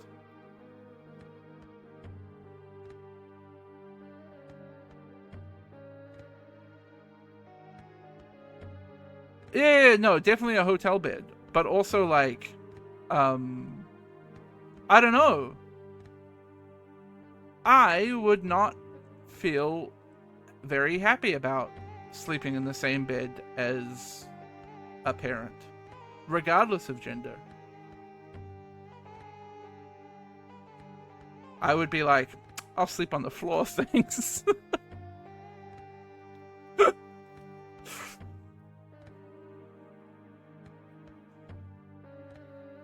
Am I the asshole for not wanting my fiance's mom to cut his hair before our wedding?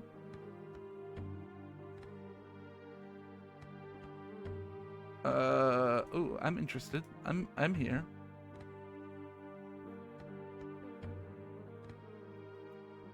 Fiance's mother is a jack of all trades. LPN? Hairdresser and dog groomer. She's currently an LPN for work. The hell, chats, what's LPN? Lick pussy now. Nurse, okay. Thank you.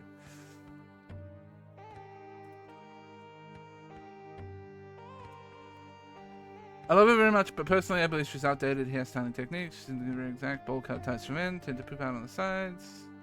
I don't really like it. Insists not to hurt her feelings. Swallow my words for 4 years every year as he gets, but my wedding is where I draw the line. Had her cut my hair a couple times.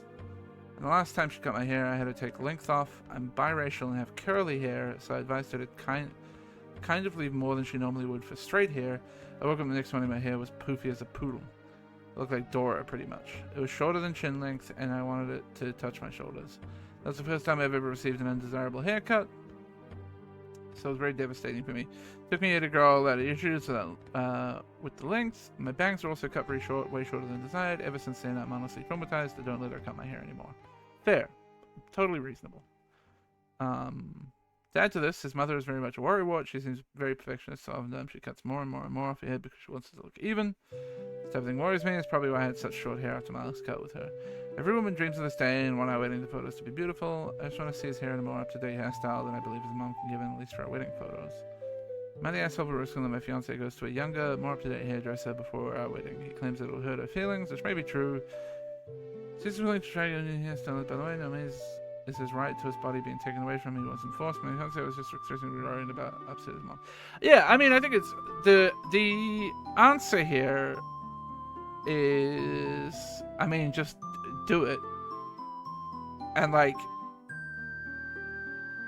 explain it to your mother as like, oh, we're doing like a special fucking salon treatment or something as a treat before the wedding or something. Even if it's not that special, even if it's just a haircut, just fucking say that like, oh, we're treating ourselves before the wedding. You know, you can get out of it without being like, yeah, this is a fucking great idea. Making an event for the groomsmen, they all go together. That's genius. Turn it into like a we're doing something special instead of we don't want to get our hair cut by you because your haircuts are shit.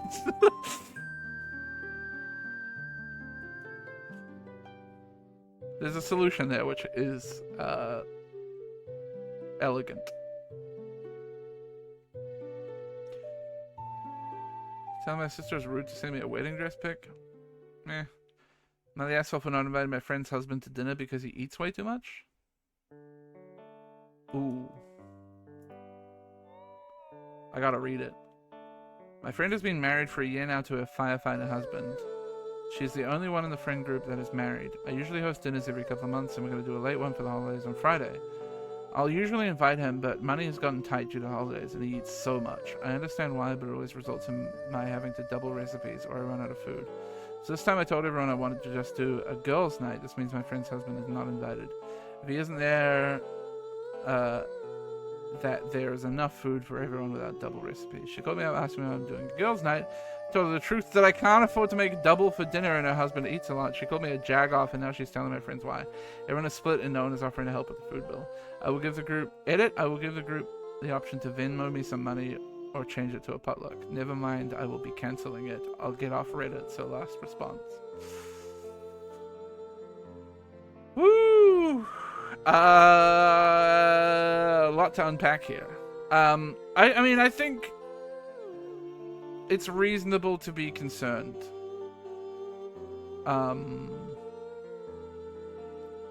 But also, how are we in this situation where he's managing to eat 2 or 3 servings before anybody else is eating anything? I guess he's just serving up more out of the... Yeah, okay. I agree. First of all, why did you tell the truth? This is a dumb idea. Second of all, the answer was to be like, instead of being like, oh, it's really expensive to host a dinner party, and I have to make double portions, yada yada. Just instantly go, hey everyone, it's a potluck, bring a plate.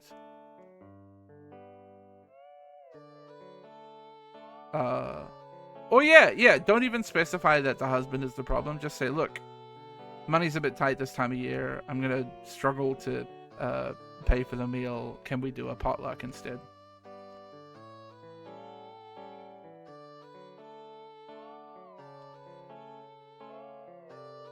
That's also an easy out. It is like sort of telling the truth, but not telling the mean part of the truth.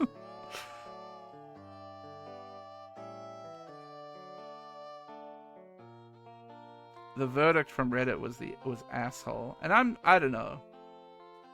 I'm not sure I would say asshole. I just think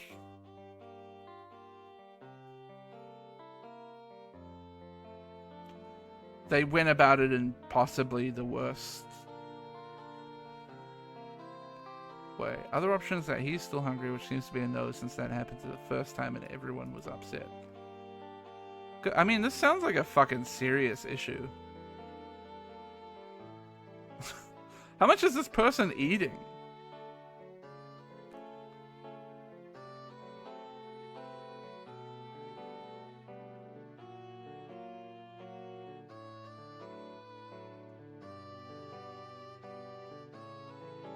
It did say he was a firefighter, yeah. But like, I don't know. I don't think firefighters necessarily are eating 2 to 3 times as much food as everyone else.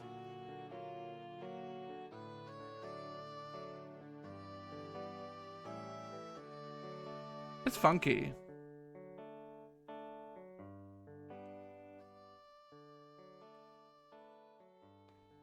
Because of her selfish actions, that firefighter would be too hungry to later save a burgeoning orphanage.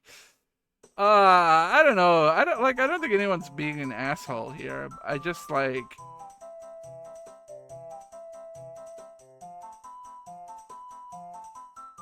It's awkward. It's a situation that's difficult to deal with.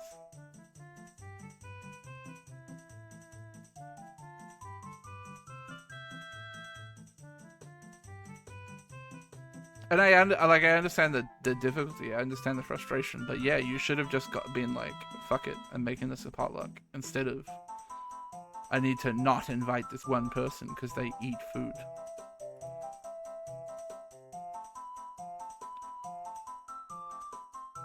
The way he spoke to his family, about his family to mine was embarrassing?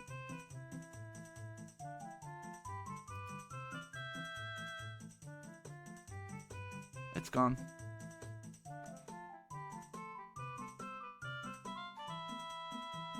Isn't there no. We'll never know. Am I the asshole for kicking my dad-in-law out on New Year's Eve, calling me mom? What? Daughter-in-law. Jesus. Yeah. My asshole for kicking my daughter-in-law out on New Year's Eve calling me mom.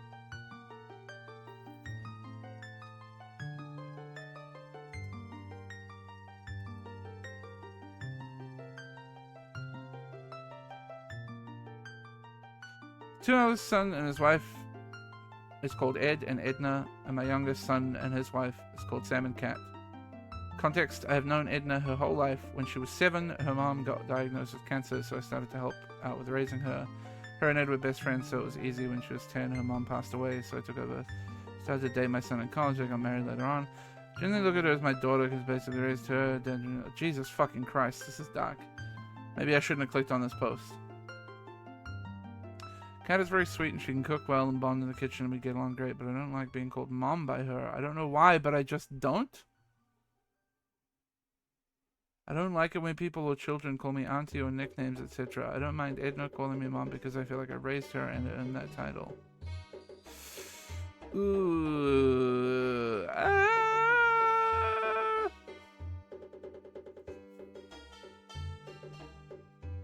Let's see what happened on the night, huh?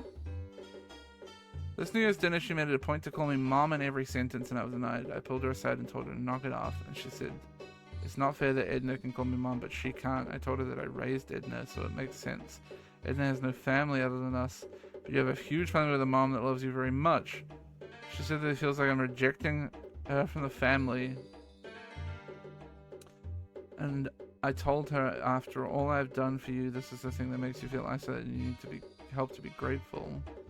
For context, among other things, I paid half of her college loans and helped her pay back the house they live in.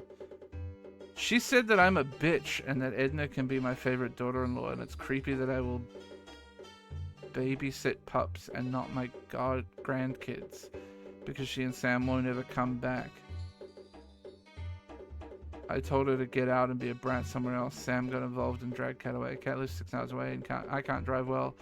They don't have a guest bed for me to stay the night. Pay 25% in childcare, though. E and I have spa days once a month, a tradition since she was a teen. When Kat comes, we all go for a spa trip, and I always pay. Sam sent me a text asking me to apologize because it's such a small thing, and Kat is serious about a threat. I left him on red because I didn't think I need to apologize. Even my grandchildren call me by my name. They rarely call me grandma because they like calling me by my name. Edna doesn't call my mom, call me mom often. She does sometimes, but she always uses my name because she knows I'm not comfortable with it. But she knows I'm comfortable with it. If Kat called me mom one off, I don't mind. It's just every single sentence is directed at me. I mean, it's weird.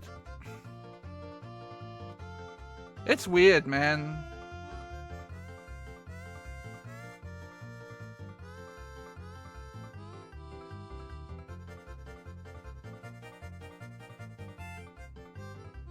I think it's strange for the daughter-in-law to really continue insisting that she can call her mom when the mother-in-law clearly has made it clear that she doesn't like that, and that the case with Edna is a special case. Because that is a pretty fucking special case. That is a situation that most people will not be in, right? Where your mother-in-law is also effectively the person that raised you from the age of about 10 or whatever it was.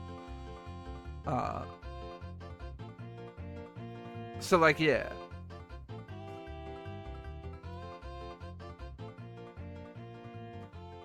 It clearly was passive-aggressive, right, Brian? It sounds like from Kat, they were doing it intentionally because they clearly have some deep-seated issue that they feel the other daughter-in-law is the favorite.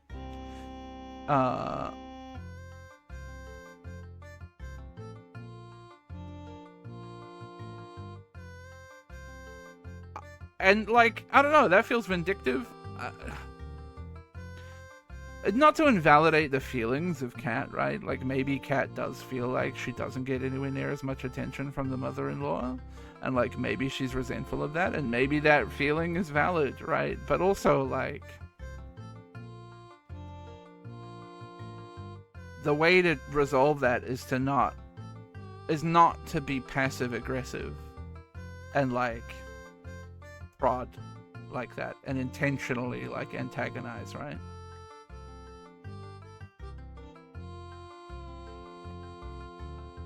It's a weird one, man.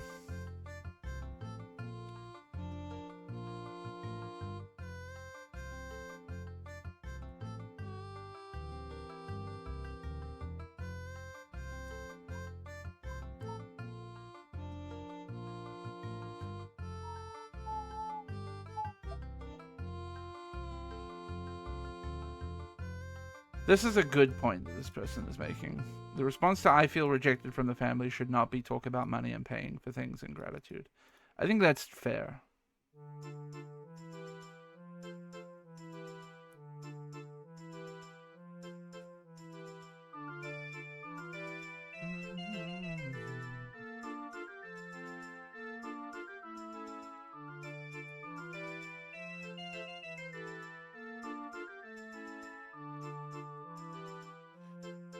I hate that people keep score, but daughter-in-law claims she's rejecting her.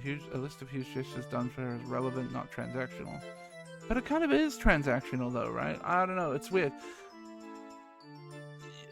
Feelings... The thing about feelings is that they often supersede any sort of, logic. Where, you as a person from the outside may be able to rationalize and say, oh, the mother-in-law did all these things out of being a good mother-in-law. And in fact, that's probably what the mother-in-law did. She probably did all these things for her daughter-in-law to be nice, as a nice thing, and not expecting anything in return or anything like that. But that doesn't invalidate somebody feeling like they're being rejected. You know? I can fully understand why Kat feels like she's being othered here. And especially when it's a situation where they live far away and they don't see them very often. And then you come into this space and you hear her talking about mom and stuff.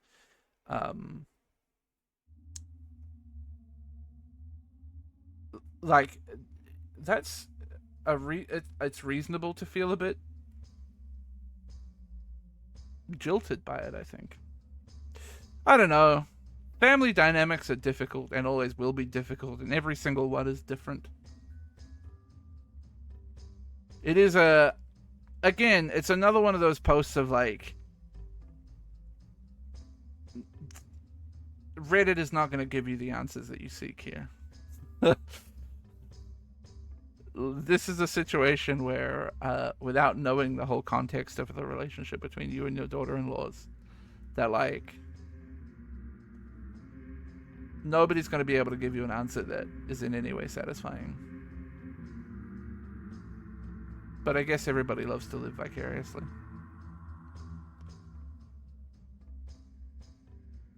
Oh my god. Am I the asshole for picking a revealing bridesmaid dress in order to get one of my bridesmaids to drop? Whoa. Once again, this seems like an example of people should talk, but let's read it. This has been a long time coming. My soon-to-be husband has a sister. Let's call her Mia. Mia and I do not click very well. I'm polite, but I wouldn't say they were friends. I felt I was forced by his family to make her a bridesmaid, or she will be really sad. Oh my god. I'm going to be blunt. Mia is fat and very insecure about it. This has led bridesmaid dresses shopping to be a nightmare. Never could find something she wants and all the other bridesmaids and me liking it. So I gave everyone 2 options to vote on. Option 1 was getting a dress that can be styled multiple ways, or picking from a collection so everyone matches but they'll need to pay for it. Option 2 was I will buy everyone's dress but I choose the dress and my decision is final. My 5 bridesmaid voted and option 2 won. So I picked out a blue strapless dress with a mini slit. I really like it, and I knew Mia would have an issue with it. I sent a picture to all the bridesmaids, confirming the right size before I ordered it. This is where it blew up. Mia was pissed I picked a revealing dress. This resulted in an argument where she thinks I'm a huge jerk, and I told her that she can step out if she has issues with the dress. She tried to get the family on her side, but everyone knows I gave them options and watched me struggle to find something everyone wants. She voted for the option where I pay for the dress. I truly didn't ask her since her and mother-in-law announced she was one of my bridesmaids at a family gathering. The only way to keep the peace with the whole family was basically giving her what she wanted. I also have gone to 4 different shops to find a dress for everyone. Okay, so the Mia voted for the option where the dress is being picked. And then got upset at the dress being picked. But also, the bride is openly admitting to picking a dress that she knew she wouldn't like. Bluntly said she's fat and insecure about it. And like, what does this mean?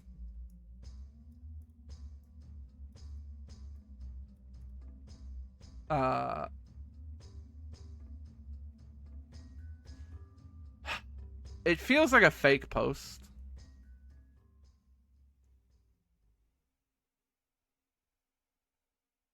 It is awkward that you get foisted a bridesmaid upon you, basically by your fiance's family.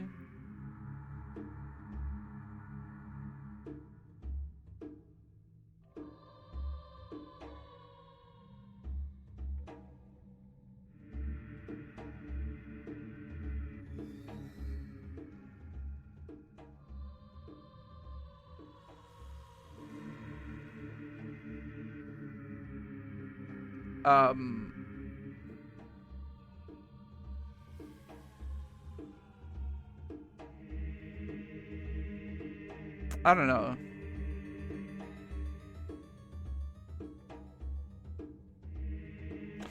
Like,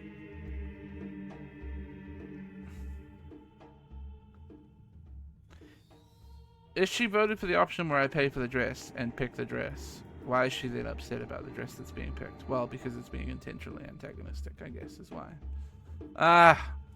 I'm not weighing it on that. Again, people just need to fucking talk, dude. And I asked for not paying my daughter's boyfriend to come on vacation, even though I paid for others. When you say others, In March, I'm taking my family on a vacation to Nicaragua. This is a trip I've been planning for a couple years. I have 6 children. Woo! 31, 30, 19, 16, 9, and 7. Jesus. You're saying there's a 24-year age gap between your oldest and youngest? God damn. My oldest son is paying for himself and his 2 sons. And I'm paying the cost for everyone else, including my 30-year-old's fiance and my 16-year-old son's best friend. My girlfriend is also coming with us, and I'm paying for her and her 5-year-old daughter. My 19-year-old daughter asked if her boyfriend of 15 months could come with us on vacation. My answer was yes, but that he would have to pay the extra costs. We're renting a house. My daughter would be getting her own room anyway. According to her, the only reason her boyfriend isn't coming is because he can't afford it. This essentially translates to his parents have refused to pay for it. I know his parents are wealthy, and in fact, oh, come on. Here's the thing, my guy. You're paying for your 30-year-old's fiance, and you're paying for your 16-year-old's best friend?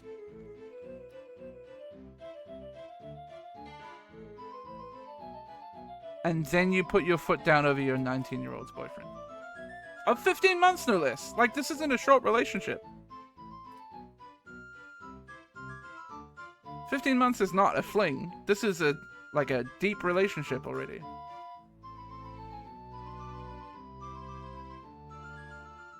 Not saying that they're, like, destined to get married or anything, but, like, it's clear that, like, they're in it for at least a sort of long haul. My daughter's been begging me just to pay for him so he can come. My answers remain no, and we have argued about it quite a lot. One of her biggest objections is that I'm paying for multiple other non-family members and that her older brother is old enough to be paying for himself. She has not agreed with my defenses. When it comes to my 30-year-old and his fiancée, they would have chosen not to come if I was not covering the bigger expenses for them. They're paying for a wedding in May, and I don't have the money for a trip like this right now. I love them both, and one of them to come, which is why I'm happy to pay for him. My 16-year-old has been best friends with the kid that's coming with us since 1st grade. How old is 1st grade? 6? Is it a 6 years old? 6? Okay. He's been raised by a single mom. Dad's not in the picture. And money has always been tight for them. He's never been on a proper vacation. He spends so much time in my house. He's practically family. My daughter's biggest issue is my paying for my girlfriend and her daughter, which she then escalated to be about any of the money I've spent on my GF. I told her it was none of her business how I spend my money on my partner or how we split expenses. And 3 times as much as my GF, why would I expect her to split constantly? I actually kind of agree with them there, and that I think it is none of the daughter's business how they spend their money on their GF. I mean, I think that's the most reasonable point they've made here. My daughter is upset with me right now, and I feel bad. I don't really think I'm being an asshole. My GF thinks I was being an asshole during an argument with my daughter, because I pointed out the people I'm paying for are the people I want to be there. Oh, dude. You fucked up. Even though I have a neutral stance on it. What the fuck do you mean a neutral stance? This is a binary thing. This is you want them to be there, you don't want them to be there.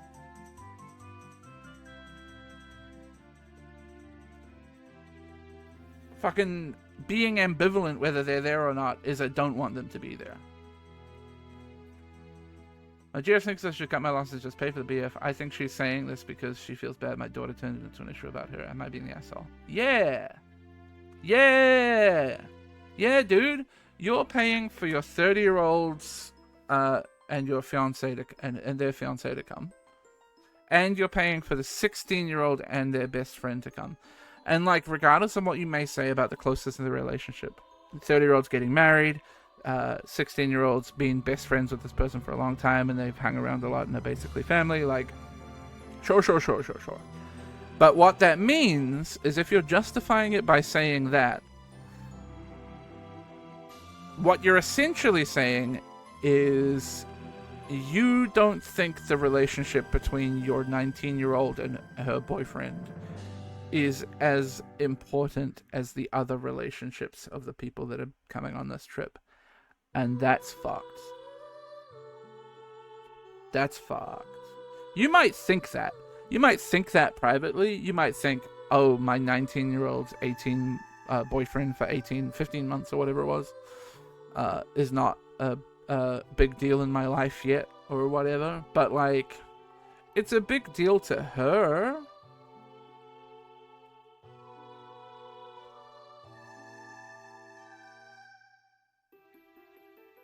Right? Like, this is a big deal to your daughter. Why can you not accept that and say, okay, it means that much to you? Clearly you can fucking afford it. If you're paying for this many people to go on a vacation to Nicaragua, and all you need to do is pay for flights, excursions, etc., just fucking pay for them.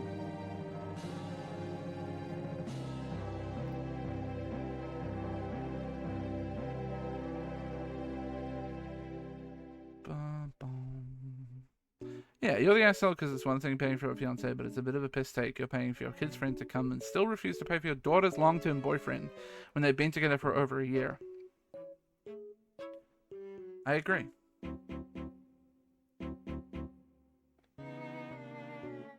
Hold the fucking phone. A 16-year-old boy versus a 20-year-old man are two different things. The trip is in 5 months. The 20-year-old can make the $1,000 for the flight in 5 months. Fuck off. Who the fuck are you to say that? Shut up. You don't know that. Fuck you. Idiots. I hate Reddit. You fucking idiots. Pull up your bootstraps and earn $1,000 and pay for your flight. Okay.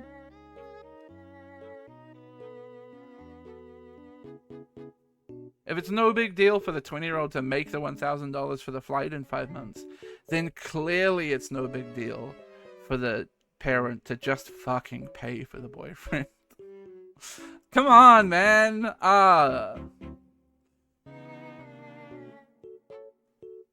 Reddit is full of the worst takes.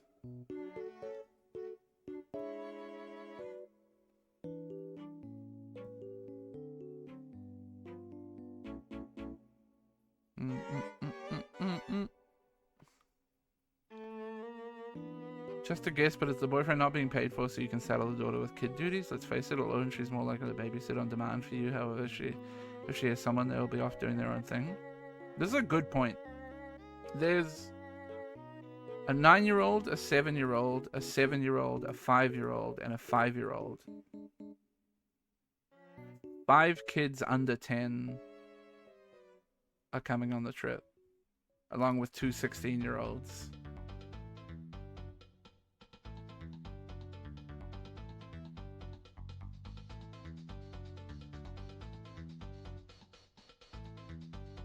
I don't know, man. I think clearly you're a dickhead for not paying. And like, at this point, the fact that you said this, like the fact that you recognize that you said the people I'm paying for are the people I want to be there, and you think that like, obviously making her think I just don't want to be able to be there even though I have a neutral stance on it. Like, that, you don't get to pretend that was not an asshole thing to say because you're ambivalent on whether you want the boyfriend to be there or not. You're right. Like, you don't get, you know, you should know. And this alone is like, you should know that you fucked up. And at this point, like, paying for the boyfriend is the minimum of what you can do.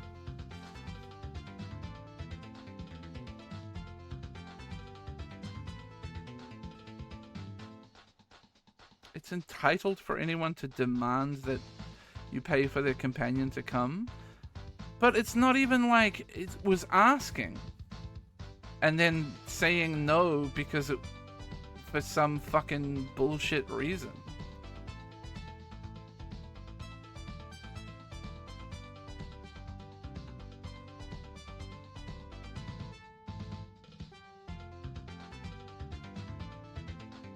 He's helping asterisk family and younger children, which is different than a 20-year-old man dating his daughter. They've been dating for 15 months. Sorry, but that is a proper relationship. And if you're not considering that person part of the quote-unquote family at that point, you definitely don't like this boyfriend.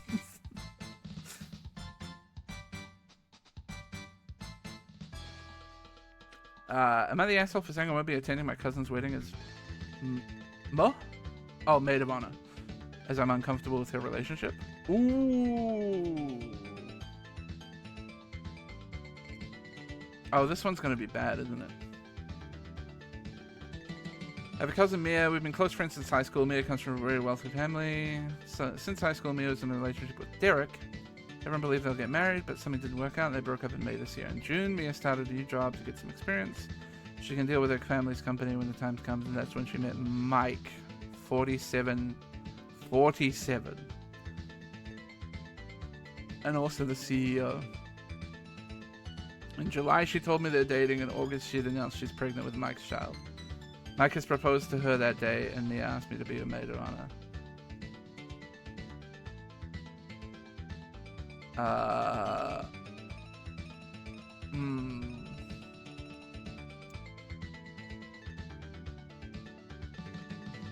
Mike and his children, he has 2 sons who are a year younger than Mia. Oh, fuck me. He has 2 sons that are a year younger than Mia. And a daughter that's older than her.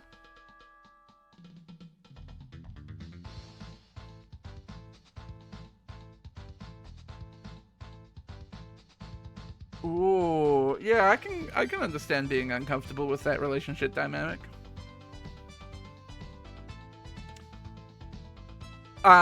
And like,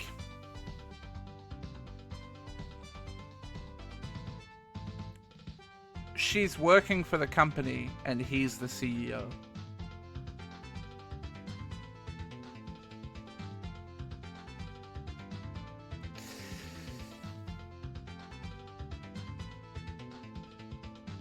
Fuck. The best way I can describe his behavior is like a pervy dad. Like he behaves more like a paternity figure with her, but constantly wants her close to him, and a lot of times he touches her in public inappropriately or makes weird comments. Mike has a pretty successful company and doesn't really worry about money, is covering the wedding himself. I don't know if they have a prenup or if he's aware of how rich her parents are, as it is not something Mia shared with me or told me. Mia doesn't see the relationship as rebound, but it is her second relationship since she's been with Derek for ages, and he was her first boyfriend too. Yeah. I'm uncomfortable at the idea of the CEO of the company that you're working at, who is also 20 years older than you and has a daughter that is older than you, being the person that you're getting married to. The power dynamic there is just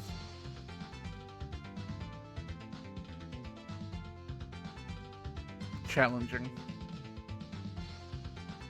For insinuating my boyfriend's father wasn't a real man? This could go so many different ways. Spending the holidays with my boyfriend, his family, his parents, my period has started. I asked my boyfriend to get me pads in town. His mother calls me down for breakfast. Now I'm sitting at the dining table with his parents. Dad asks where my boyfriend is, and I tell him he's gone to the stores to get me pads. Both of their faces drops, and they exchange looks at each other before breaking into laughter about how progressive kids of today are, and that some private women things should remain between women. His dad then said he's never even touched a pack of pads in all his years, despite growing up with girls and being married for 40 years, and never will because it doesn't concern men. Slightly pissed off, on top of my already bad mood, I decided to respond. Was quiet until now and said that it was funny how he said that with so much pride, because then clearly he's not a real man if he can't just buy some fucking pads. After trying to stare me down, he blew up, shouting about how dare I say he wasn't a real man, and ranted for 30 minutes about how much of a real man he was, and yet you can't even buy it some pads, before storming off. Things are now awkward, and I'm contemplating apologizing and leaving to make things better. I'm aware my judgment is impaired, and it's possible I took things so far, so I'm the asshole. Edit yes to 30 minutes is some hyperbole.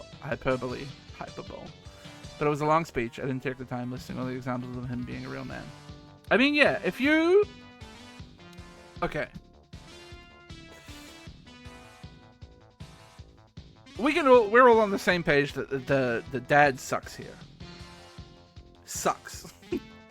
That's like bang on, idiot. If you aren't willing to buy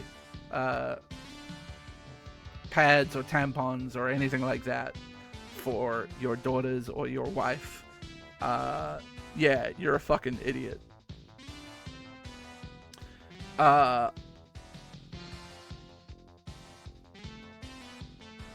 Also, spending however long it was of listing the ways that you're a real man.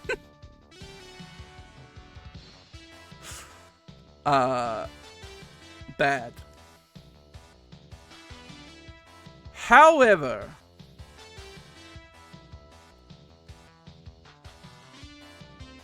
I'm not sure the right thing to do in OP's position was to be like, well, you're not a real man. Like, that feels like a weirdly personal and directed insult. You could have just been like, okay, boomer. It's normal to buy pads. Period hormones have made me snap like that. Yeah, okay. Not unreasonable. I get it.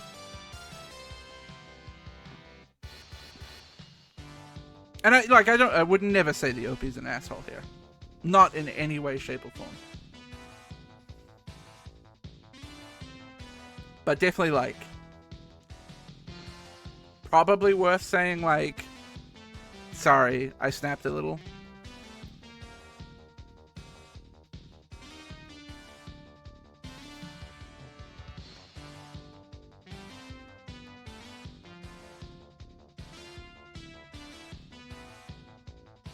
But also, like, I don't know, it sounds like he sucks. I don't know, I can't not be on his side, I think. It really sounds like he just sucks.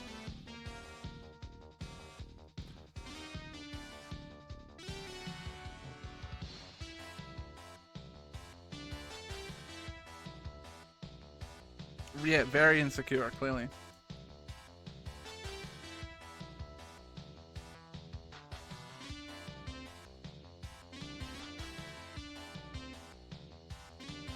My judgment, go off. Go off, girl boss. Am I the asshole for not wanting to split the bill 50-50? Yep. No, it depends. December 21, my wife and I went out to a fancy dinner with our best couple friends as a pre-Christmas celebration. We love nice wine. My wife and I were more cocktail moods, particularly that's what we ordered. The other man put his wine list and ordered a bottle. When the server asked how many glasses, he said 4. My wife and I both had half a glass, not thinking too much of it. After the first bottle was done, he ordered a second. Same thing, my wife and I now both had half a glass. Then he ordered the third, but we didn't drink any of the last one. After we got the bill, we saw the first bottle was $3.75, the second bottle was $2.75, and the third was $1.90. Holy shit! The bill was a little over $1,400, and he paid with his card. Before he even got home, he sent me a Venmo request for exactly half the bill, $706. Am I the asshole for not wanting to pay that much? I grew up with the understanding that if somebody ordered a bottle of wine to the table without consulting anybody else, it was their bottle and they could share with you if they offered. Just seemed like bullshit because we maybe consumed 10% of the wine, but still got stuck with half of an $850 wine bill. Yeah, this is the classic restaurant scenario, right? Where there's a line. There's a line where do you draw the line between, I mean, clearly this is on a far extreme end, but like, it's an interesting thought because there's a line where, like, yeah, somebody ordering, like, I don't mind splitting the bill completely evenly between friends when we go out to dinner, because most of the time, like, shit's gonna be close enough to being the same kind of price. But, you know, maybe there's the occasion where somebody orders a fucking fat-ass steak and you're ordering not a fat-ass steak. Right. So take it away from this, like, extreme crazy wine scenario. And put it in a more, like, reasonable context. And I don't know, where do you draw the line over, like, where is it being an asshole to not want to split the bill evenly? Clearly in this context, yeah, I think it's reasonable to be like, hey, we didn't really want to drink the wine. You offered it and we accepted. We had a glass each out of each of the 3 bottles. I think it's unreasonable for us to be paying for this wine. Or, like, we'll pay fucking, I don't know, $50 for 2 glasses of wine. That seems alright, right? I don't know. These bottles of wine are crazy.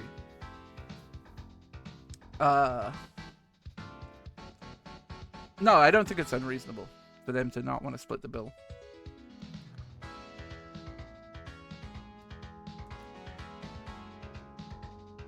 What? It's pretty obnoxious for him to assume you pay off the bill, but your excuse is that you only drank 10% of it is moot. If you for sure didn't want to pay for the wine, then you shouldn't have drunk any. Fuck off.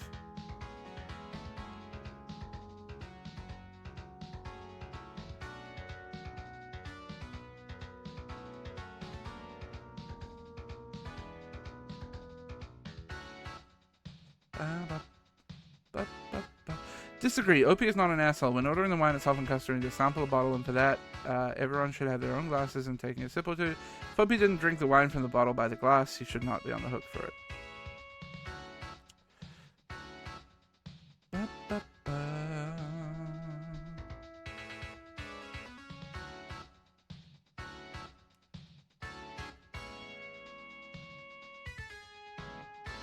Oh my god. People... Why is it binary? Why is it always so... Oh my god. Why is it always... Well, you drank the wine. You dared put your lips to this sacred juice of the grape.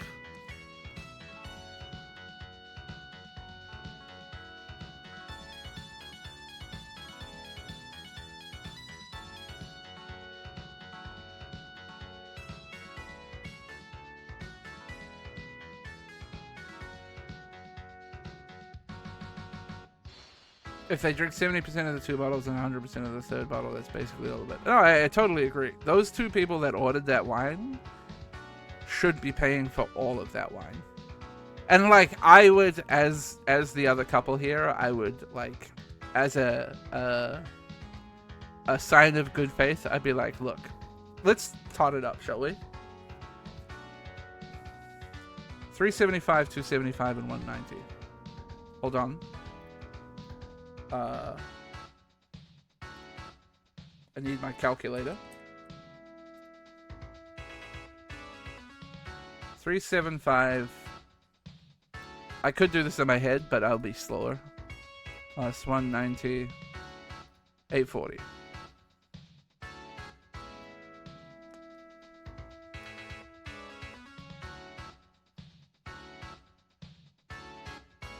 They even listed in the post, $850 wine bill. I mean, shit. Even if you offered, like, hey, we'll pay, like,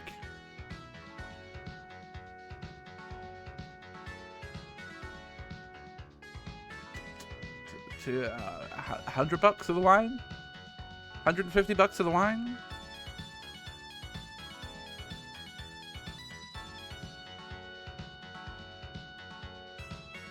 They drank about 20. Oh, good point. Actually, we can do this, can't I? Hold on. 840 divided by 10 times. Let's go big and say they drank 30% of the wine. It'll be 8.4 times 30. If you said 30% of the wine they drank, $252 worth. Which I think is an overstatement for how much 2 glasses total out of 3 wine bottles would be. But admittedly, the glasses that they drank were from the more expensive bottles. So call it like $200, $250. Some kind of cursory gesture to be like, look, we weren't really there to drink the wine, but we did drink the wine, so we'll pay for some of it. Fuck me, that's an expensive bill. Jesus Christ.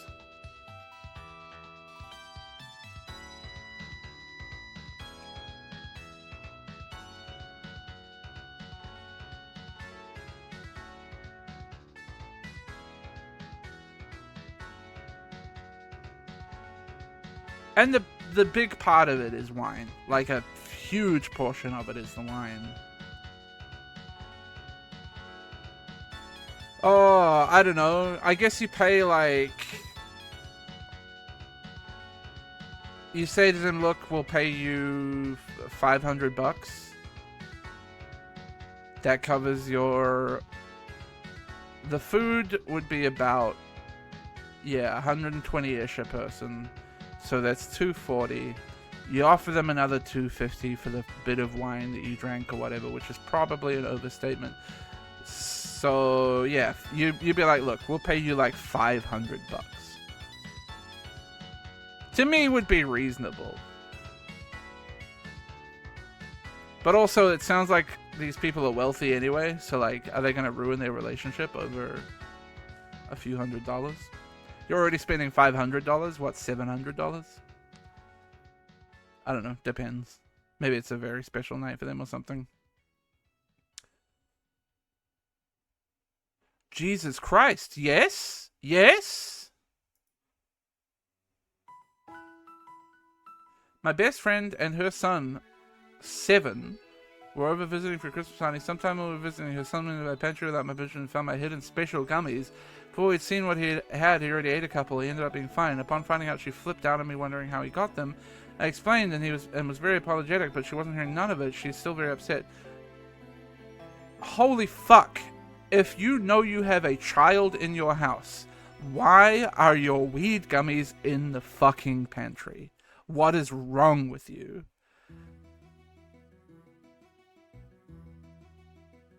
What? I mean, quite frankly, I don't know why you're expected to foresee the possibility that a random child isn't yours is going to go rummage through your pantry and find your hidden stash. What do you mean? That's exactly what you should expect. Children are children. That's exactly what children do.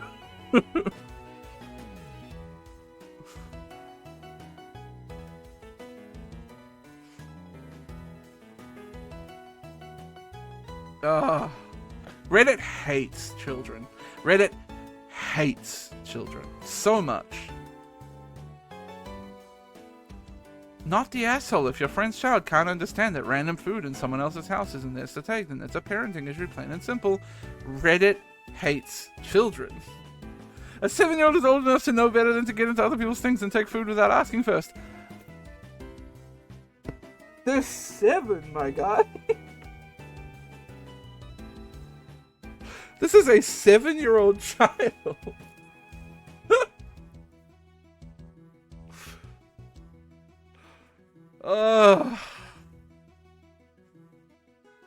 Fuck off.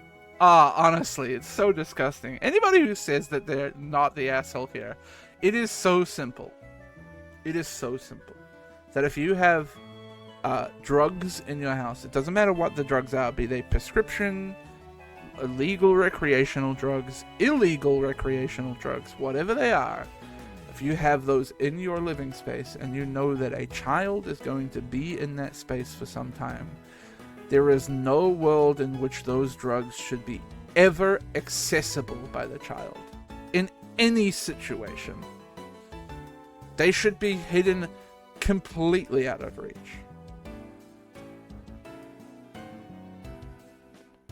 Oh my god. Am I the asshole for my best friend's son coming around and finding my loaded gun sitting on my side table and shooting me with it? Like, fuck, dude.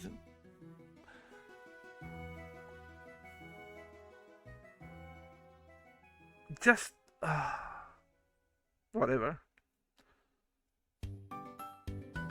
Am I the asshole for bragging about my daughter? Alright, last one.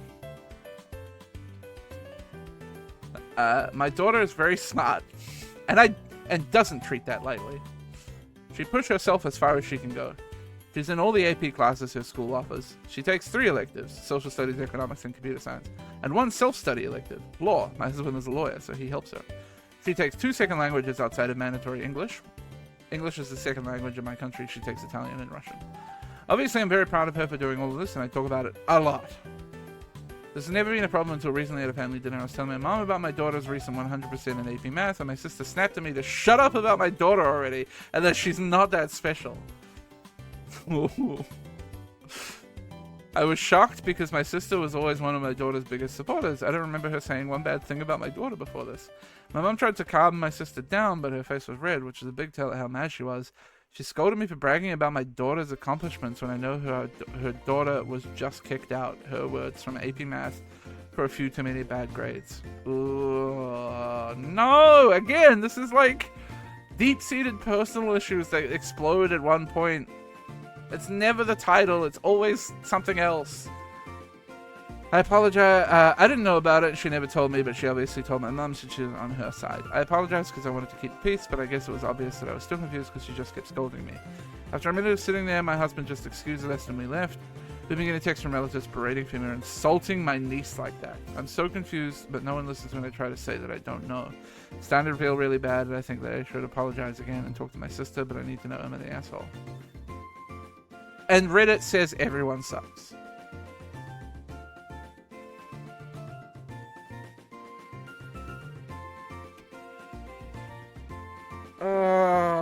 I'm gonna scroll down to the comments and I'm gonna feel sad about the things that I'm gonna read.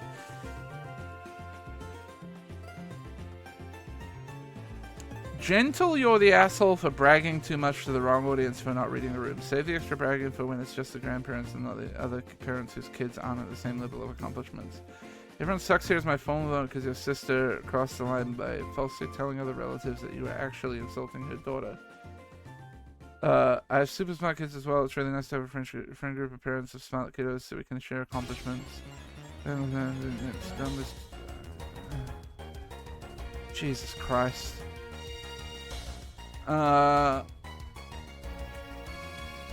Getting into the nitty-gritty of grades is kind of like the kid equivalent of adults talking about their wealth in detail. She's doing well and we're really proud of their hard work. It's about as detailed as you need to get. No, it isn't. No, it isn't. You fucking moron. What are you talking about? It's their grandmother. You're talking to the grandmother. The grandmother wants to know every fucking detail. They would love to know that their granddaughter has got 100% in AP Math. What are you talking about? Shocker, no one cares about your kids as much as you do. You know who cares about your kids as much as you do? Maybe even more than you care about your kids? Is the grandparents. They care so much more. They care so much. The grandparents give so much shit about it. Because it's their grandkids. Of course they do. Fuck me. I used to be the smart kid too, little less. Play closer attention to your own kids. Just go to burnout. Shut the fuck up.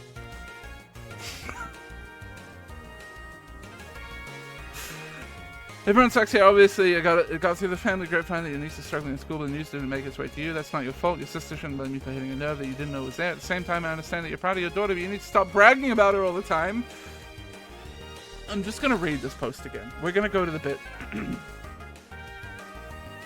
This has never been a problem until recently at a family dinner. I was telling my mom about my daughter's recent 100% in AP Math.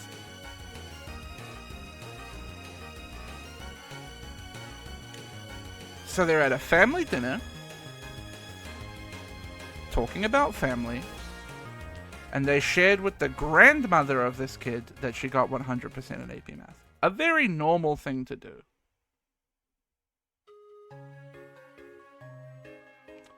The bits from people who are gifted and burnt out seems legit to me.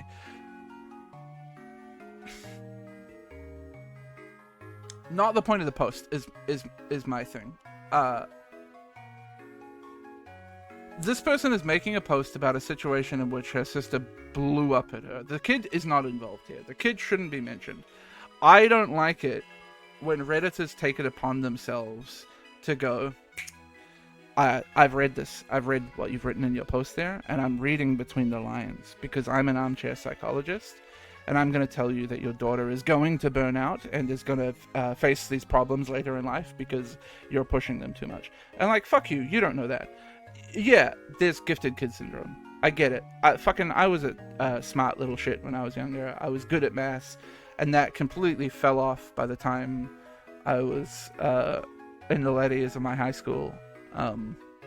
Like, you know, I know what it is to be a smart kid and then like fall off. and then like struggle with like understanding your own brain, I guess. But when the post is, here's the situation that I had with my family and what happened, am I the asshole? And your response to that is not addressing the situation at all, and instead going, take it from me, your child is going to burn out. Fuck you. Go fuck yourself. This is neither here nor there. Also, this, like, you need to stop bragging about your child. It's not fucking bragging. Yes, the title says bragging. But she's telling her the grandparent of the grandkid about the achievement. And she didn't know that it was going to be a sore spot for her sister. Why can't people just understand that this is an unfortunate situation? I don't think, for the record, I don't think the sister is an asshole either. I think the sister got caught in an unfortunate situation where clearly that was a sore point, and the OP like didn't know about it. And just super unfortunate and like is a really shitty situation for everybody involved. Because I can totally understand where the sister's coming from, where if you're in the situation where your child has just been kicked out of AP Math for low grades, and then across the table there's your sister talking about how her daughter got 100%, I can totally see why you would read that as like a slight, you know? I can totally understand her perspective here. So I don't think she's an asshole either. I think nobody sucks here. I think this is just like...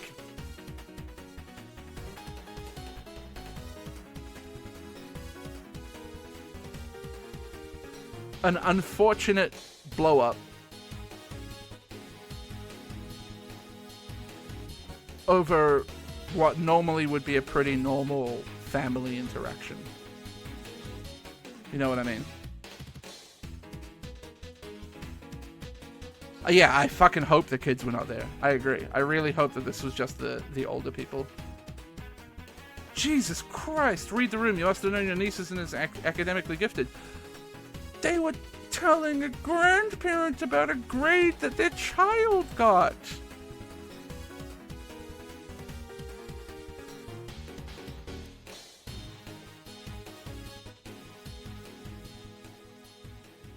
Shut up about your kid. Nobody else cares.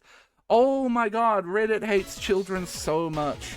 They can't even look at a situation where it's a parent talking to their parent about their child and understand that that's a normal thing to do. Fuck me. What is wrong with you all? Is there any positive comments? Oh my god, nope. Like, what is this? You're the asshole. You sound exhausting. What do you mean? There's like 5 paragraphs up here. What are you talking about?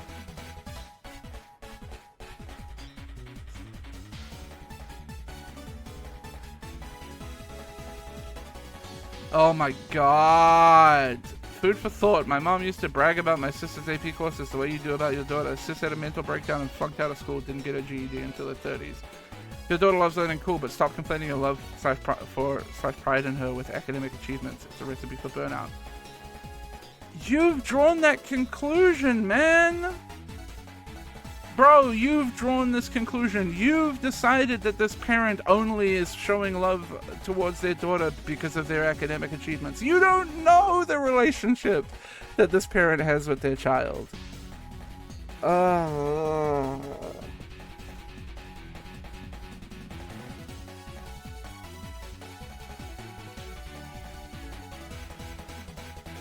don't know why I'm getting angry at people commenting on the internet, but like... And like, I get it. And again, I understand there is a lot of pressure on kids deemed smart, often placed by parents, and a pressure to succeed. And and it's an issue, and it is an issue that should be like addressed and talked about, and like it is a problem.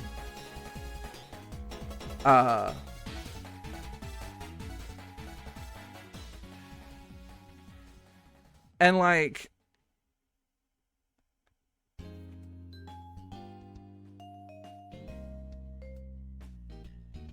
if somebody was acting particularly braggadocious about their kids' academic achievement and like pushing them over it, that would be a problem. This person might be doing that, but there's no way that you can tell from this post. She does say that she talks about it a lot, but like, I don't know. I think if I was a parent of a kid who was doing all the AP school classes that the school offers, and she's doing very well and getting 100% in maths, you're allowed to be proud of that.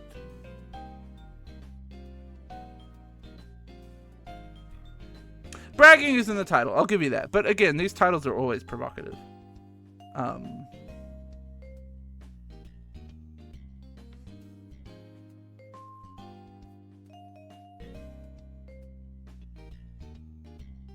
But I just think, like, you're reading way too much into this person's post, is my thing. Like, someone's, like, the comments that were like, you sound exhausting. Like, dog.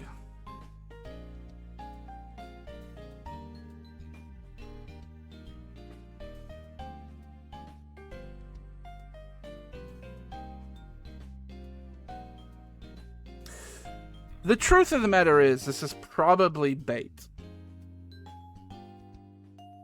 And the story is fake. Because they know that by posting this exact story, they're going to get all of these comments on their posts. Writing this. The same fucking thing over and over again.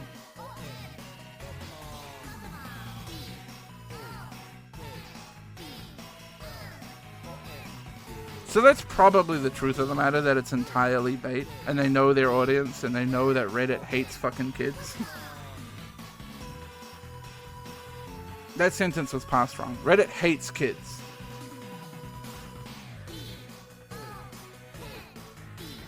And hates, like, kids being kids.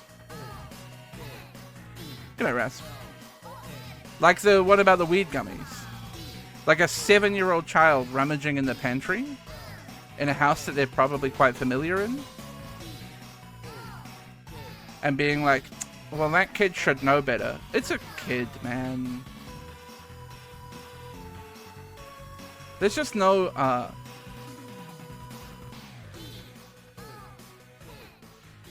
so many of these read like kids who are writing about their classmates. Fuck, that's a good point. That could totally just be somebody who is upset that there is a person in their school who's doing well in school, and they've like made up a story about them. You're not wrong. It is probably all bait in the end, but it's no fun if you treat them all as real and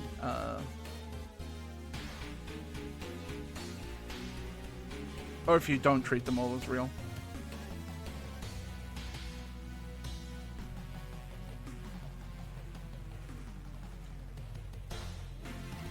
Could the weed gummies OP be liable for child endangerment? I mean, I don't know legally. No idea. But in my opinion, it's fucking entirely on the person not hiding the weed gummies. Anyway, chat. I didn't expect to sit here reading Reddit for hours, but we did. I gotta go pee and eat food. We'll play games tomorrow. I might pick up Buckshot Roulette. And check that out. We'll see. Till tomorrow. Have a good night, y'all. See you then.